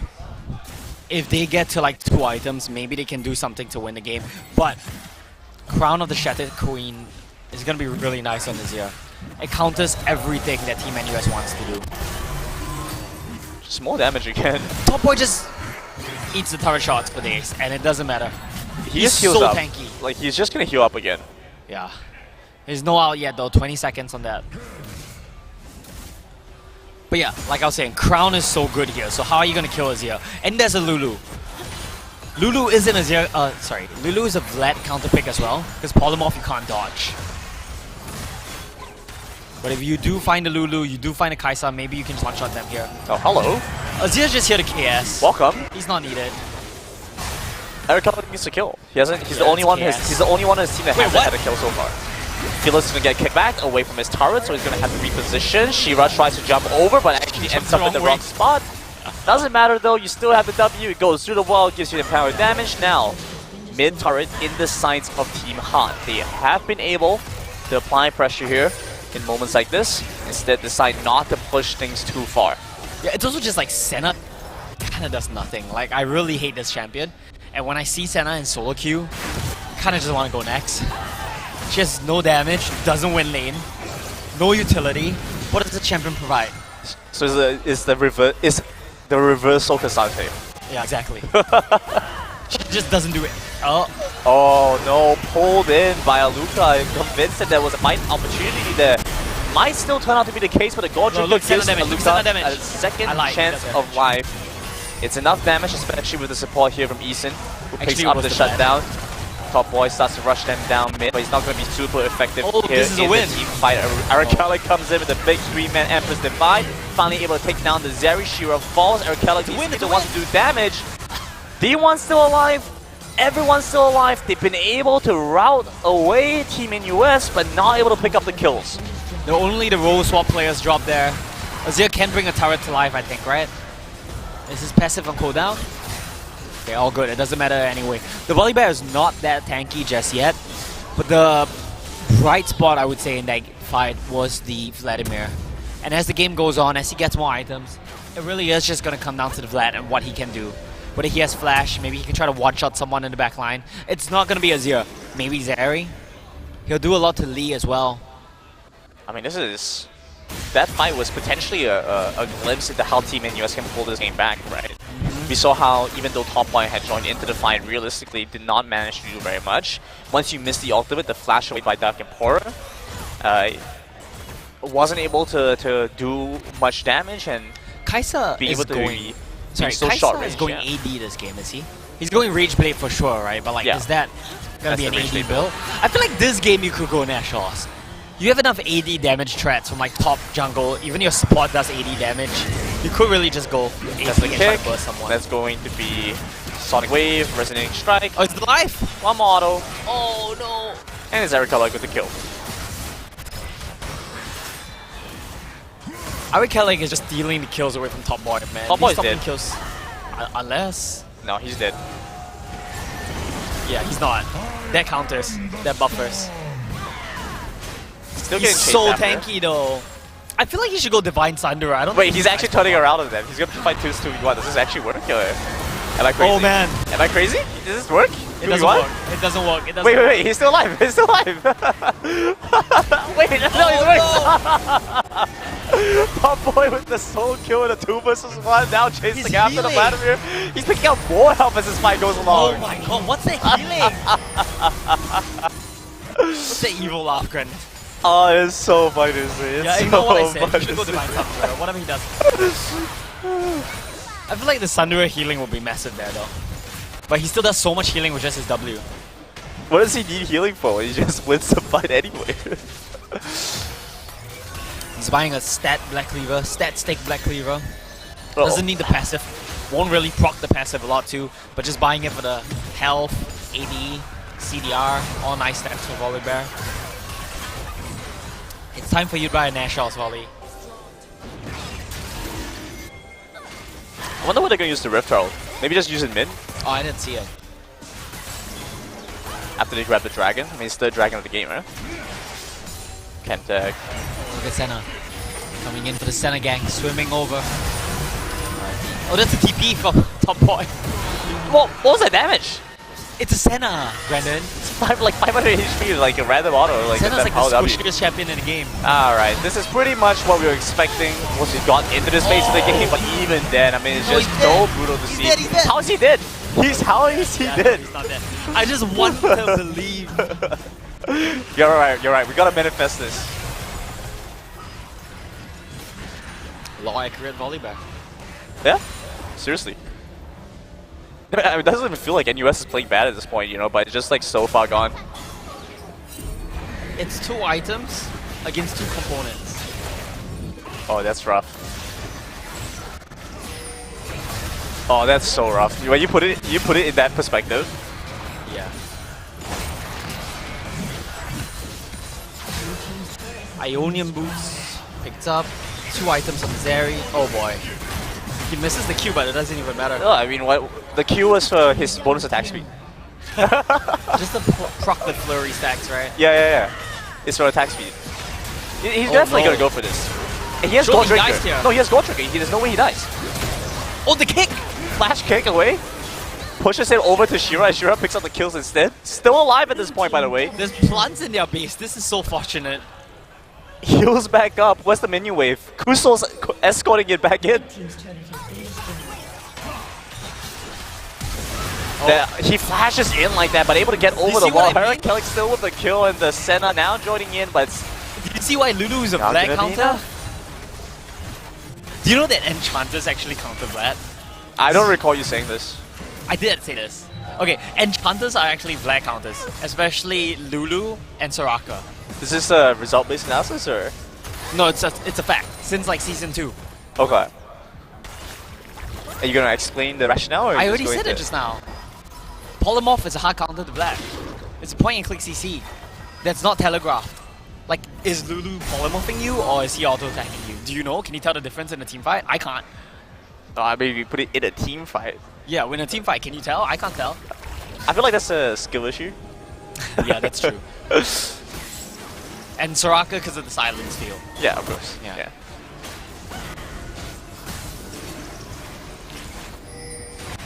Feels like you're just like describing any champion with crowd control. No, not true. Because if you're like a Maokai and you W the Vlad, he can just pull. It's so obvious. Anyone can dodge that. Soraka E is actually so dodgeable. Soraka E, Lulu W, so OP. Enchanters are just broken, man. They can't kill Volley Bear. They can kill anyone else. Oh, 5 to the top side. He's level 14. He's too tanky. Try to maybe find something here, but they're clutching at straws and really hoping that something does work out. Goes for the kick first and then jumps over onto the second one on Dark Emperor. I mean, he didn't have flash. If he did flash, I'm sure he would have gone for something bigger. Yeah, I guess. Baron is up. Baron is up, and with 2 items on Zeri, Azir, you got Ardent Senses on Lulu. Easy for you to just pick this one up, no problem. And it's difficult for them to kill Eric Kelly even if he isn't in the solo lane alone. You know, with the Shattered Crown, so much ability, Emperor's Divide, easy to get away. Yeah, Crown is just really good against Half Vlad, and I guess Vi and Aatrox as well want to play. They have to dive all in on you, and then the Crown just makes it so that you never die.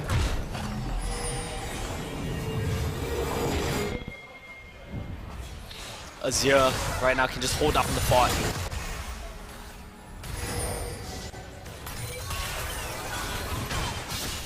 Stacking waves in all 3 lanes now. Should be able to get this mid turret. They try to jump onto Eric Kelly, forces to engage out from D1, but it's gonna be difficult. Eric Kelly does have to flash away. He's still off by the sign. Still in this fight here now. Luca jumps into the depths of the enemy team, but ultimately falls here. Good fight coming through. Felix gets exhausted by Kusol. Top boy a ways away. Does have the blue buff now, but he has very little meta. Eric Kelly throughout the entire time continues to free hit a triple kill on both sides. The Lulu shut down the Vlad engage there with his out. The Vlad wasn't able to get his T down onto Team Ha. If not, that might have been a different fight. Still a good attempt though, valiant attempt there. But it's 0. Volley Bear coming in, going for the Nexus. Are they going to be able to end right now? I mean, potentially the best fight they could have got already. They were Turns out the turrets to save the minion. able to get more damage down, but not able to finish off the turret. Yeah, I feel like you should have done that earlier. Right? Like if you were going to turn off the turrets, you might have as well have done it at the start. I think at that point you're still deciding, thinking like, could I go for a kill here on the center and then maybe try to end the game from that angle? So you were trying to hold on to it at that point. Then once you decide like, okay, we can't, then we just like have to go for it. So they switch priority over to the turret instead. Okay, Umbro Glaive on Senna. You've got 3 items on the Azir right now, 3 items on the Kai'Sa, 3 items on the Volley Bear. And I think Shojin Volley is actually probably really good. You just want more CDR and that's fantastic for you. Just keep rocking the W. Yeah, all your spells, even your stun, your shield, all of those spells are great. Shock cooldown spells. Elixir even bought by Eric Kellic, they want to just end the game right now.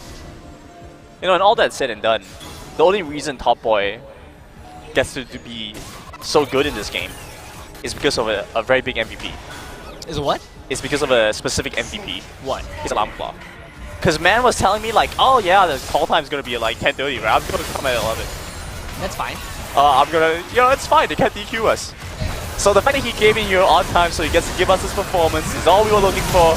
Okay. As one final fight comes through, they go on to the Nexus, looking for the couple of kills. Top Boy once again uses his ultimate, starts to move into the back line, dives them on the fountain, and even then with enough damage to finish off the kill, Dr. Tempora runs back into the base. Nexus falls, Eric Kellic looking for one final kill, Zo executes as well, Luca executes as well. Come on guys, let's end this one here. Can they not end? Surely they can end. They can definitely end. There we go. Final kill and ace, and the Nexus left exposed. Shira's going to pick this one up, and the roll shot works every ADC can play Lee Sin apparently, and we will see Team Ha move into the finals against Empire. Yeah, and commiserations to Team NUS. They are playing against the strongest team in Singapore, and what has been the strongest team in Singapore for like a year or two now. Ever since I stopped playing, at least. So, yeah, not a coincidence, by the way, I'm just saying. But yeah, good job from them. They made it quite a ways to come here, beating out like, what, 15 other teams, 16 other teams to make it to the top 4. Pretty decent performance in Team NUS nonetheless. Yeah, they've been consistently showing some pretty good performances, right? And the NUS rosters always make it to playoffs. Yeah, yeah, like, so that's a good like almost always, right? Yeah. Almost always like collegiate, I think they always make it to playoffs in collegiate. Yeah. The question is just like how far they get, right? Because sometimes they make it like top 8, sometimes they make it like not top even just collegiate, 4. like straight up tournaments as well. They do usually make playoffs at least. Sure. Yeah. I think we've seen that a couple of times now. So yeah, honestly, a pretty good performance from them. Commiserations again to Team NUS, and we didn't get to see the Rammus, but we did get to see some pretty exciting gameplay from the mid lane at least. I felt like Easton did a really good job. Yeah, the champion picks were interesting. I mean, these kind of champions hit or miss, right? Feast or famine, and they weren't close to feasting, but they had moments at least. Yeah, absolutely. Yeah. I mean, both of these teams that we're going to see in the grand finals, Team Ha against Team Empire. I keep getting it mixed up because Empire and Champion is too similar. But okay, Team Ha against Team Empire in the grand finals right now. Both of them put on a very decent performance in their respective semi-finals matchups to get there. So it should make for a very exciting finals. We've seen 2 2-0s today. Is this going to be our first 3-game series? Potentially, yeah. And we've seen this matchup go both ways for the longest time, right? Like, both sides have... Sometimes it goes the way of Team Ha, sometimes it goes the way of Empire, you know, both teams. Frankly speaking, I think recently, as of late, it's slightly leaning towards Team Ha a little bit more. So we'll see what Empire have in store for us, especially since they've come down to Singapore and are ready to play for this one. Yeah. Well, we'll see very shortly. I do believe we will be going into a break before the next best of 3, but it won't be very long. Both teams are already here and ready to go. I think you can mark down your alarms for a very short break. Anything to say? Nope. I can't close it. You're supposed to close it. No, you already said everything that needs to be said. Brandon, please, good job. So we're going to go into a break. Mr. Lowe is going to be here waiting, and we will jump back into the action real soon in our final best of 3 for today. If you guys are back home and want to come down and watch the games, I think you guys still have a little bit of time. You might be able to catch the tail end of like the second game or like the first game, and check out the rest of the games that are going on in the cosplay event here at Kallang Wave Mall. With that being said, we're going to a break. We'll see you guys soon. One thing that really fascinates me about our country is how every one of our Singaporean sons is a man capable of defending our nation. Each with his untold story. I enlisted in January 2019. I don't think many of us went into it ready, we just sort of went with it. I was skinny and timid since young, and the idea of soldiering was just intimidating. Yet 3 months in, I passed out basic training. 8 months in, I earned my chevrons. 11 months in, I became a guardsman. Before we knew it was time for goodbyes. As we hung up our uniforms, tucked away were also the stories that we wrote with much pride. We all just sort of got on with our lives. Some went on to work, some went on to further their studies. Others might not care, yet every now and then, we still look back on those days. Warming ourselves one matchstick at a time because it was so cold out in the field, in the midst of a storm. Singing our National Day songs because we miss home when we were training overseas. Even with our active days past, regardless of vocation, regardless of service, we will still stand ready. This is my story. Hear our stories. Hear the stories of our Singaporean sons.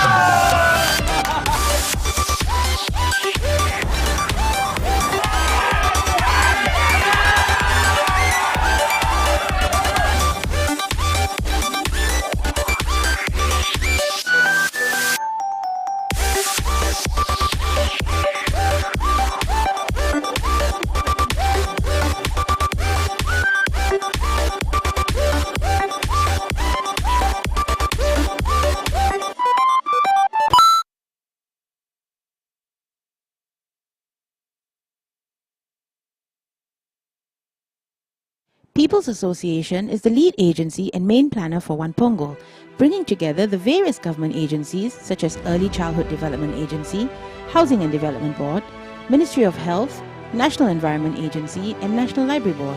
One Pongal is an integrated lifestyle community hub serving residents of Pongal and the Northeast. Facilities at One Pongal include a community club, a library, a hawker centre, childcare and elder care facilities, as well as public spaces and play areas for residents and visitors to enjoy. The 5-story building also houses a multi-purpose hall for performances and gatherings, futsal and basketball courts, culinary and music studios, and is located right next to the Samki LRT station.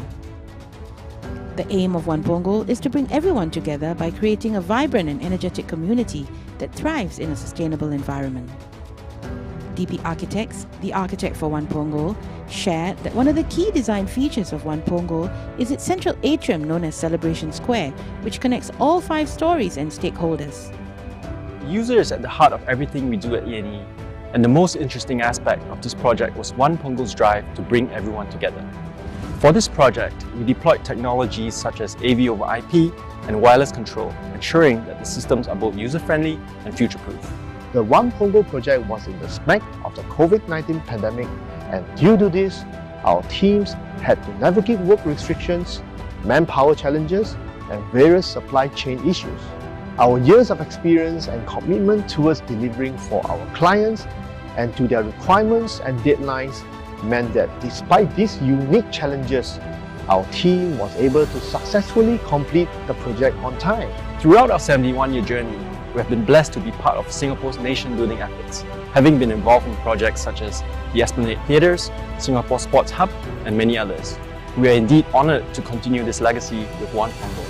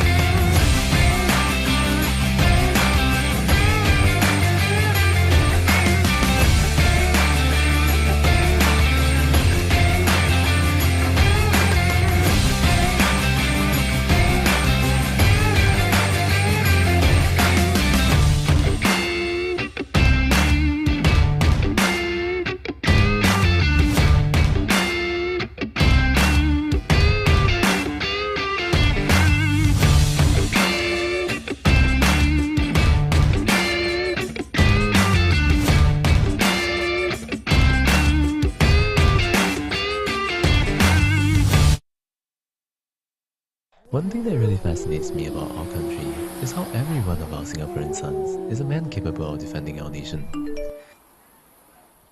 Each with his untold story. I enlisted in January 2019. I don't think many of us went into it ready, we just sort of went with it. I was skinny and timid since young, and the idea of soldiering was just intimidating. Yet 3 months in, I passed out of basic training. 8 months in, I earned my chevrons. 11 months in, I became a guardsman. Before we knew it, it was time for goodbyes. As we hung up our uniforms, tucked away were also the stories that we wrote with much pride. We all just sort of got on with our lives. Some went on to work, some went on to further their studies. Others might not care, yet every now and then, we still look back on those days. Warming ourselves one matchstick at a time because it was so cold out in the field in the midst of a storm. Singing our National Day songs because we miss home when we were training overseas. Even with our active days past, regardless of vocation, regardless of service, we will still stand ready. This is my story. Hear our stories. Hear the stories of our Singaporean sons.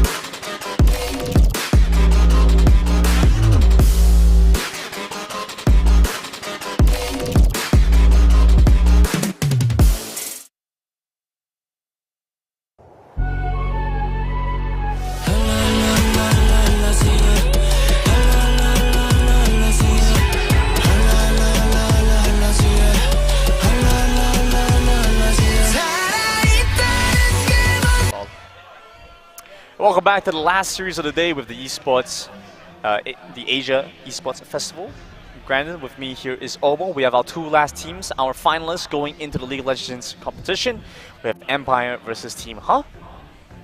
They'll be playing a best of 3 to determine the winner of this one. And once again, it is a grudge match between these two teams. They've played against each other so many times before. It is not much new, but at the same time, entirely new. Why is it entirely new? Because it is a new game. New patch? New patch. Yeah, that's right. We've had some changes, not so critical, not so. Yeah, it's not game changing. Yeah, it's not game changing. It's not like the Juggernaut overhaul stuff like that, yeah. right? But it's definitely shifted things a little bit, and it's with these teams where both sides end up winning and losing so often. You never really know what is going to end up favoring which team and going to give them that edge to be able to pick away the win. Yeah, since we know a little bit more about these teams, I guess we could break it down in a bit more depth. I mean, we know how both these teams like to win, right? Team Ha, they have a very strong bot lane. Top lane probably goes back to playing tanks, and you generally, as a team, just play around your strong bot lane. On the side of Team Empire, it's about shine. Yeah, and that's what I was thinking, right? It's like, you could go play tanks, but there's also the possibility that you just have... yeah, you're going to get Fiora, you're going to get Jax. You know those are going to happen. And Top Boy has been known to play into those matchups as well, right? Sure. He avoided those matchups a lot when Malphite was really strong. Yeah. So maybe that's what they try and ban away He has from Cassandre, he has Malphite, he has On. There's so many tanks you could But play. there are the tanks now. But here's the thing with like the On. It feels like the On is going to be a little bit less... On is not a prio. It's not. It's a lot less active compared to a lot of the other champions that he ends up playing, right? Stuff like the Kled, stuff like the Malphite, stuff like the Cassandre gives him a lot of agency, which is what he likes and what he does so well. So I have to say, like, if they do end up in a position where they're playing for something like that, focus really should be on making sure that Top Boy has something that lets him continue to remain active. I think something you need to consider as well is the wave management is a very big point in the Baron lane. That's one of the reasons why Team Empire were able to just find such big leads in match 1.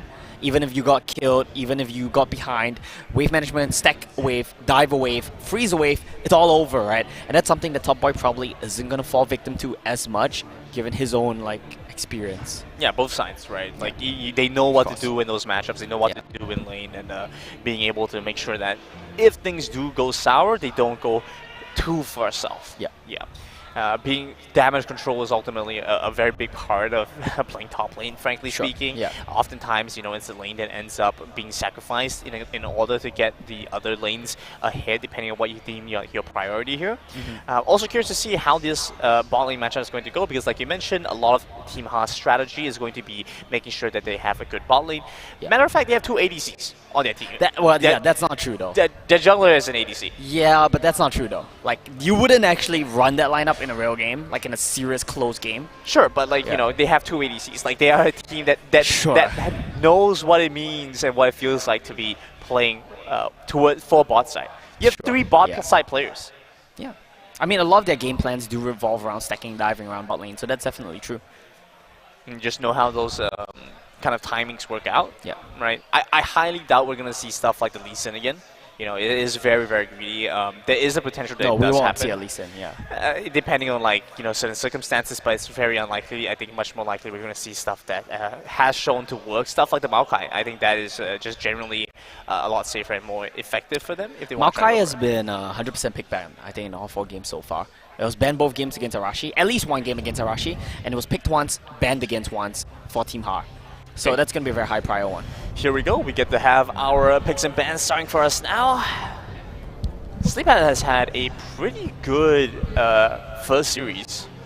Yeah, what did Sleep play today? He played Vex, and do you remember what he played in game 2?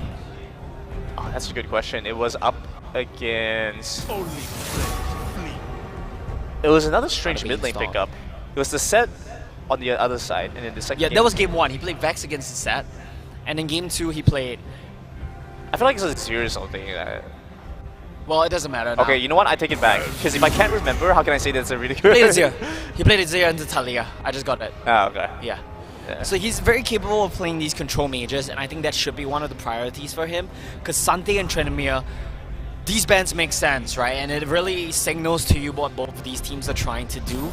Team Empire want to get rid of stable champions that Blair can use, Top Boy can use to neutralize the top lane, as well as he's just really good at Cassandre. While Tryndamere, this champion just got buffed. I think he's good with Shojin. He now has such long range for a melee champion. Just get rid of it. And Shine's been playing that champ for years, even before buffs. Okay, so let me try and think about what happens here. If you're blue side, you could go Jarvan first pick, but then you give up Xayah Rakan. I don't think you first pick Jarvan. I think it's good, but I feel like there are enough bad matchups. Sure. Sure, okay. And even if you don't go Jarvan, I feel like you want to do something to prevent the Xayah Rakan going through. So yeah, there we go. The Xayah bans the red side, right? Yeah, so you Xayah's the best AD now, I think. The question is whether the Zeri comes through, or, but I guess you don't have to first pick the Zeri either way, right? I'm just curious why none of these teams prio Jace Tristana. They might in this Is game. it too hard for the mid laners? It might probably be played in this game. It might be skill issue, actually. Azir. Our Kallang won't play Zeref, so this will probably be... That's why they banned Zed, I mean, right? you could play the Jace into this one, actually. No, I think he's going to play But Ari. the Tristana is so difficult to play into the Azir. He could play Cocky. But I think He's he not will a just cocky. play... He's not a cocky kind of guy, is he? Not really, but he could. Okay, so this is how you know they're tryharding now. If Ivan comes out, this is a tryhard draft. I think Ivan and LEC won like every game that he was picked. I don't know about Karthus this early though. Get the Kaisa, which is always going to be nice. What did I tell you? He won't play Jace, he won't play Triss, probably won't play Cocky, so this is the Ari angle for him. I mean, it's just so difficult to play the Triss into this matchup, right? You're just going to get harassed and chunked out even before you get to play the game. Yeah, I mean, I don't really like it, but it's fine. I think Zeri is a better pick than Kaisa, but if they pick Kaisa, it indicates something, right? It shows what you want to accomplish with your comp. You want to find dive, and that means you probably have to play a tank engage support, Ooh, that's which nice. Poppy is just so good against. That's really nice. Not sure like what kind of options you have I here. think you just like, take Rel. Yeah, there's the Rel, but I think Rel is just too strong, and you can flex it. I think you just take the Rel. Rakan is fine too, but I don't super like it.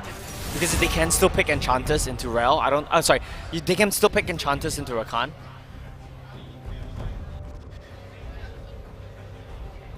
What the ban's gonna be? You might want to ban Lulu. maybe the Rel, honestly.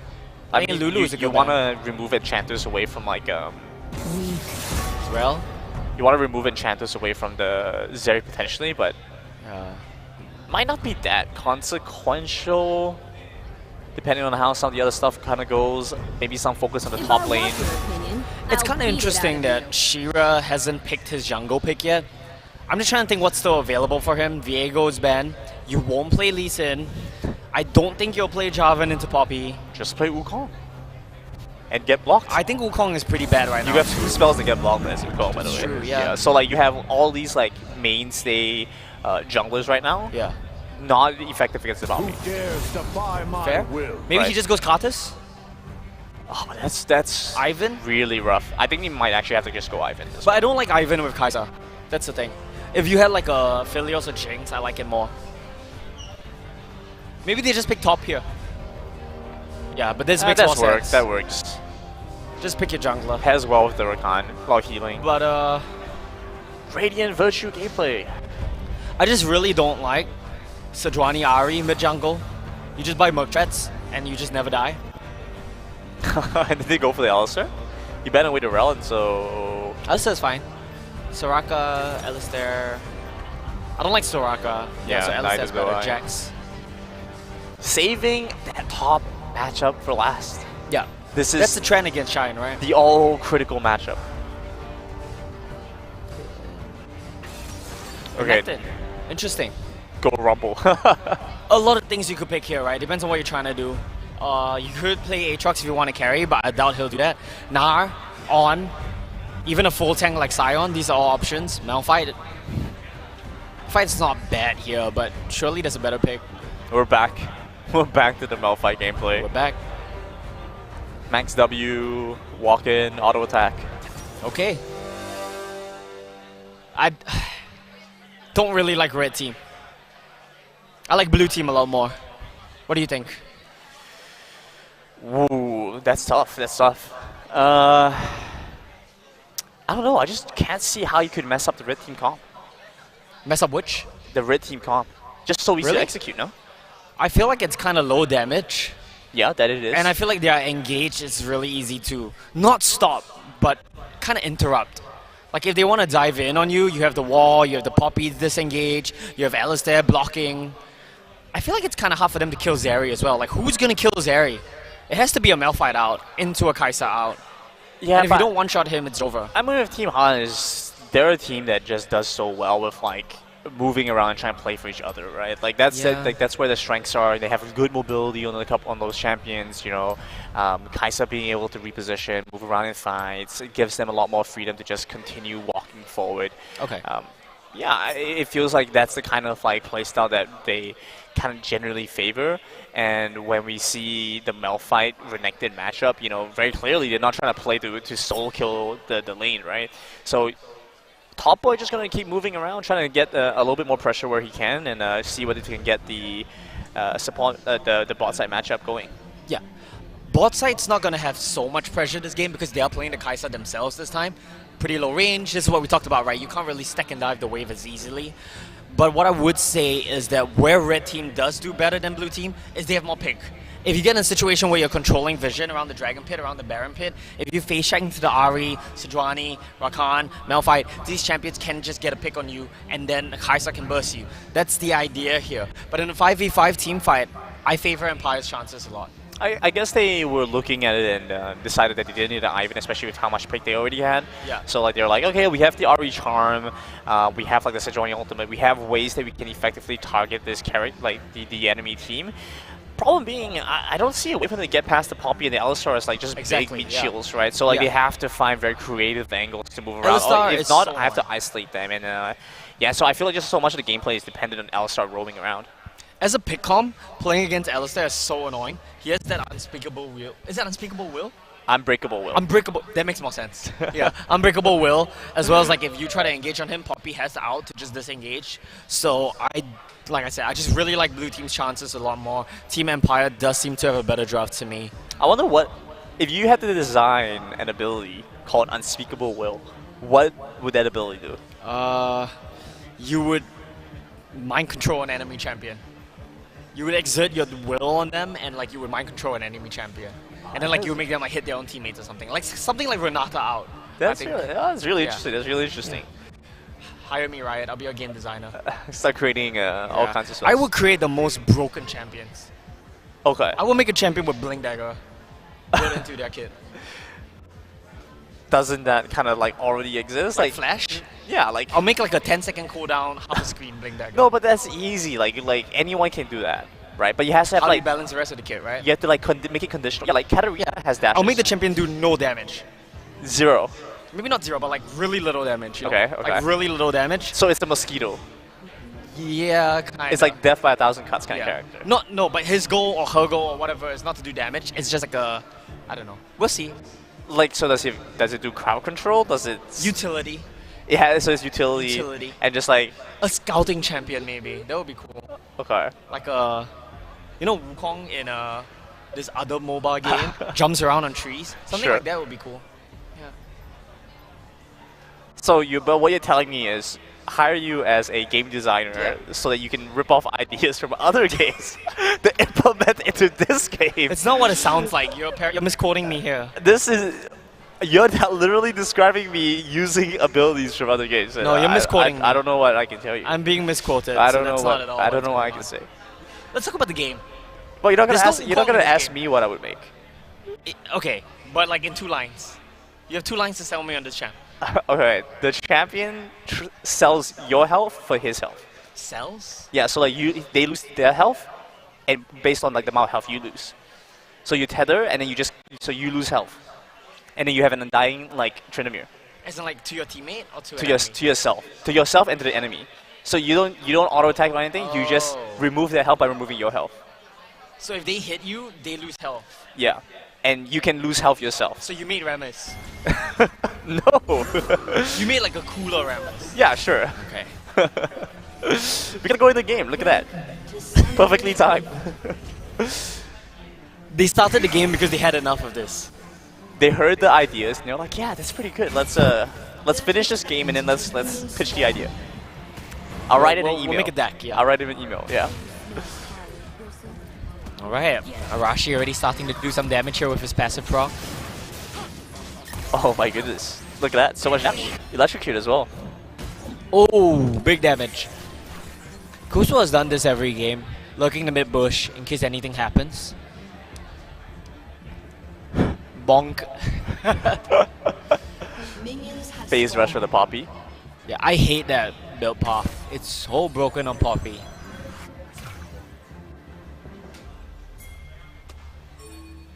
Slightly different from what we saw from the previous Poppy game, isn't it? No, I think he used to take face rush in the last game as well. I love how both junglers are talking about mouse speed being weird, but they're playing champions where you literally don't move your mouse. That's fine. It's not a big deal.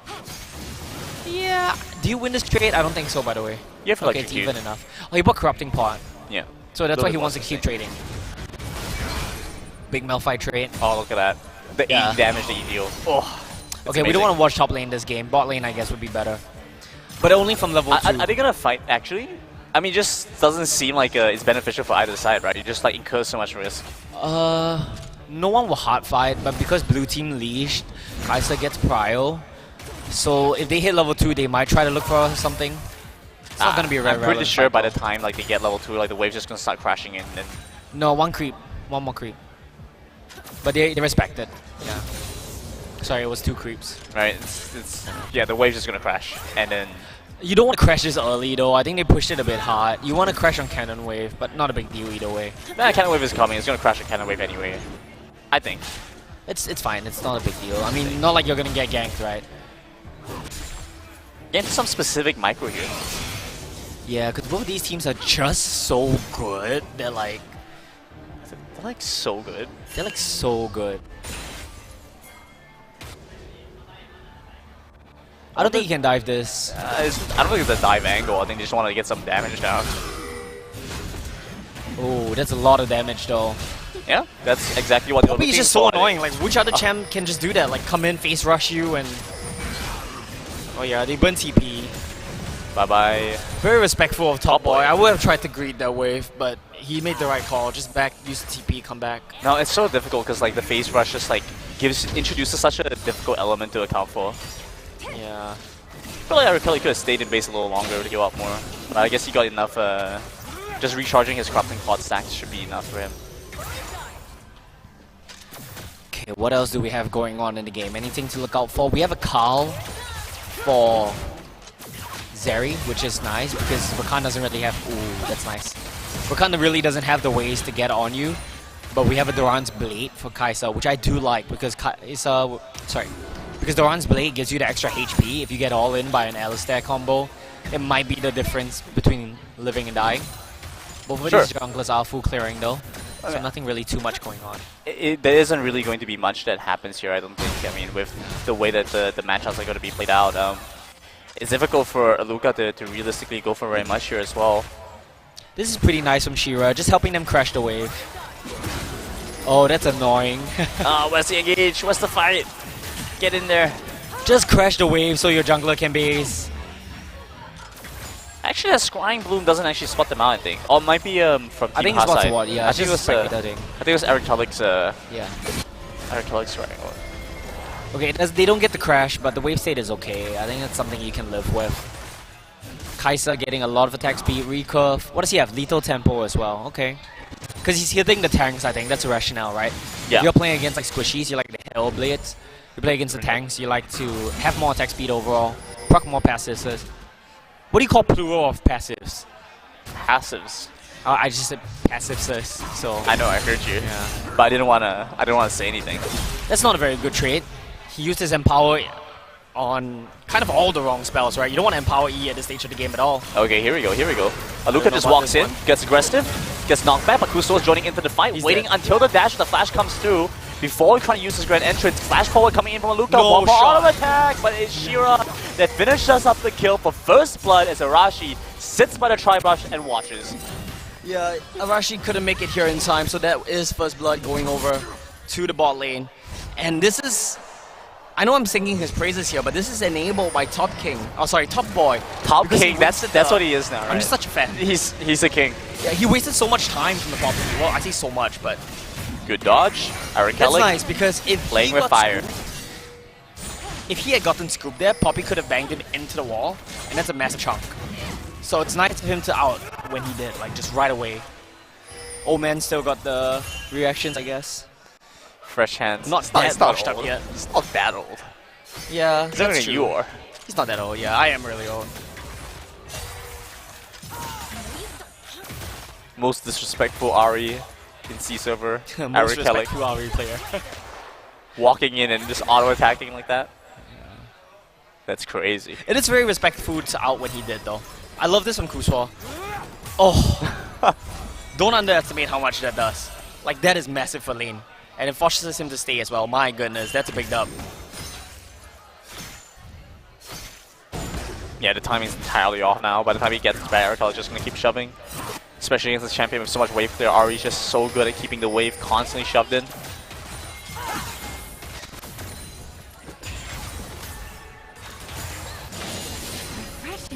Oh, he can't base. He can't go home. And he doesn't have TP as well, so this wave will crash for sure. Arashi, I don't know if you want to do this. Yeah, because your mid lane is not here. So if you do this, it's such a flip. He's going to end up walking top, but spotted by the ward, and this time with the ultimate from top wide, it's going to be difficult to actually get much value out of this. So he's just going to try and bring them under turret before doing anything, I think. Yeah, they're totally fine here. And that's going to be a play for Ari Kelly. This all comes back down to Crusoe stopping the base. Little things you can do as support. What a broken roll. How broken is support? It is really broken.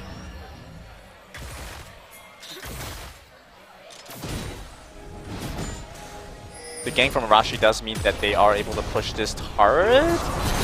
Okay, by going aggressive, very good stacking of Close CC. though. Even with the ultimate from top boy, just wasn't able to get much more done. What I will say though, was really interesting was like the way that top boy played that uses ultimate, right? He knew that if he tried to dash to Shine, he wasn't going to get far enough. It doesn't cancel. Does it not? He was going to die before like he goes off. Oh, that is true. He would die. Yeah, so he was going to die before he goes off. So he used know what it I was on the thinking? spot instead on Arashi. I think he should have outed the wave. I think you like accept that you're gonna die there and try to one-shot the wave. The wave is not going to die. You have no damage. Huh? The wave is not going to die. Like just RE the wave and try to kill most of it. I think that's the play. Like he was going to die mid-channel. Yeah. Oh, Arashi tries to get the flash to get the cancel off. Doesn't make it there in time. Mugtret's already completed, by the way. Tier 2 boots is nice on Poppy, and Mugtret's is extra nice against a triple AP topside. And this game, Aluka cannot buy AP, I think.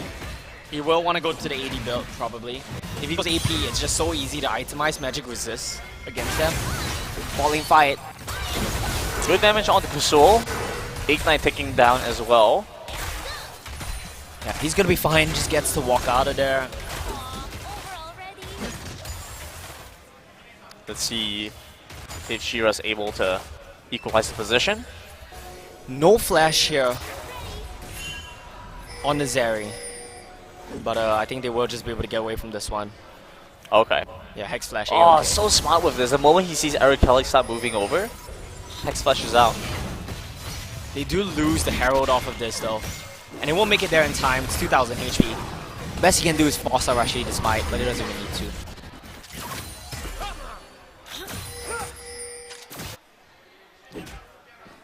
Team How was able to sneak away the dragon a little bit earlier on, but like you mentioned now, that Rift Tower going back the way of Empire does equalize things quite a lot. Do you see the way that Shine just traded? Because Malphite has Bramble Vest, the way that Renekton traded is you can't auto-attack him. So normally the Renekton combo is you would dash in, auto WQ, and dash out, right? Now his combo changes, so you can't get the extra damage anymore, but you can still heal. You would dash in, and power your heal, and dash out. If you wanted to heal, but yeah, he's so tanky, right? That's partly the combo. I mean, you have no choice. You still ultimately Look have at that, to what? hit him. You can't solo though, because he has Dominus. Yeah. You can't all in into Dominus.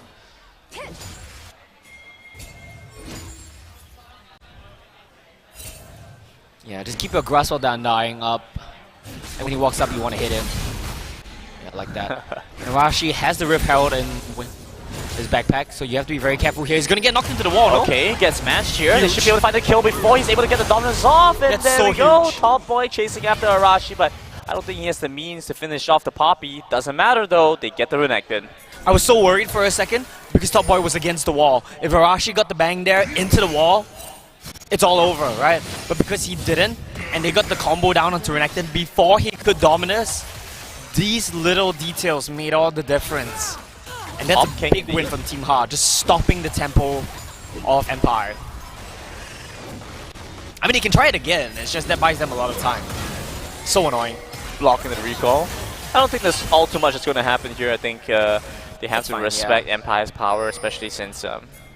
Carl has been completed for Roller King. I want to see how much armor Top Boy has. I missed that just now. Oh, Flash.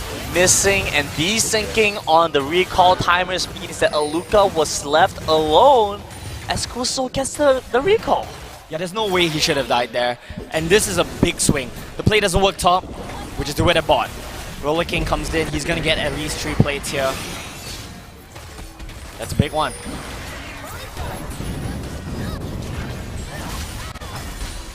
Able to clear out the Rift Tower at least before the turret goes down. Kraken Slayer has been completed for Aluka. If he had managed to base and get that before dying, it would have been a big win. Top Boy doesn't care, he's just brawling it out. Hey, as he should, look at that. I don't know who wins this. Dominus comes through, but I mean, just with the constant auto-attacking. No, I mean, definitely the Renekton still wins with Dominus, right? No, Top Boy won! Nah, the Renekton's gonna heal up with like the next tier. That is true. I feel like you just stay. Yeah, you can't just stay. He just traded Dominus to crash the wave there. I would assume he has enough gold for God Drinker. That's probably why he did that. He just wants to crash the wave at base.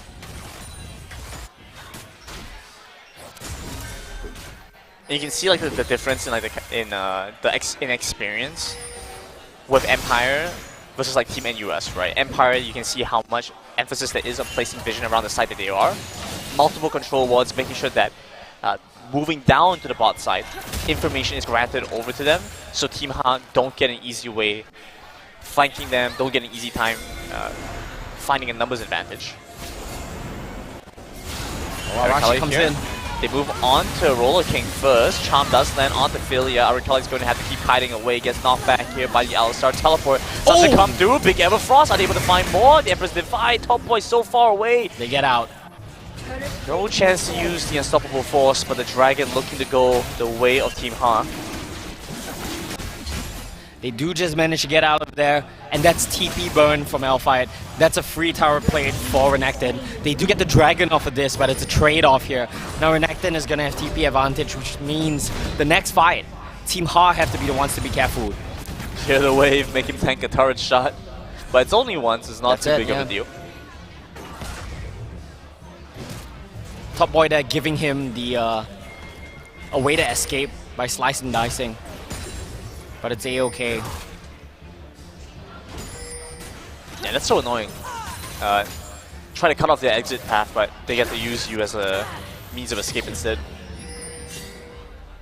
They don't see Sejuani, but both junglers are here. Nice call from Kuzor. He smelled that one. They know there's someone in the bush. Oh, but they see Sejuani as well because of this deep ward, so that's really nice. Both of these teams aware that the jungler is near bot side, but Empire knowing for sure where Sejuani is.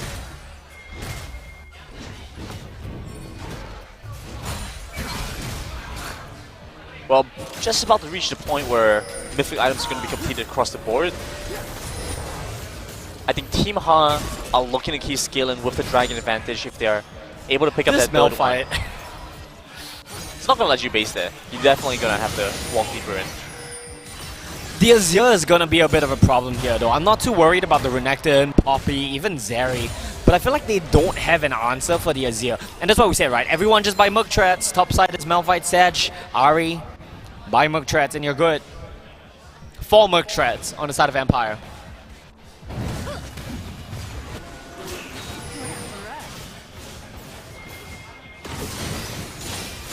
Oh, interesting. Okay, so Shira's actually going to opt to go for the Sunfire Cape first before trying to complete. Okay, that's the will. A mythic item. Unbreakable one. Not unspeakable. Nope. Herald is started off, but Arashi, I don't know if his position is super... You know what? I was going to say not super safe. Let's talk about it. Roller King gets engaged That's on. huge. Very big ultimate here from Arashi. Sends Cancels the them hitbox. packing and away from the fight once again. Top Boy tanks things up and he's so tanky. He's doing an amazing job. Ensuring there's nothing there to be found. They jump onto Arashi first. Look at they take down the Poppy. They finally manage to do so, but the Renekton's gone into the backline. A huge shot here from Roller King as he picks up more damage. Starting to chase after Shira, who's trying to get back over the wall. Aluka, the target, the focus, finished off. And there's just nothing he can do against the Croc and Socks. What is Shine, man? He dives into 5 people, instantly procs his Conqueror on all of them. Godrinker, Q. Just 1v5 that team fight. If we had the stat to show how much damage you did in the team fight, I'm pretty sure Renekton will be topping that one by far. And I'm pretty sure also that that was his first usage of Godrinker. He just bought it, TP'd in. He did 300 damage and healed 200. So, yeah. It was all Shine there. Now they get the Rift Herald as well. And Rift Herald as well, yeah. Walking back in, pick that one up. I'm not sure who to credit for this one exactly. Because I feel like if not for Arashi with his Poppy ultimate to begin with, the engagement would have gone very different. But at the same time, you know, the threat from the Renekton was big, but also the damage from the Zeri was so substantial, right? So yeah, the problem there was they burned a lot on the Zeri, but they didn't chain CC him, so that means Zeri was just able to jump away over the wall. You need to be popping all your CC and trying to chain. Nice timing on the blast cone. It took quite a bit to actually kill the Arashi in that last fight, so he's so quick. He's phase rushing his way out of there.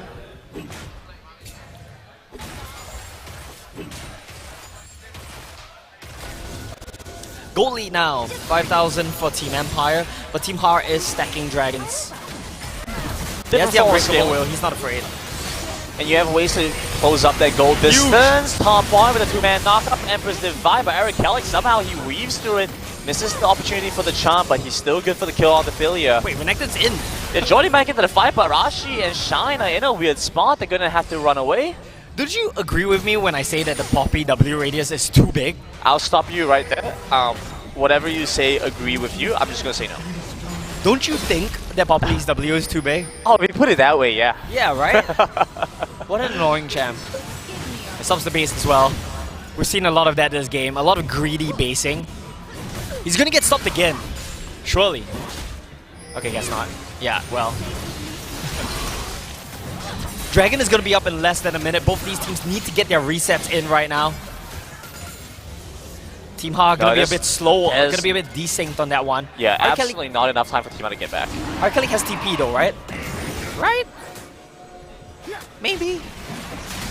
They're late though, are they giving this up? Okay, I guess they just are. I guess the Cloud Drake for them isn't that consequential, and honestly, being 3,000 gold behind, you know, if they can give up a Dragon to get more time to farm, is not a bad trade.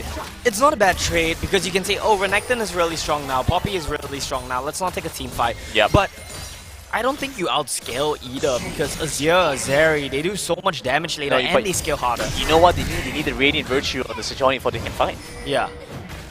What? They need the Radiant Virtue on the Sejuani before they can fight.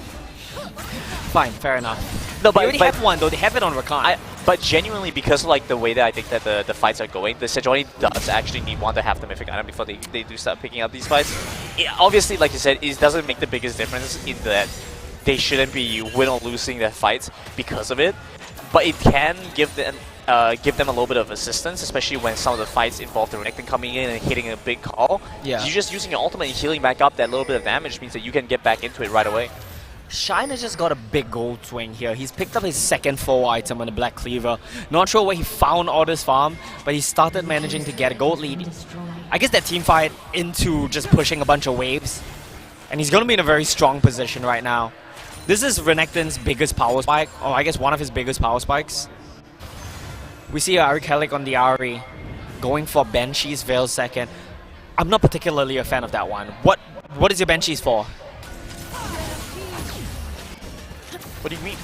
It's for all the It's CC. not a rhetorical question. What is your Banshee's for? CC. Who? Banshee's is usually for one big spell, right? Like an Ash Arrow, Varus Chain. What do you... Ask not who, but how. How? How what? I'm just, I don't know. Oh, he got it. No, it's results-based analysis, right? If it Banshees works out, then it's the best item that you could buy. Fine, yeah. This is If it works. This is one of those things where it's like it's difficult to make the call because we need to see like a certain perspective out of it. Poppy's so tanky. Like there could be a certain element that we're just not catching right now. That when we figure it out, it's like okay, this makes so much sense. Sure, yeah. Waves are really good right now for Team Ha, by the way. We do have Ari pushing in top lane. Top Boy will be able to catch this wave, no problem. Renekton has a roam timing right now, but it's not really anything he can do with it. Does top tower get taken? Yeah, it does. Would love to see an Abyssal Mask early from Team Ha, but I think that's still a while away from that. 2 items for both ADCs, by the way. Who's stronger on 2 items? Does Kaisa have Evolve on these 2 items? I don't know. Because they keep changing like the item values. I don't know if this gives her enough. I feel like it should be enough for Q and E. Q and E, yeah. She won't get W Evolve with this build. Yeah, I'm just not sure if she has Q Evolve. 400 armor with the W on from Malphite. Oh, sorry, with the shield on from Malphite. Wait, why did he out? Ari Kelly is no out, so if they want to go for a re-engage here, it's a little bit difficult. Potentially just It's crazy to me that Top Boy is winning these 1v1s already. But Renekton can just heal so much. We're back in the previous competition now. This is exactly what Top Boy did in that one as well. Nobody stood a chance against Top Boys. Ah! Okay, does manage to land. Okay, the slice and dice. Enough there. Looking for the stun onto Aluka, who's just barely out of range, but I think once again was able to get the Catbin Rain, perhaps. That's a very big shutdown and very nice kiting from... Look at how little it do to She-Ra. Teleport's not coming through, but it isn't going to be the ultimate from Top Boy. Gets knocked away immediately. Ruler King pops the ultimate. Kuswo knocked out of position, is able to get over the wall quite safely. Yeah, well, TP did get used. That's really the only big timing that got... Oh, sorry, the big spell that got used in that situation. Okay. Roller King's bone plating has actually done quite a lot for him this game as well. Yeah, so especially tanky. with like how many of the spells are just like single target hits, right? Get the multiple procs. Okay, Dragon is about to spawn again. The question now is Team Ha ready to team fight? There's still 2,000 gold behind, but is this the point where you start saying, okay, our comp is online, we are ready to start looking for fights with you? We're not as afraid of your Renekton at this point. What do you think? I want to see Top Boy make a quick recall before this next Dragon fight. Azir is only getting stronger. Oh, he did. He picked up the Thornmail, Thornmail. Yeah, he upgraded the Bramble. That's a little surprising. I'm not sure he needed to complete that full item there first. Yeah, it's probably... No, he needs it because it changes the Grievous Oh, rules. you're right. To to and proc with when this you area as well. engage, yeah, instead of when they hit you, right? So that's it. Yeah, That's the main thing. Yeah, I mean, I know he hits out Oblivion for like the whole game, but it's nice for... Yeah, Alice would lose his mind seeing the Oblivion right now. You'd be like, how much value are you getting from this item? Okay, they're just gonna get this for free. The no Dragon. contest. Both teams are just handshaking right now. Yeah, but it's not a really good handshake here for Empire because they have no reasonable threat of actually doing the Baron. I do really like Cloud Soul for Team Ha. I think it's just really nice to get the movement speed, especially for Kaisa and Rakan. Sure. Pretty big ultimates, right? Gold lead is basically even here. It's some pretty big ultimates. Whoa! Oh, Not quite. Someone save him! Araka's coming! Araka's coming! Ah! Okay, Not 4 quite versus enough. 5, so this should be a little bit more beneficial towards Empire. Actually, going to be more like a 4 versus 4, 4 versus 3. Top Boy is so far away from this one. Teleport's starting to come through here from the Renekton. They jump into the back line, trying to go on to Aluka, but he's able to quickly use his ultimate to reposition out the fight. Renekton's trying to jump in, does manage to get the first chain used on the slice and dice, wasn't able to get the stun. Araka's flashes and repositions as well. They've been funneled into the mid lane, but such a good front-to-back team fight. Textbook gameplay coming in here from both teams. It's a really, really good pull from the side of Team Ha. The way they kited away from that situation, the timing in which Top Boy used his Malphite ultimate right before Renekton got in range to stun auto attack the Kaisa, he just completely interrupted that. And now Baron is going to get started off by Team Ha. This could be a game winner if they're able to play this one out right. A lot of spells already used. Just That's rooted. with the Everfrost. They managed to get good damage on the sleep. One more hit will get it done. They get the reset for Eric Kelly. A second kill also found. And just like that, turning things on its head, Eric Kelly now online. The Banshee works out. The Banshees did nothing, Brendan. What did the Banshees block this game? And with that, the Baron started up for real this time, and likely going to go the way of Team Ha. Definitely going to go the way of Team Ha. And with that, gold should swing over to Team Ha's favor for, I think, the first time this game. There we go. There we go. It swung. It swung. 1,000 gold lead. What is Renekton building? What is that Negatron cloak building to? Oh, with the pickaxe, I have no idea. Sorry? I don't think that's an item that does Negatron cloak and pickaxe. So He's just buying the Negatron to keep it. I think it's just a Negatron in general. Why not buy a Hex Drinker? Oh, I know why. Because he's buying a Starex. Yeah, I guess that's makes sense. Could make sense. Now the Zeri needs Last Whisper. He's building that right now. Is it too little, too late though? You're fighting so many tanky members on the side of Team Ha. Honestly, the win condition here is Azir, and he really needs to be very responsible with how he plays. That Baron team fight, he had no business dashing in like that and getting Everfrosted. He is the DPS source now. Malphite has like 1 million armor. I mean, It needs to be Azir killing you. I mean, there was a situation where he knew he had flash, so he looked at. I'm pretty sure he looked at it with like reasonable risk, right? He knew that if they wanted to get that quickly to deny the Baron take, he needed to walk up. It's just so difficult to anticipate the Everfrost coming through. Yeah, well, that's just not putting yourself in that situation then, right? Engage comes in. Teleport once again. There we go. The Azir that we're talking about. He sets up the turret. In the meantime, Empress Divine all the way into the back. He's going to go down first. Shira over by the side. Eric Kelly putting this front to back. He's able to find enough damage to pick up 1 kill. Maybe try to reposition into this fight once again, no. but gets blocked by the Kai'Sa, by the Poppy in fact, and the Kai'Sa now here and back into the fight. Top Boy finally gets the join in, lands the spells, lands the unstoppable force. Honestly, it's a little late on that TP from Top Boy, but he probably needed to walk away from the Renekton. Yeah. But that's 4 Barons gone. Yeah. Just and like that. Did you see as well what Poppy just did in that team fight? What did Poppy just do? He did 2 things. One really good and one not so good. So it started off with Azir going in and getting the shuffle. And Azir did get the shuffle onto the Kai'Sa. He pushed Kai'Sa into his team. But the Poppy empowered out hit the Kai'Sa at the same time. So he got bumped into the team and away by the Kai'Sa. Oh, sorry, by the Poppy. But the second thing that he did was really good, which was his W canceled Kai'Sa's out to come back into the team fight and stopped him from just clearing house. Those are a lot of words. Yeah, one good, one bad. Can you like he messed up, but he made up for it. Can you draw like a picture for me? No. I was gonna draw like the wall coming in and then like the hammer knocking him away, but it's the whole thing. Yeah, fair enough. Yeah. Gold has yet again gone back over to the side of Team Empire. A very minute gold lead. Irrelevant. Doesn't in this really stage of the matter, game, yeah. Right? 400 gold difference. But I would say scaling-wise, you have the Azir, you have the Zeri. You're happy to have any sort of gold lead. The only thing is, Malphite's a problem right now.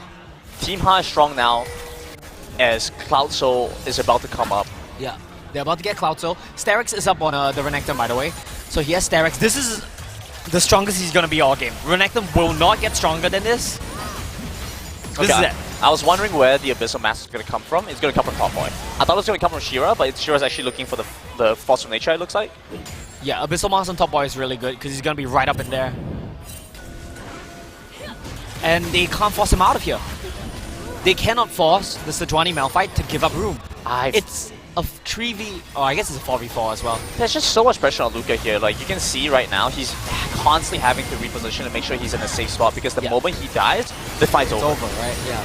But they're trying to get on the Malphite. Eric Kelly now joining in, and Luca flanks over by the back instead. Eric Kelly just needs one more hit, finally gets the shutdown, takes out the Zeri, damage source gone. Now moving on to the secondary threat here from the blue team, looking for the Renekton, and with all 5 collapsing in, there's just not much to be done here. Oh, so close on that one. They Shine get routed finally right falls. Teleport to intercept Filia.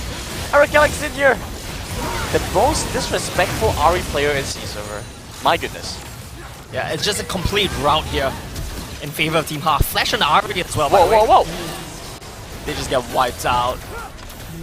What happened right there, Grandin? They got too greedy for the Malphite. They saw a chance to do free damage to the Malphite before the team fight started, and they took it. But that left the Zeri isolated. No one could help him. The flank came in. Kai'Sa flew on top of him, instantly chunked him out, and the flag coming in from 2 angles for Team Ha just shut down that team fight. How good is Top Boy? Top King? He's still Top Boy for now until he changes his name.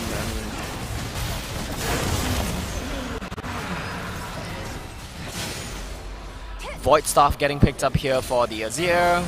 That's pretty nice. Cloud Stove done as well. Also is picked up for Team Har. I would kind of like to see maybe like a Knight's Vow gets picked up by Malphite. I feel like you're tanky enough at this point. A Knight's Vow would really help your Kai'Sa. Wait, but you know what? What's Kuso going for? I'm not sure. I don't know what that new component builds into. The life well maybe that does build into Knight's Vow. But either way, it's fine. But it has the Crimson Bracer, so I can't recall like what's the thing that gets. It's fine. Because you know why? He has GAs. He doesn't need any Knight's Vow. You don't have the damage to kill him twice. Yeah, assuming that the rest of his team doesn't die. Which the double Radiant Virtue actually does help a lot with. Arikalik did pick up the Void Staff for himself as well. That's going to be very nice. Sitting 4 items on Nazari. Both sides have Void Staff now. Ooh. Very well timed flash from Kusuro. Gets right out of there.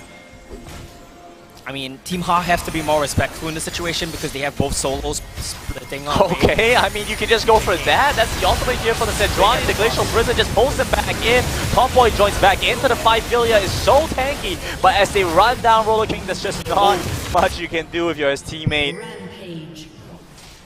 And that's all she wrote. It's Jover. It's Jover. Mid lane turret, the only thing standing between them. Well, I say only thing, but there are 2 more Nexus turrets as well.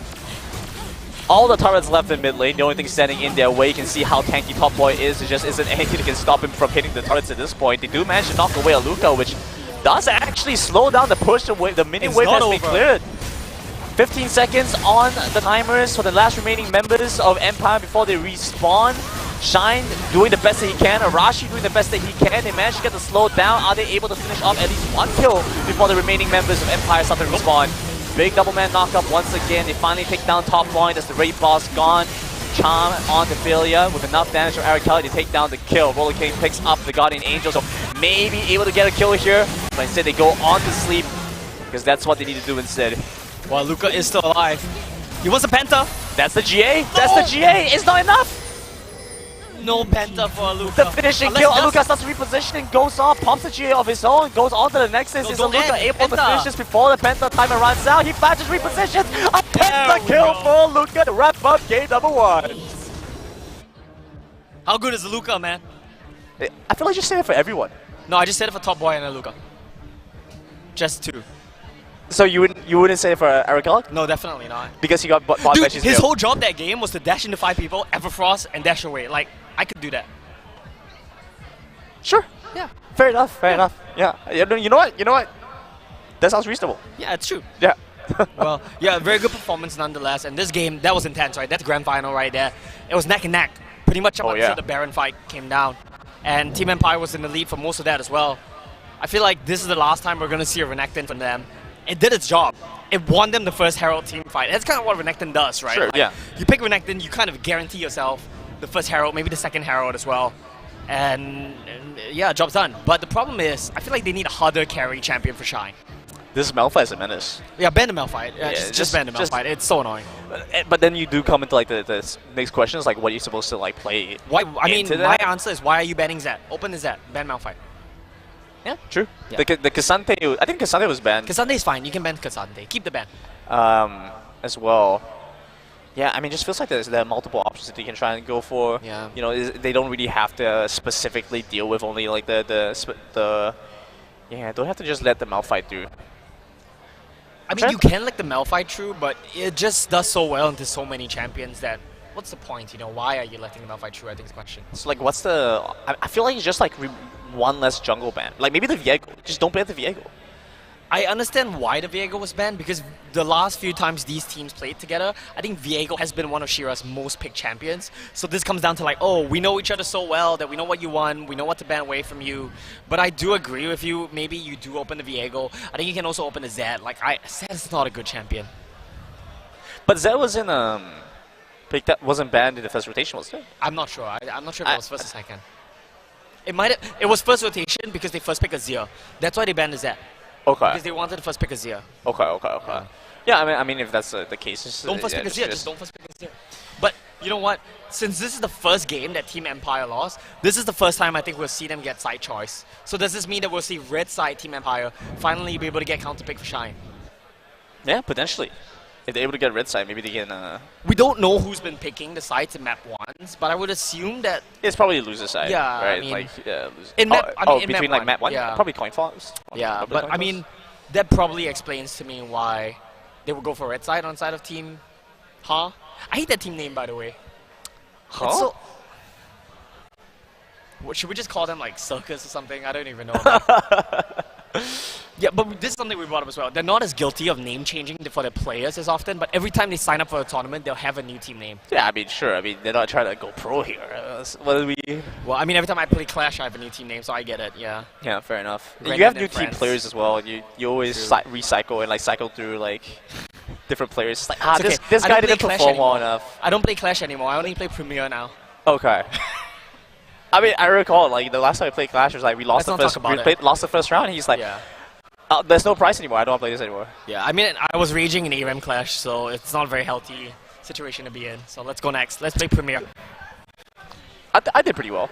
I don't recall. I think I did. I feel like I did pretty well. I don't. I don't think I did poorly that game. Probably. That doesn't really matter. Well, this is more competitive than Clash. This is more competitive than Clash. Marginally. This is actually good gameplay. Like this is really good gameplay, right? We are in a bit of a break before we go into the second game. Yeah. But the teams are ready. I think the players are getting set up already. We shouldn't be But we should be moving too into far. draft pretty soon. Yeah. You look back at like so much of the you look back at like so many of the games that these guys have played before. I think like 20 I want to say like somewhere around like 2017 2018 Yeah. like at that point was when we had Top Boy Blair versus Shine. Versus who? Like Shine. I don't think they used to play together back then. I mean, against each other back then. Did they? I think there was like there were like cross competitions. I remember I Oh. feel like there were like regional competitions where they like ended up playing each other. Yeah, but Top Boy wouldn't be the Singapore rep at that time, probably. No, he like but it's like It's SSK. you're right. Trauma. You're right. Yeah. It's probably SSK at that point. I feel like there were moments where they met, but maybe not as far back as 2018 then. Yeah, well, Right. Yeah. So doesn't matter. no, all these it kind of players. does matter. Why? It kind of 'Cause does. experience? It's not. It's been so long. But it's not. But as in, it kind of matters because these guys are just playing each other for so long, right? Yeah, like yeah, yeah. at any given state, like there are things that are going to favor either team, right? There are moments where they win. There are moments that this team wins. And we need to see how they have the prep, like what kind of preparation they have in store for us. Because frankly, Eric like just gets to walk in as the RE, and like he spends half the game just auto attacking. Like he doesn't even have to land spells. You know, he dashes in, auto attacks, and you know it's super effective. I feel like they just need to find some kind of response against that. Well, let's talk a little bit about the draft. The players know what each other wants. Oh, sorry, I just realized that Team is not back yet, so we will have likely a bit more Typical. time. We should make them lose bans for that, no? Typical. Yeah, make them lose bans for that. Yeah, so either way, Team I don't think they 1-0 care up anyway, right now. to be Sorry. honest. I don't think they really care, to be honest. No, the bans matter. This series, bans matter. I feel bans really do matter. Like, you have to get rid of Trinamir at least. So annoying champion Okay, right now. we'll leave them with one ban. Sure, yeah. Okay, they are back right now. Both teams are sitting down. We are, of course, in Kallang Wave Mall, level 2. I'm not going to ask you guys to come down right now because this could potentially be the last game of the day.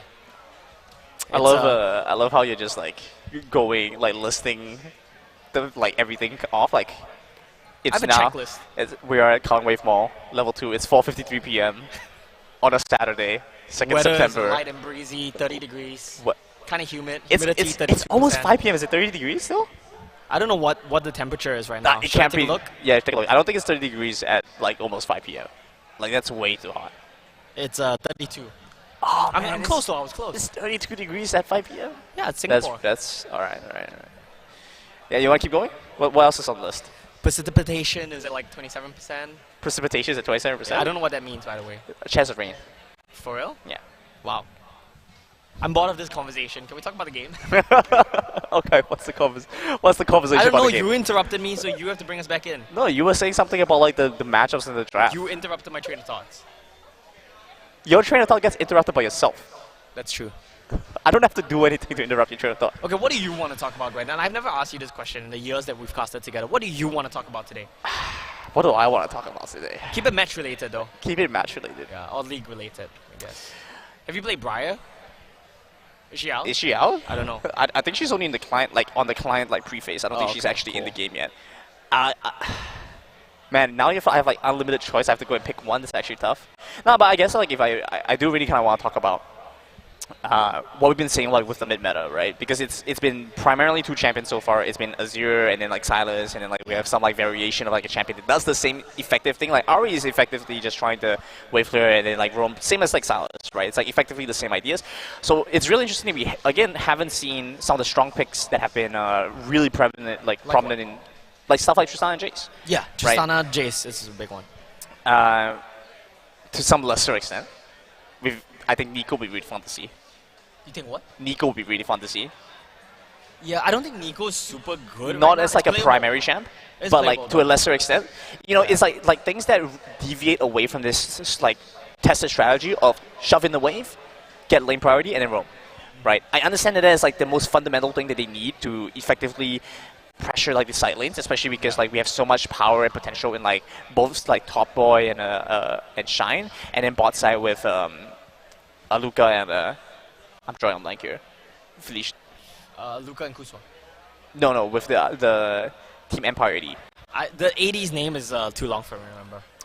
Either way, right? Because you have so much pressure there. Yeah. That feels like so much priority in just making sure that these 2 lanes get the advantage. But I really want to see like at this point, if Empire have the opportunity, just go for something that allows them to really push the pace of the game and get an advantage mid lane, and then from there they're able to get some pressure down the side lanes. Yeah. That's what I want to talk about. That's it? Well, I don't know. What's your contribution to the conversation? Well, yeah, I mean, yeah, we're right in the sense that we've been seeing a lot of like low-range AD carries. Kai'Sa, Xayah has been banned, and I expect Xayah to keep getting banned. And of course, we have seen Zeri as well. Tryndamere will be perma-banned, and yeah, right, like they do pick red side and they do ban away the Ahri. It's just too safe for Ari Kellic to play this Ahri. He might feed on something else, but no one's gonna feed on Ahri. That's a very positive way of thinking. It's true, no one is gonna feed on Ahri. How can you feed on the champion that you have 3 dashes? With resets on the dashes resets, yeah. I feel like I could do it. I believe in you. Thank you for believing in me. I have faith in you. Thank you for having faith in me. It feels good to have faith. Do you think they're gonna first pick Xayah if Red Team don't ban it? And if they do, what are they gonna ban right now? Wait, if you first pick Xayah, red side picks Rakan, gets probably fine. like Aphelios. You don't need to play Xayah Rakan together. No, yeah, but I mean, you just have like the removal from it, and then you can probably play like Aphelios, and you still have like a really good composition. I feel Xayah is stronger than all of them right now. I'm not like sure, but I have a feeling that Xayah will be tier 1 or like number 1. I'm absolutely. Wow, I'm not sure if it's that clearly like oppressive. It also didn't ban away the Malphite, by the way. I think Malphite you can ban second phase. Oh yeah, they're probably not gonna go for like first phase. I like the Vlad ban. Because this signals to me that they might 4-5 Malphite, which you don't want him to Vlad into. Right. Or like you don't want him to third play Vlad. Like you use ultimate, you like dash in, and then Vlad just like pulls and. Yeah, well, yeah, it's just like Vlad's such an annoying like perma scaling champ, and it's something to Shine plays a lot of. Like you said, right? They're gonna take the Rakan, disrupt the Xayah Rakan combo, but I think it's fine. There's still Rel, there's still Leona. There's like a billion champions you could play here that you don't mind. I do feel like it's Rakan Aphelios. Like, Rakan Aphelios just makes the most sense here. I think Rakan Kai'Sa could work, but then you have like a much more specific window that you have to try and play for. I think you take Rel here. I don't know if Kuswa plays it, but I would like Rel here. Otherwise,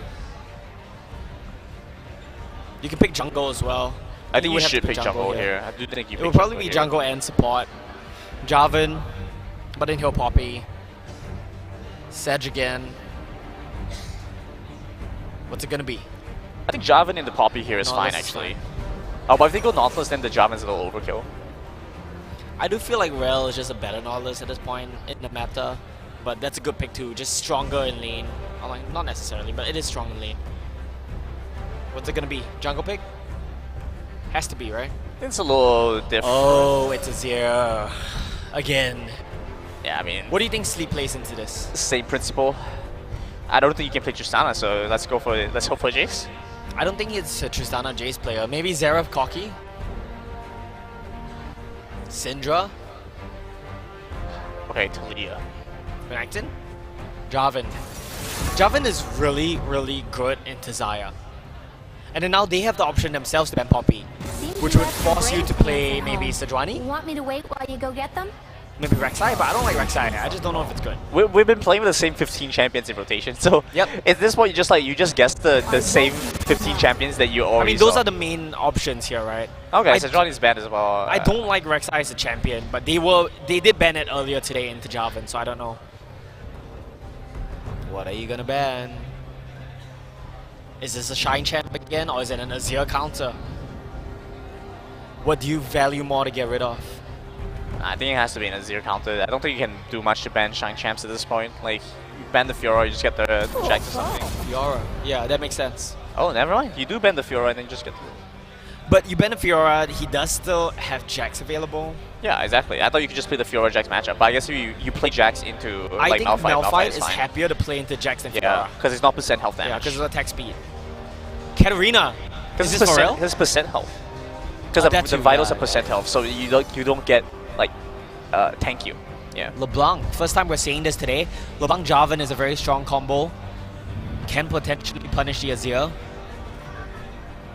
I do like that. I feel like this actually helps him out a lot. Relatively less wave clear than some of the other mid lane Not champions anymore. that we've seen. You get a static shift. Yes. Yeah. Exactly. Even with all like the multiple nerfs that we've seen, still not that bad. On. I like that. It's a better blind pick than Malphite, I feel. What are they going to round this off with? What's your jungle pick here? I have no clue what the jungle pick is going to be. What do you think? It can't be Rek'Sai. Wukong? Vi? Maybe Vi. Guess we'll find out in a couple seconds. Oh, I like this. Okay. That's the combo, right? Knocked it on. You turn off the lights, the on-horn comes in, you can't disrupt it. The And Udyr hover was a little concerning. Yeah, the in Udyr there. hover threw me off. I don't feel like Udyr is good into any of their champs. Nocturne is also really good into Jax because you threaten all split pushes. If you split push, you don't know where Nocturne's gonna fly into you from. And Nocturne is also nice in the champions that like to engage from very far away. Jarvan and LeBlanc jump one screen ahead of their team. You turn off the lights, Ophelio suddenly doesn't know where he's going. Okay, I do like blue draft a little better this game. I didn't like their draft in map 1 at all. This is a better draft overall, I feel. It's kind of a flip around. So like now we get to see LeBlanc in a similar position to what Eric Kelly was trying to do last game, where it's yeah. really like he's really dependent on his team to be around and being able to kind of weave in, find like critical damage on important target. Because it's not, I don't see the LeBlanc being able to find like a free kill that silent, right? There's no reason for the Xayah to ever be alone, and the Xayah is going to have the ultimate most of the time to protect them. You're not going to be able to easily take down the Azir, right? So like you have to be together, roll together with the rest of your team.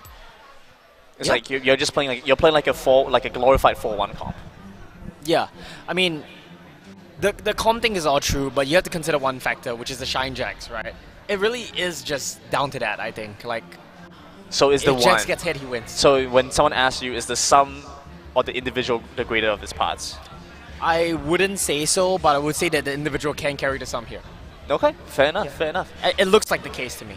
I'm just not sure how this one plays out, because like with the On going into Yeah. the Jax matchup, obviously like the On is going to not be able to trade as well, but you have like decent enough wave clear, you are It able to gets hold to your a own. point where the Jax just ignores you and hits your turret. Right? Exactly, right? Which Just is so walks in. annoying. Yeah, and you no amount of crowd control is going to like stop him from just like resetting and then like do the same thing. He's going to sit in between two lanes. So like I'm not sure if this means that Shira's going to invest a lot of time to actually keep moving into the top side and punishing the Jax potentially. Yeah. Because if he does do that, that takes a lot of the power away from the rest of his team.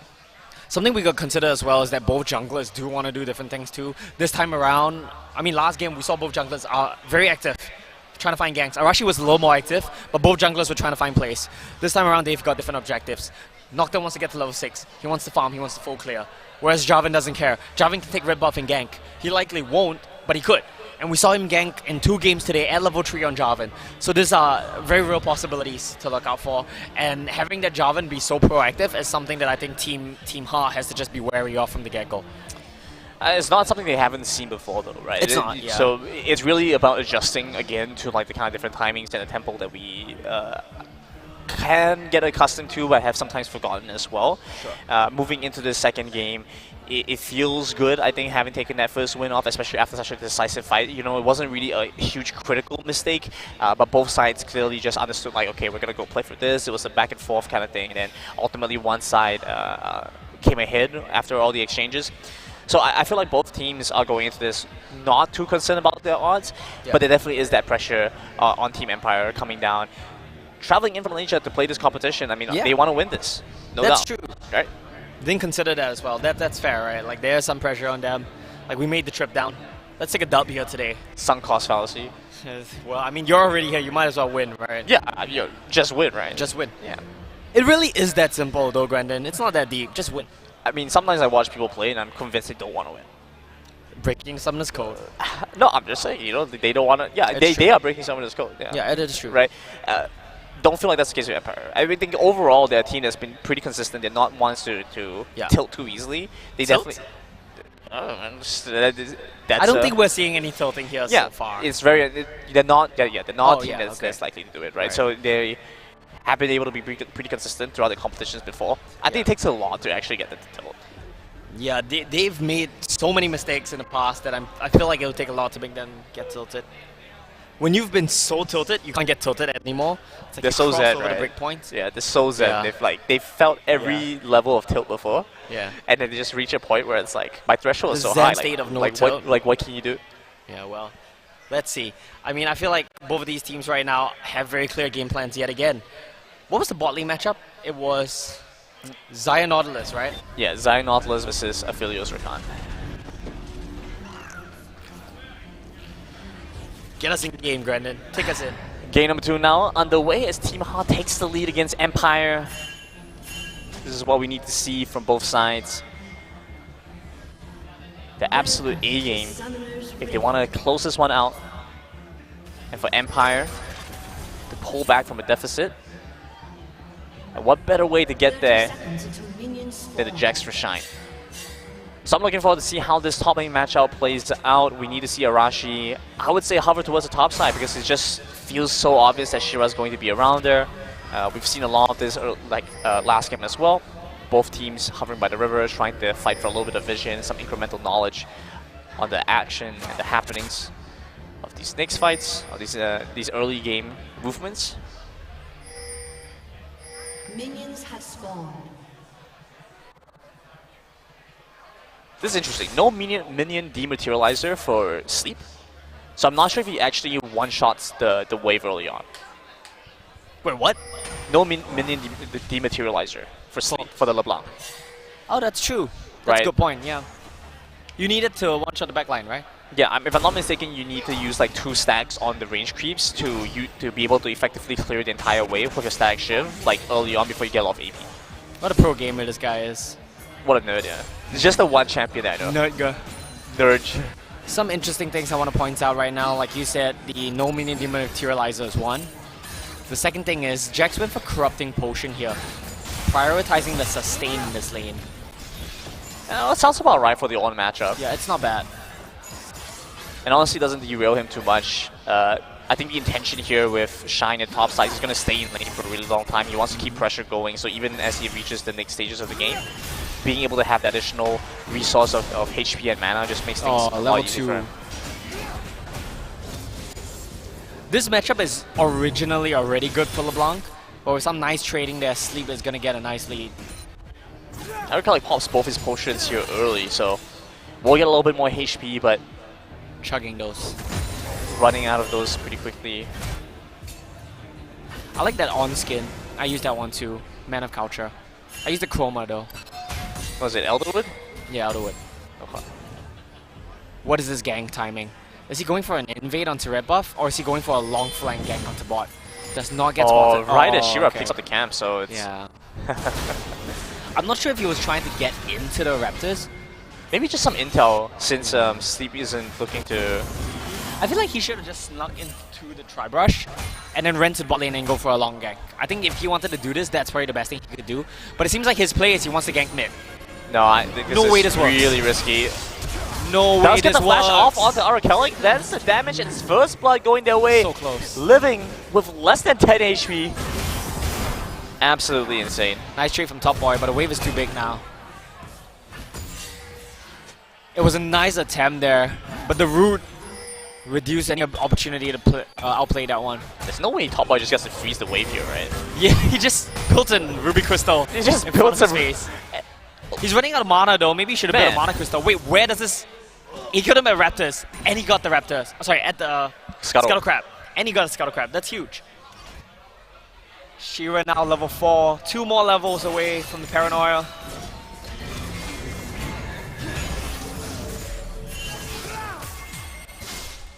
Bot lane just making sure that they That's how you have to trade, right? maintain SDR balance. skill. But you can't do that if you don't know where Jarvan is. So that's the nature of this matchup. Azir can win as Assassins and these difficult matchups, but you have to use E as an active trading tool. And if you do that, the jungler comes, you're done for. This is actually really huge for LeBlanc. Look at his items. He has the shard, 2 long swords. His autos will hurt. Yeah, free footwork as well, you know. Yeah. Just continuous trading. Does mean that there's a little bit less to be concerned about with like the AP damage of the spells. Where's Shira going? He loses his rip buff for this. I don't know. No, but I feel like this is okay. Like he's gonna get this and he's gonna go topside, right? Yeah, but like, why is he there? Like, how did he get there is my question. After he never left. After he got the kill onto Arashi, he just never left. Ah, that makes sense. Well, it makes sense as well. Like he does kind of want to pressure for Top Boy, I guess. But now On has no mana. That's the Zero thing. mana. That's the fight. That's the flash. He's dead. That's the solo kill. Wave is frozen though. Flashes do get traded, but I think that's actually, you know what? This is a really good situation for Top Boy because he hasn't TP'd yet. Shine has already TP'd. So it's a trade kill, it's a farm advantage, it's a wave advantage. So top side's going well. But now bot lane, Empire's bot lane is having a good time this game. That's what happens when you have your jungler invested top, right? Like you're not able to get that advantage at the very least. Yeah. And you have to bait. Roller King doing a really good job of keeping that bot wave shoved in and he should have turret. Philios. Yep.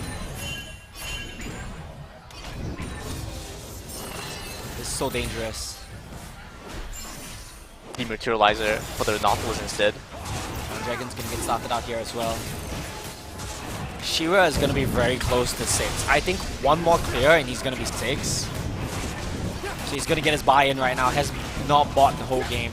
Cloud Drake though will go over to Empire.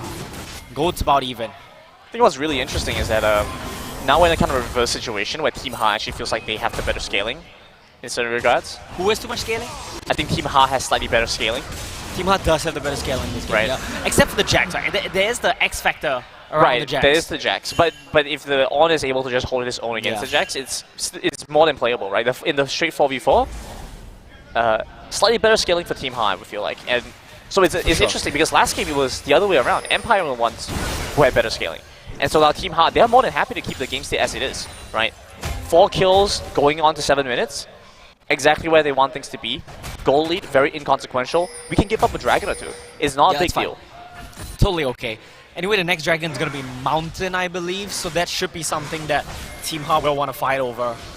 Nice point out on the EXP bar there, almost level 6 for Mr. Nocturne. Should grab it with Scuttle Crab. Does it get spotted? Do they know he's level 6? Well, they will now. There's Warden Tribush. So they know Nocturne's level 6. They're going to be pinging that one. Ping, ping, ping. Nocturne's level 6. Run away. Oh, he doesn't know they know he's there. Yeah. I mean, either way, if you're a Nocturne, why are you sitting in the Tri-Brush, right? Like, you can fly. Yeah, you can fly from anywhere. Like, you can come from lane. Like, you can walk in from lane from your turret where you know there's no vision. Yeah. Nice deep control there from Empire. Okay, now there's no one and he's back. But surely they have to know that he's still around, right? The wave is just too deep. It's too difficult. Just farm your Krugs and then maybe there's a timing after that. What do you mean? You just gotta believe.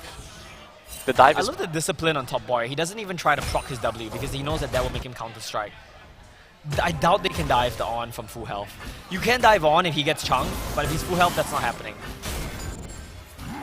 thinning the wave here, and he's got a freeze yet again. Well, not a freeze, but he's got a good He hold. can freeze if he wants to.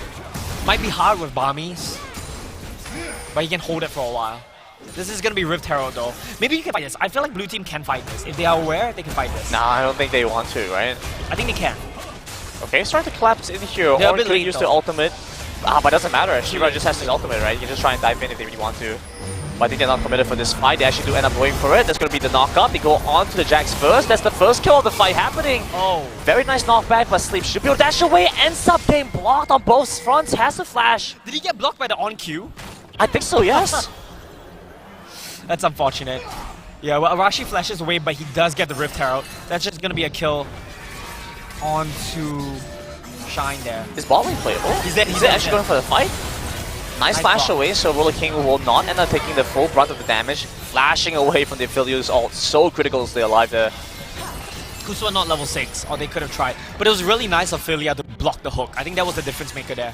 Arashi Do they have a TP to save this? They have on TP, but on has no out. Okay, how does this one play out? Does Kusuo get don't level think he can 6 back this. I before think this this is happens? They do have the purple gun, and so TP, maybe if they TP. do manage to jump in before anything else happens, Nice. Cataclysm comes through, Flag and Drag to pull them away, teleport now happening. Ultimate picked up here from Kusuo, but the Grand Entrance pulls him away. He just TPs to save his team, but this is going to give some space for the top laner. I thought they could have gotten a kill there, but just so mobile on the Jarvan Rakan that they managed to get out of there. If the Nautilus out did hit the Jarvan, he should have been dead, but it went on the Rakan instead. So that's a bit unfortunate. And both TPs on the side of Team Ha get expended right now. That's not a significant thing at this point in the game, but if they look for a fight later on, these are resources that they will not have.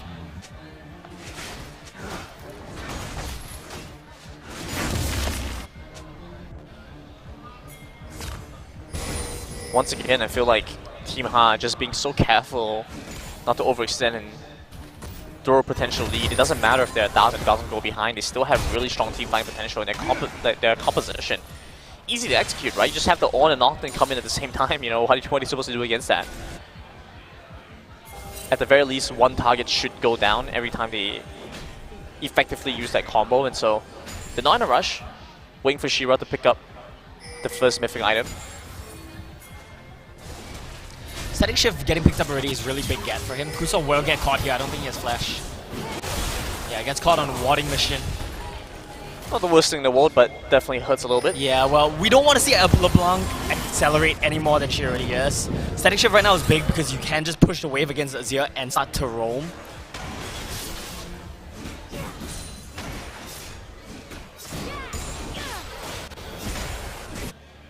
Oh, Lucan can't even get back to wave.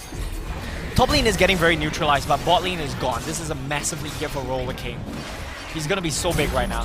Dragon is coming up as well. Yeah, Dragon's almost up. Does Team Ha want to fight for this? Not sure if they can though. It's gonna be difficult. They won't be strong. No teleport from top boy, so he does have to start walking down, which he does. This could mean a couple of plates for Jax though. They have to be so aware. If you want to do this on the side of Team Ha, you have to do this right now because Jax would get too much otherwise. It's now or never. Top boy watching mid lane instead, so they're going to start working on the dragon. They get this, but Jax gets a plate in return. Maybe two, probably two. Really interesting that Empire doesn't want to try and push for an advantage there. I guess they were just content with having the Jax continue farming. Yeah, that's 2 plates, maybe. It's nice of Empire. I think I kind of like what they did. They kind of just like kept them interested enough. 3 plates. 3 plates, that's Jax. Close. It's a pretty good trade, but there's not really much else you can do. Yeah, he's just going to base at this point, right? The wave is going to start crashing in. He's probably going to lose a couple of minions, but it's no big deal. No big deal at all. Vine's under it done as well. Strike Breaker here on the Nocturne. That item did just get pop buffed this patch as well. Oh, did it? Yeah, just a little bit more stats. That's nice for Nocturne to have. Really annoying for the Aphelios as well, but he does have Peel, so he won't get one-shot by the Nocturne. It's just annoying overall to deal with. Jarvan can't really kill him. 80 HP damage. Oh, you shouldn't do that. 70 HP damage. 50 HP damage. Won the trade.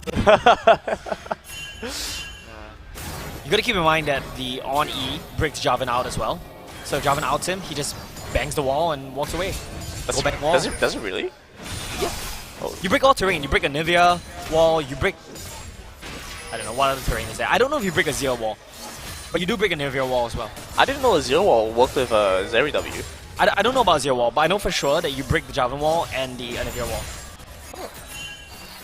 A Zero wall maybe not, because that's like kind of weird, right? It's not like a wall. No, but I didn't know that Zeri W works with a Zero Wall. Oh yeah, that makes sense. Because you can poppy knock someone into a Zero wall. Yeah, so so it like, kinda functions the same way. So maybe you could block it too? When is it like conditional, you know, right? Oh, that's a nice steps. Good side step. Wow. Great job there with the auto attacks. If you use the E on, and he sidesteps it like that, it's Jover. He can get dive. Let's see an ultimate here perhaps. Oh, very nicely timed. This He's time playing for with top so much boy to have to walk finesse. away. Oh no. Oh no, no, Oh please. no. Oh no! Okay, it happens. Corrupting pot. No, we don't know. It was Like, so it was a corrupting pot did the bird damage. I like the how he DOT, also right? used the Jax out to try to get resistances, but I'm pretty sure after the change, if You Jax only out hit doesn't some hit things. anything, Yeah, you don't you get need to extra hit something. resistances. So it's just like all habits die hard. That's unfortunate. But look at bot lane though. Team Empire are doing such a good job splitting the map up right now. The Jinx is still getting a hit. And the LeBlanc is so far ahead that she can just pressure for free as well. Uh-oh. I don't think Arakalik's in They can't danger. I dive mean, this. he has the Emperor's Divide at any point. Yeah, look at this. Look at how low the back line minions are. So, I think either you need to get your Night Harvester fully, or you need to have your Luden's Echo for you to effectively clear the entire wave like that. Or T-Mad, right? Yeah, or you need D-Man. And I think D-Man is just like the most like natural pickup, which is really interesting because he actually did have magical Herald. footwear. So close to losing that. Horn coming in with the ultimate here as well to get a knockout, lands onto the Philios, so they're going to dive after the Philios. One more hit won't finish off the kill. Shira claims the Shira's kill dead. credit for that one, and still with the Feather set up in position, could potentially go for the pullback and continue this fight. But look at how far away Aluka is. Top Boy now having to face off against 3 members on the enemy team. The flash going to come through, Root lands as well. Aluka was not going to have any part of that. Yeah, Luca, I think, had no out, so he was just calling it at that point. It's a pretty bad fight. LeBlanc is so strong right now. It's done, it's over. We don't want any more to deal with that. I mean, there's a scaling factor to keep in mind as well. For the side of Team Ha, they can still kind of scale up and get some fights going in their favor as the game progresses. But the Jax is looking to be a serious factor here. Like, he cannot be stopped. And if the map is split 1-3-1, Team Ha does have a knocked-in, but it's going to be very tricky for them to find the right fights at the right times. Yeah, they're going to have to give up all the out-of-tier turrets, but I don't think it's too bad. There still is a lot of playability here for Team Han. And they're so far away from like potential Dragon Soul, for example, that, you know, it's still more than Anyway, playable, it's right? Camp Pack Soul, so it's fine. Doesn't matter. I mean, it's kind of nice for a Jax, but still. Want to turn into a zombie? I wish you still had that. Those were fun. That was ridiculous. I don't know It was, I don't know what the thought Do you remember the process there Chemtech map? I say like it's so long ago, but it's just been like a year. The Chemtech map where there were like fog, there was fog in the jungle, and you had if you had no wards inside, you couldn't see inside the jungle. Yeah. Everyone had Twitch passive, Yeah. Twitch Q, and if you got the soul, So you broken. would get Scion passive. Yeah, so fun. And it's just like, what's happening? Like, how overloaded can things get? Night Harvester is picked up. First person to reach 2 items in this game is going to be LeBlanc, after having a fantastic start to this game. 50 CS up in mid lane as well. Okay, I got this. So, you go Night Harvester because it procs with your static shift, but you go Ludens to clear way better. Wait, what's he doing? He's setting up for the kill. Okay, just like that. What do you mean? He What just else? stood under the turret and blew the horn. What else is there that you need to do? He was tanking the turret the whole time. Watch that play. How busted is top lane? How busted are tanks? When a good player plays a tank, it looks different. Okay, the field is actually jump going to be way enough, away. I think. They already used the Grand Entrance and maybe being able to... Oh, okay, never mind. Ruler King's here. A lot of woods, not that consequential. They don't get anything though. I feel like that might have been better used at mid lane. Hey, you say they didn't get anything now. They're investing for the future. Come back and take that turret again later, right? But they won't. They won't take that turret later anyway. Oh, They're sowing the seeds for the Uso's future. dead. Kuso is so sad. Just accept his fate. It's like, Yeah, it's just I know what I have to do, right? Non-list things, yeah. Yeah, it's like I have to get vision for you guys. You guys are useless without me. I die a couple of times, but just know that, you know, we win this match because of me. That's what's going on the conversation with Kuso, Oh right? man, that's Spear Shojin on Jax. That's pretty scary. I'm pretty sure On can no longer go close to him. This is such a broken item for Jax, and it got buffed as well, this patch. So, yeah, that's gonna be fun. I think you're underestimating Top Boy here.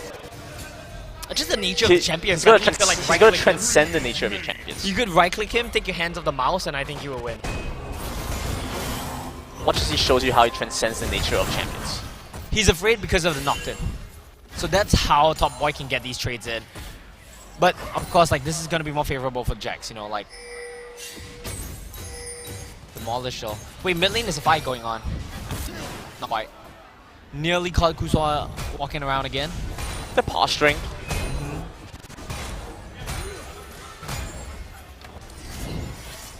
I wonder if it's almost time for them to combo the ults to take down To what? Roller King. Like they're almost, it's almost time, right, for them to just nuke Roller King with like the Ornn Nocturne combo. Yeah, they should, but They're like reaching that point. Like once the second item is like completed for Luca, I think that it's actually go time. I think the worry now is that we're getting to a point of the game where even if you one-shot Rolo King, LeBlanc and Jax are just gonna destroy your entire team.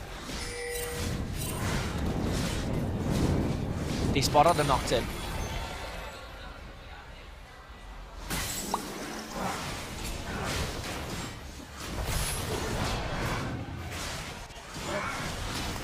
It's a very close game right now. 4K gold lead for Team Empire. And we say that scaling is better for Team Ha, but we're so far away from that being a relevant factor. At the stage of the game, for the next 5-10 minutes, Team Empire is firmly in the Dragon Seed. Jarvan is going to get stronger. Nocturne doesn't scale, so he's kind of like 1-2 item spike. He doesn't really get much stronger. Jarvan will. Jax will. I mean, at this point, it's just wait with bated breath as the first team that makes a big mistake is the one that loses, right? Yeah, it does come down to who's going to mess up here, right? Both AD carries want to get their second items as soon as possible before the next big team fight, which I think will be the Dragon, which we're still like 2 minutes off from. I think Roller King is just slightly ahead in that regard, Roller King right? is ahead, yeah. I think because the turret goal, he is ahead. 5,000 gold lead. A lot of that is in this LeBlanc. But the problem is you don't really have a way to kill this LeBlanc. Nocturne out is the big one. The Baron is... No way, what? That, okay. Teleports away. Does the TP get cancelled by the Jax? It doesn't. Is there a Baron angle here? Is there a fight angle here? There's no angle. It was a mistake. You can't force this. And he upgraded the Strike Breaker. Is it like a panic out or like... No, I feel like it has... Like, I think that was intentional. You see, you can't be making these mistakes against the Jax. You're just gonna lose the turret. Yeah. Heavily punished in this instance. Maybe just have to like Empress Divide it away or something. Yeah, it's just a miscommunication. I think he thought that they were gonna Nocturne out on the LeBlanc because she used one of the distortions. Where are they going? They're going... Don't even need to Roller flash. King? I've got Gale Force. Are they starting Baron? Top Boy's here. Does manage to block away the initial crowd control, but still gets hit by the flag and drag regardless. But look how tanky he is. They look so disconnected on the side of a... Something's happening here. Something's happening here, but I don't know what. Radiant Transcendence is picked up by Top Boy. That's gonna be a nice get. Azir is desperately trying to farm towards his Nashos too. He's still a ways off from that one. Dragon's coming up soonish. Yeah. I don't think Team Ha has to fight too hard for it, but looks like there is the potential to grab that. Maybe force a fight around the Dragon. I mean, seems to be a place where they could be really strong.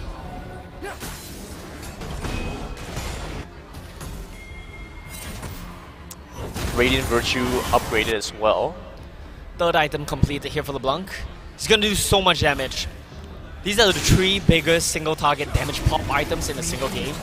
He's gonna dash onto someone, mash all his keys, right click them, proc his autos. And there should be a big chunk done. Just giving the dragon as well. Yeah, they can't. It's just that the dragon. It's not the biggest deal, but Yeah, it is. but they're just not strong enough. Even if they wanted to, they can't. Is that 5,000 gold difference though? 5,000 gold, yeah, 5,000 gold and 2 dragons over. Didn't feel that big previously, but now really starting to stack up. I think Empire's in a really good spot here. It's getting difficult for me because I don't know. We're what going to Nocturne can do uncharted against territory, right? Yeah, like they're losing all their space, that's one thing, but Nocturne is just not going to get any stronger, if you ask me, so... It's also a very different element from what we saw in like the previous game. Now Roller King is like so much safety and power as the Aphelios. The Zeri required him to like really get up front and personal, right? He really needed to get in the fights. But this time it's just like, it's so easy for him to just sit at the back, you know. If he's not able to get into the fight safely, he just doesn't. The split push is just so difficult for Team Hard to deal with right now. They've got On sitting in the wings. Just jump onto Aaron Kellick and just gonna use the Emperor's Divide to make sure that he has some safety there. Jumping on a Luca. Luca comes in, that's the ultimate coming through for the Nocturne as well. Lands onto the Jarvan squarely and will be able to find that first kill now. Moving on to a potential second here. On with the set up, a big two-man taunt in the mid lane. Roots them down and 3 kills found in the mid. Lanes though, look at the side lanes. They don't really care about this, but this is maybe a bit too much of a loss because this is going to cost them the Baron. You gotta pick and choose which one you want to defend. You want to defend top side, you want to defend bot side. The Baron's gonna go down, but they have to they give up something in exchange. Yeah, it's going to be top turret. Inhibitor likely to stay up though at the very least. Give the inhibitor. And actually just deal with the waves coming in, right? I think when you have Baron, you just don't want that yet. Like after Baron XY, I think that's fine. It was a bit curious for Jarvan to start a fight right there. He had the right idea, right? Like he knew that Nocturne was going to out towards the bot lane, so he tried to force a play. But the timing of that was it was just a little off. I don't think he had to commit as hard as he did. So Nocturne just went over and killed him instead. Howlbreaker completed for Jax as if he wasn't split pushing hard enough already. I mean, it was just so tough. The Nocturne followed him through with the flash, right? So as he went over the wall, he had to do it. At that point, it was decide between dying on the spot before he gets to use his flash or using his flash and hoping that the Nocturne is a second too early, right? And just lands before his flash goes through. Loses the gamble in the end and will fall. Okay, right now, stopwatch is up for just the Nocturne, so he's going to be diving in, not so afraid of dying.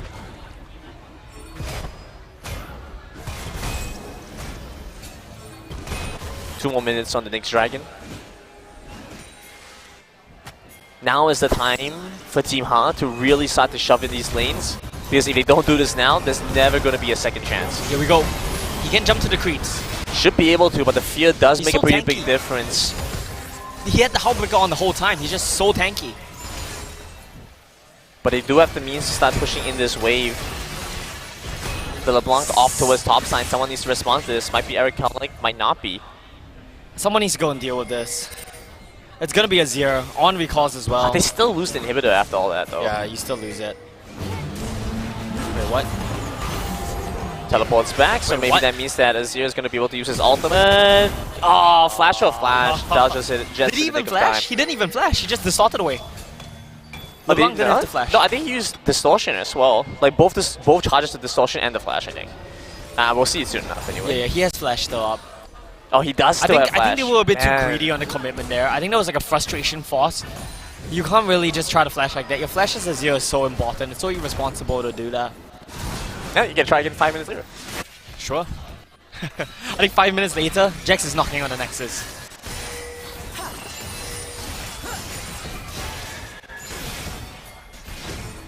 Aluka is in a spot of trouble. He's going to have to use his ultimate, try and get away. Does have the Nocturne over the backline, trying to take down Roller King first. Flashes after the chase, after the Aphelios. Now the Nocturne almost able to finish off the kill back in mid lane. The fight still actually going in their favor now. They managed to route away the Jags and Sleep set under turret as well. Top boy very tanky and very effective here. Coming in from the back, Arashi does manage to buy them a little bit of time. She was caught in between 2 turrets and going down. Arashi gets out. This turret still up as well. Everyone's so low, but no way for Team Ha to finish them off. Shira went a little bit too deep there. With no ultimate on the Nocturne, you're kind of handicapped. You can't really go in. But this is going to be 2 turrets traded right back around. He's buying them time. He's buying them space. He didn't need to. But well, G-Ace is almost up for the Nocturne. That's going to be nice for him. Deathcap is almost up for the LeBlanc as well. And all things said and done, and Empire actually still up in gold. Empire is still up in gold right now. Yeah. It just really talks about like the game state. Well, it looks like they might try to contest this, but I feel like you have to give this. On does have Warmog, so he can regen up, but this is going down so quickly. They do want to though. This is going to be Chemtech, so but I mean maybe they can try and jump in for a steal, but look at how far away the jumping move is. I mean Shira's just nowhere near, won't be able to try and deal with that. Chemtech's still over to Empire though. Who knows, this might be the difference maker for a Jax. I think it's good on Jax. Oh yeah, it might absolutely. Not be great on anyone else, but it's super good on Jax. That's good for Aphelios probably too. I think if Aphelios is gonna die, the Chemtech Soul is not gonna save him. Hey, 11% could make the difference. I don't know what you're talking about. I'm not doing the math, but let's see. If he survives with like 100 HP, Chemtech Soul saved him. 200 HP. I mean, I don't know how much HP he has, so I think I need to look at how much HP Aphelios has before I can figure that out. Yeah, well, the inhib being gone does mean that there will be a constant flow of farm coming in. That one was picked up by Shira, who does get his GA, so that's very nice for him right now. Very, very big healing going to be coming through from Top Boy, who has the Warmox. And of course, Jonia's is next thing in the works. Everything's been upgraded Jax. here effectively. Kusol might be caught out, but it's Top Point responding here in the backline instead. And trying to jump onto the Aphelios. They don't have the damage to finish this one off, but finally able to find the Empress Divide that they've been looking for. Taking down a critical member. They haven't been able to find a second yet though. That was a 4v5. They were out of position. Jax was split pushing, so why are you trying to make a play there? We gotta get back to base. Deal with this Jax. Yeah, you gotta go back to base. Okay, so in that fight, right? Aphelios had 2,000 HP. Yeah. He went down to 1,000 HP before the effect procced in, right? With his extra resistances. They probably did like... Oh, they found him! How did they find him? Okay, here we go. Feathers do manage to connect, but Rashi's been sticking around this whole time. So what he's supposed to do here, Shira does have the Guardian Angel, so finally they're able to take down the Java and a lot of damage onto Aluka. And he's going to have to flash away, but he just doesn't have the time to land with the Counter-Strike. Jax is online. It's up to Eric Kellick and Top Boy to effectively deal with this. Very nice knockup, preventing the Counter-Strike from finding full influence. Grand entrance gets a critical knockup, and it's a triple kill. Bushine, exactly what we were hoping for. But Shiro does manage to respond in turn. Honestly, if he had anything except Hullbreaker, he might have won that fight. I feel like given the way the game is playing out, Hullbreaker is kind of overkill. Okay. Look at what happened here, right? Because Sleep doesn't have the Dematerializer, it wasn't able to clear out the wave instantaneously and just cannot get onto the turret fast enough. That's fair. That's a good point. Yeah, like, why are you even bothering to chase him? Yeah, just let him go. Deathcap on the LeBlanc as well. He is massive. Wait, what? Okay, never mind. They just get it anyway. MVP Creed. This game is going to end in the back though. I already see it coming. Deathcap on LeBlanc. He has 300 CS in 31 minutes. Such a good performance from Sleep. His best game of the day. But yeah, I just feel like Hullbreaker is kind of an overkill item. He might not need it at this game state. Yeah, he has the Johnny-S already. Maybe like if he got like a Starex or something, that could be nice. GA is up for Aphelios. I really like that buy for him. The combo that they have going on him, the Nocturne one-shot combo, GA is going to help a lot with that one. LeBlanc's back off in the silent again. I mean, for all that talk about the Dematerializer, it doesn't really matter when they're just fighting so much time in all of that. Looking for Roller King again, who has the Guardian Angel, but I mean, if they're willing to commit for if they manage to land the Yon ultimate, why not? I mean, I know they are like feeling pressured to go for these plays because they see LeBlanc and Jack side laning them, but the way they're going about these plays... TP on the Baron, no ultimate here for Top Boy. Yeah, this could be big. Still very far away, but they do have some vision, so they know when and where they're getting started on. Filia over by the back. They should be looking to try and jump on the Top Point first. That's going to be the Hourglass, so they won't be able to jump onto the Jax immediately. They instead move over onto Sleep, over in the back line, who doesn't have the Guardian Angel, so it's not going to be a straightforward. Might be able to get this kill. It goes over to Eric Kellick. Aluka still able to auto-attack, free hit over in the back line. They just don't have enough ways to deal with all the threats coming through, finishing off a critical target there. Roller King barely trades back for Aluka, but despite that, Eric Kellick fully online now. We talked about the scaling. This is when they're strong. I'm sorry, that was just so funny to me. Aphelios was stacking up his shurikens. He had like a million shurikens around him, and Xayah just one-shot him with the feathers. Yeah, I mean, that's the way that Xayah plays, right? That was a really nice team fight. You put the Nautilus out onto LeBlanc, you have the Nocturne flying in at the same time as well. It's so difficult to disrupt that. I think Kuswa might have cancelled the flag in Dram. Not that it matters. And Zero is online. Well, I say that, but he only has like 2.5 items. No, but he was doing a lot of damage in those fights, right? Because like, you look at what was happening in that previous fight. Luca was off in the back. He was killing Filia, right? He was killing the Rakan. He was dealing with Roller King. And Shine was so zoned out in that fight as well. He couldn't really get in.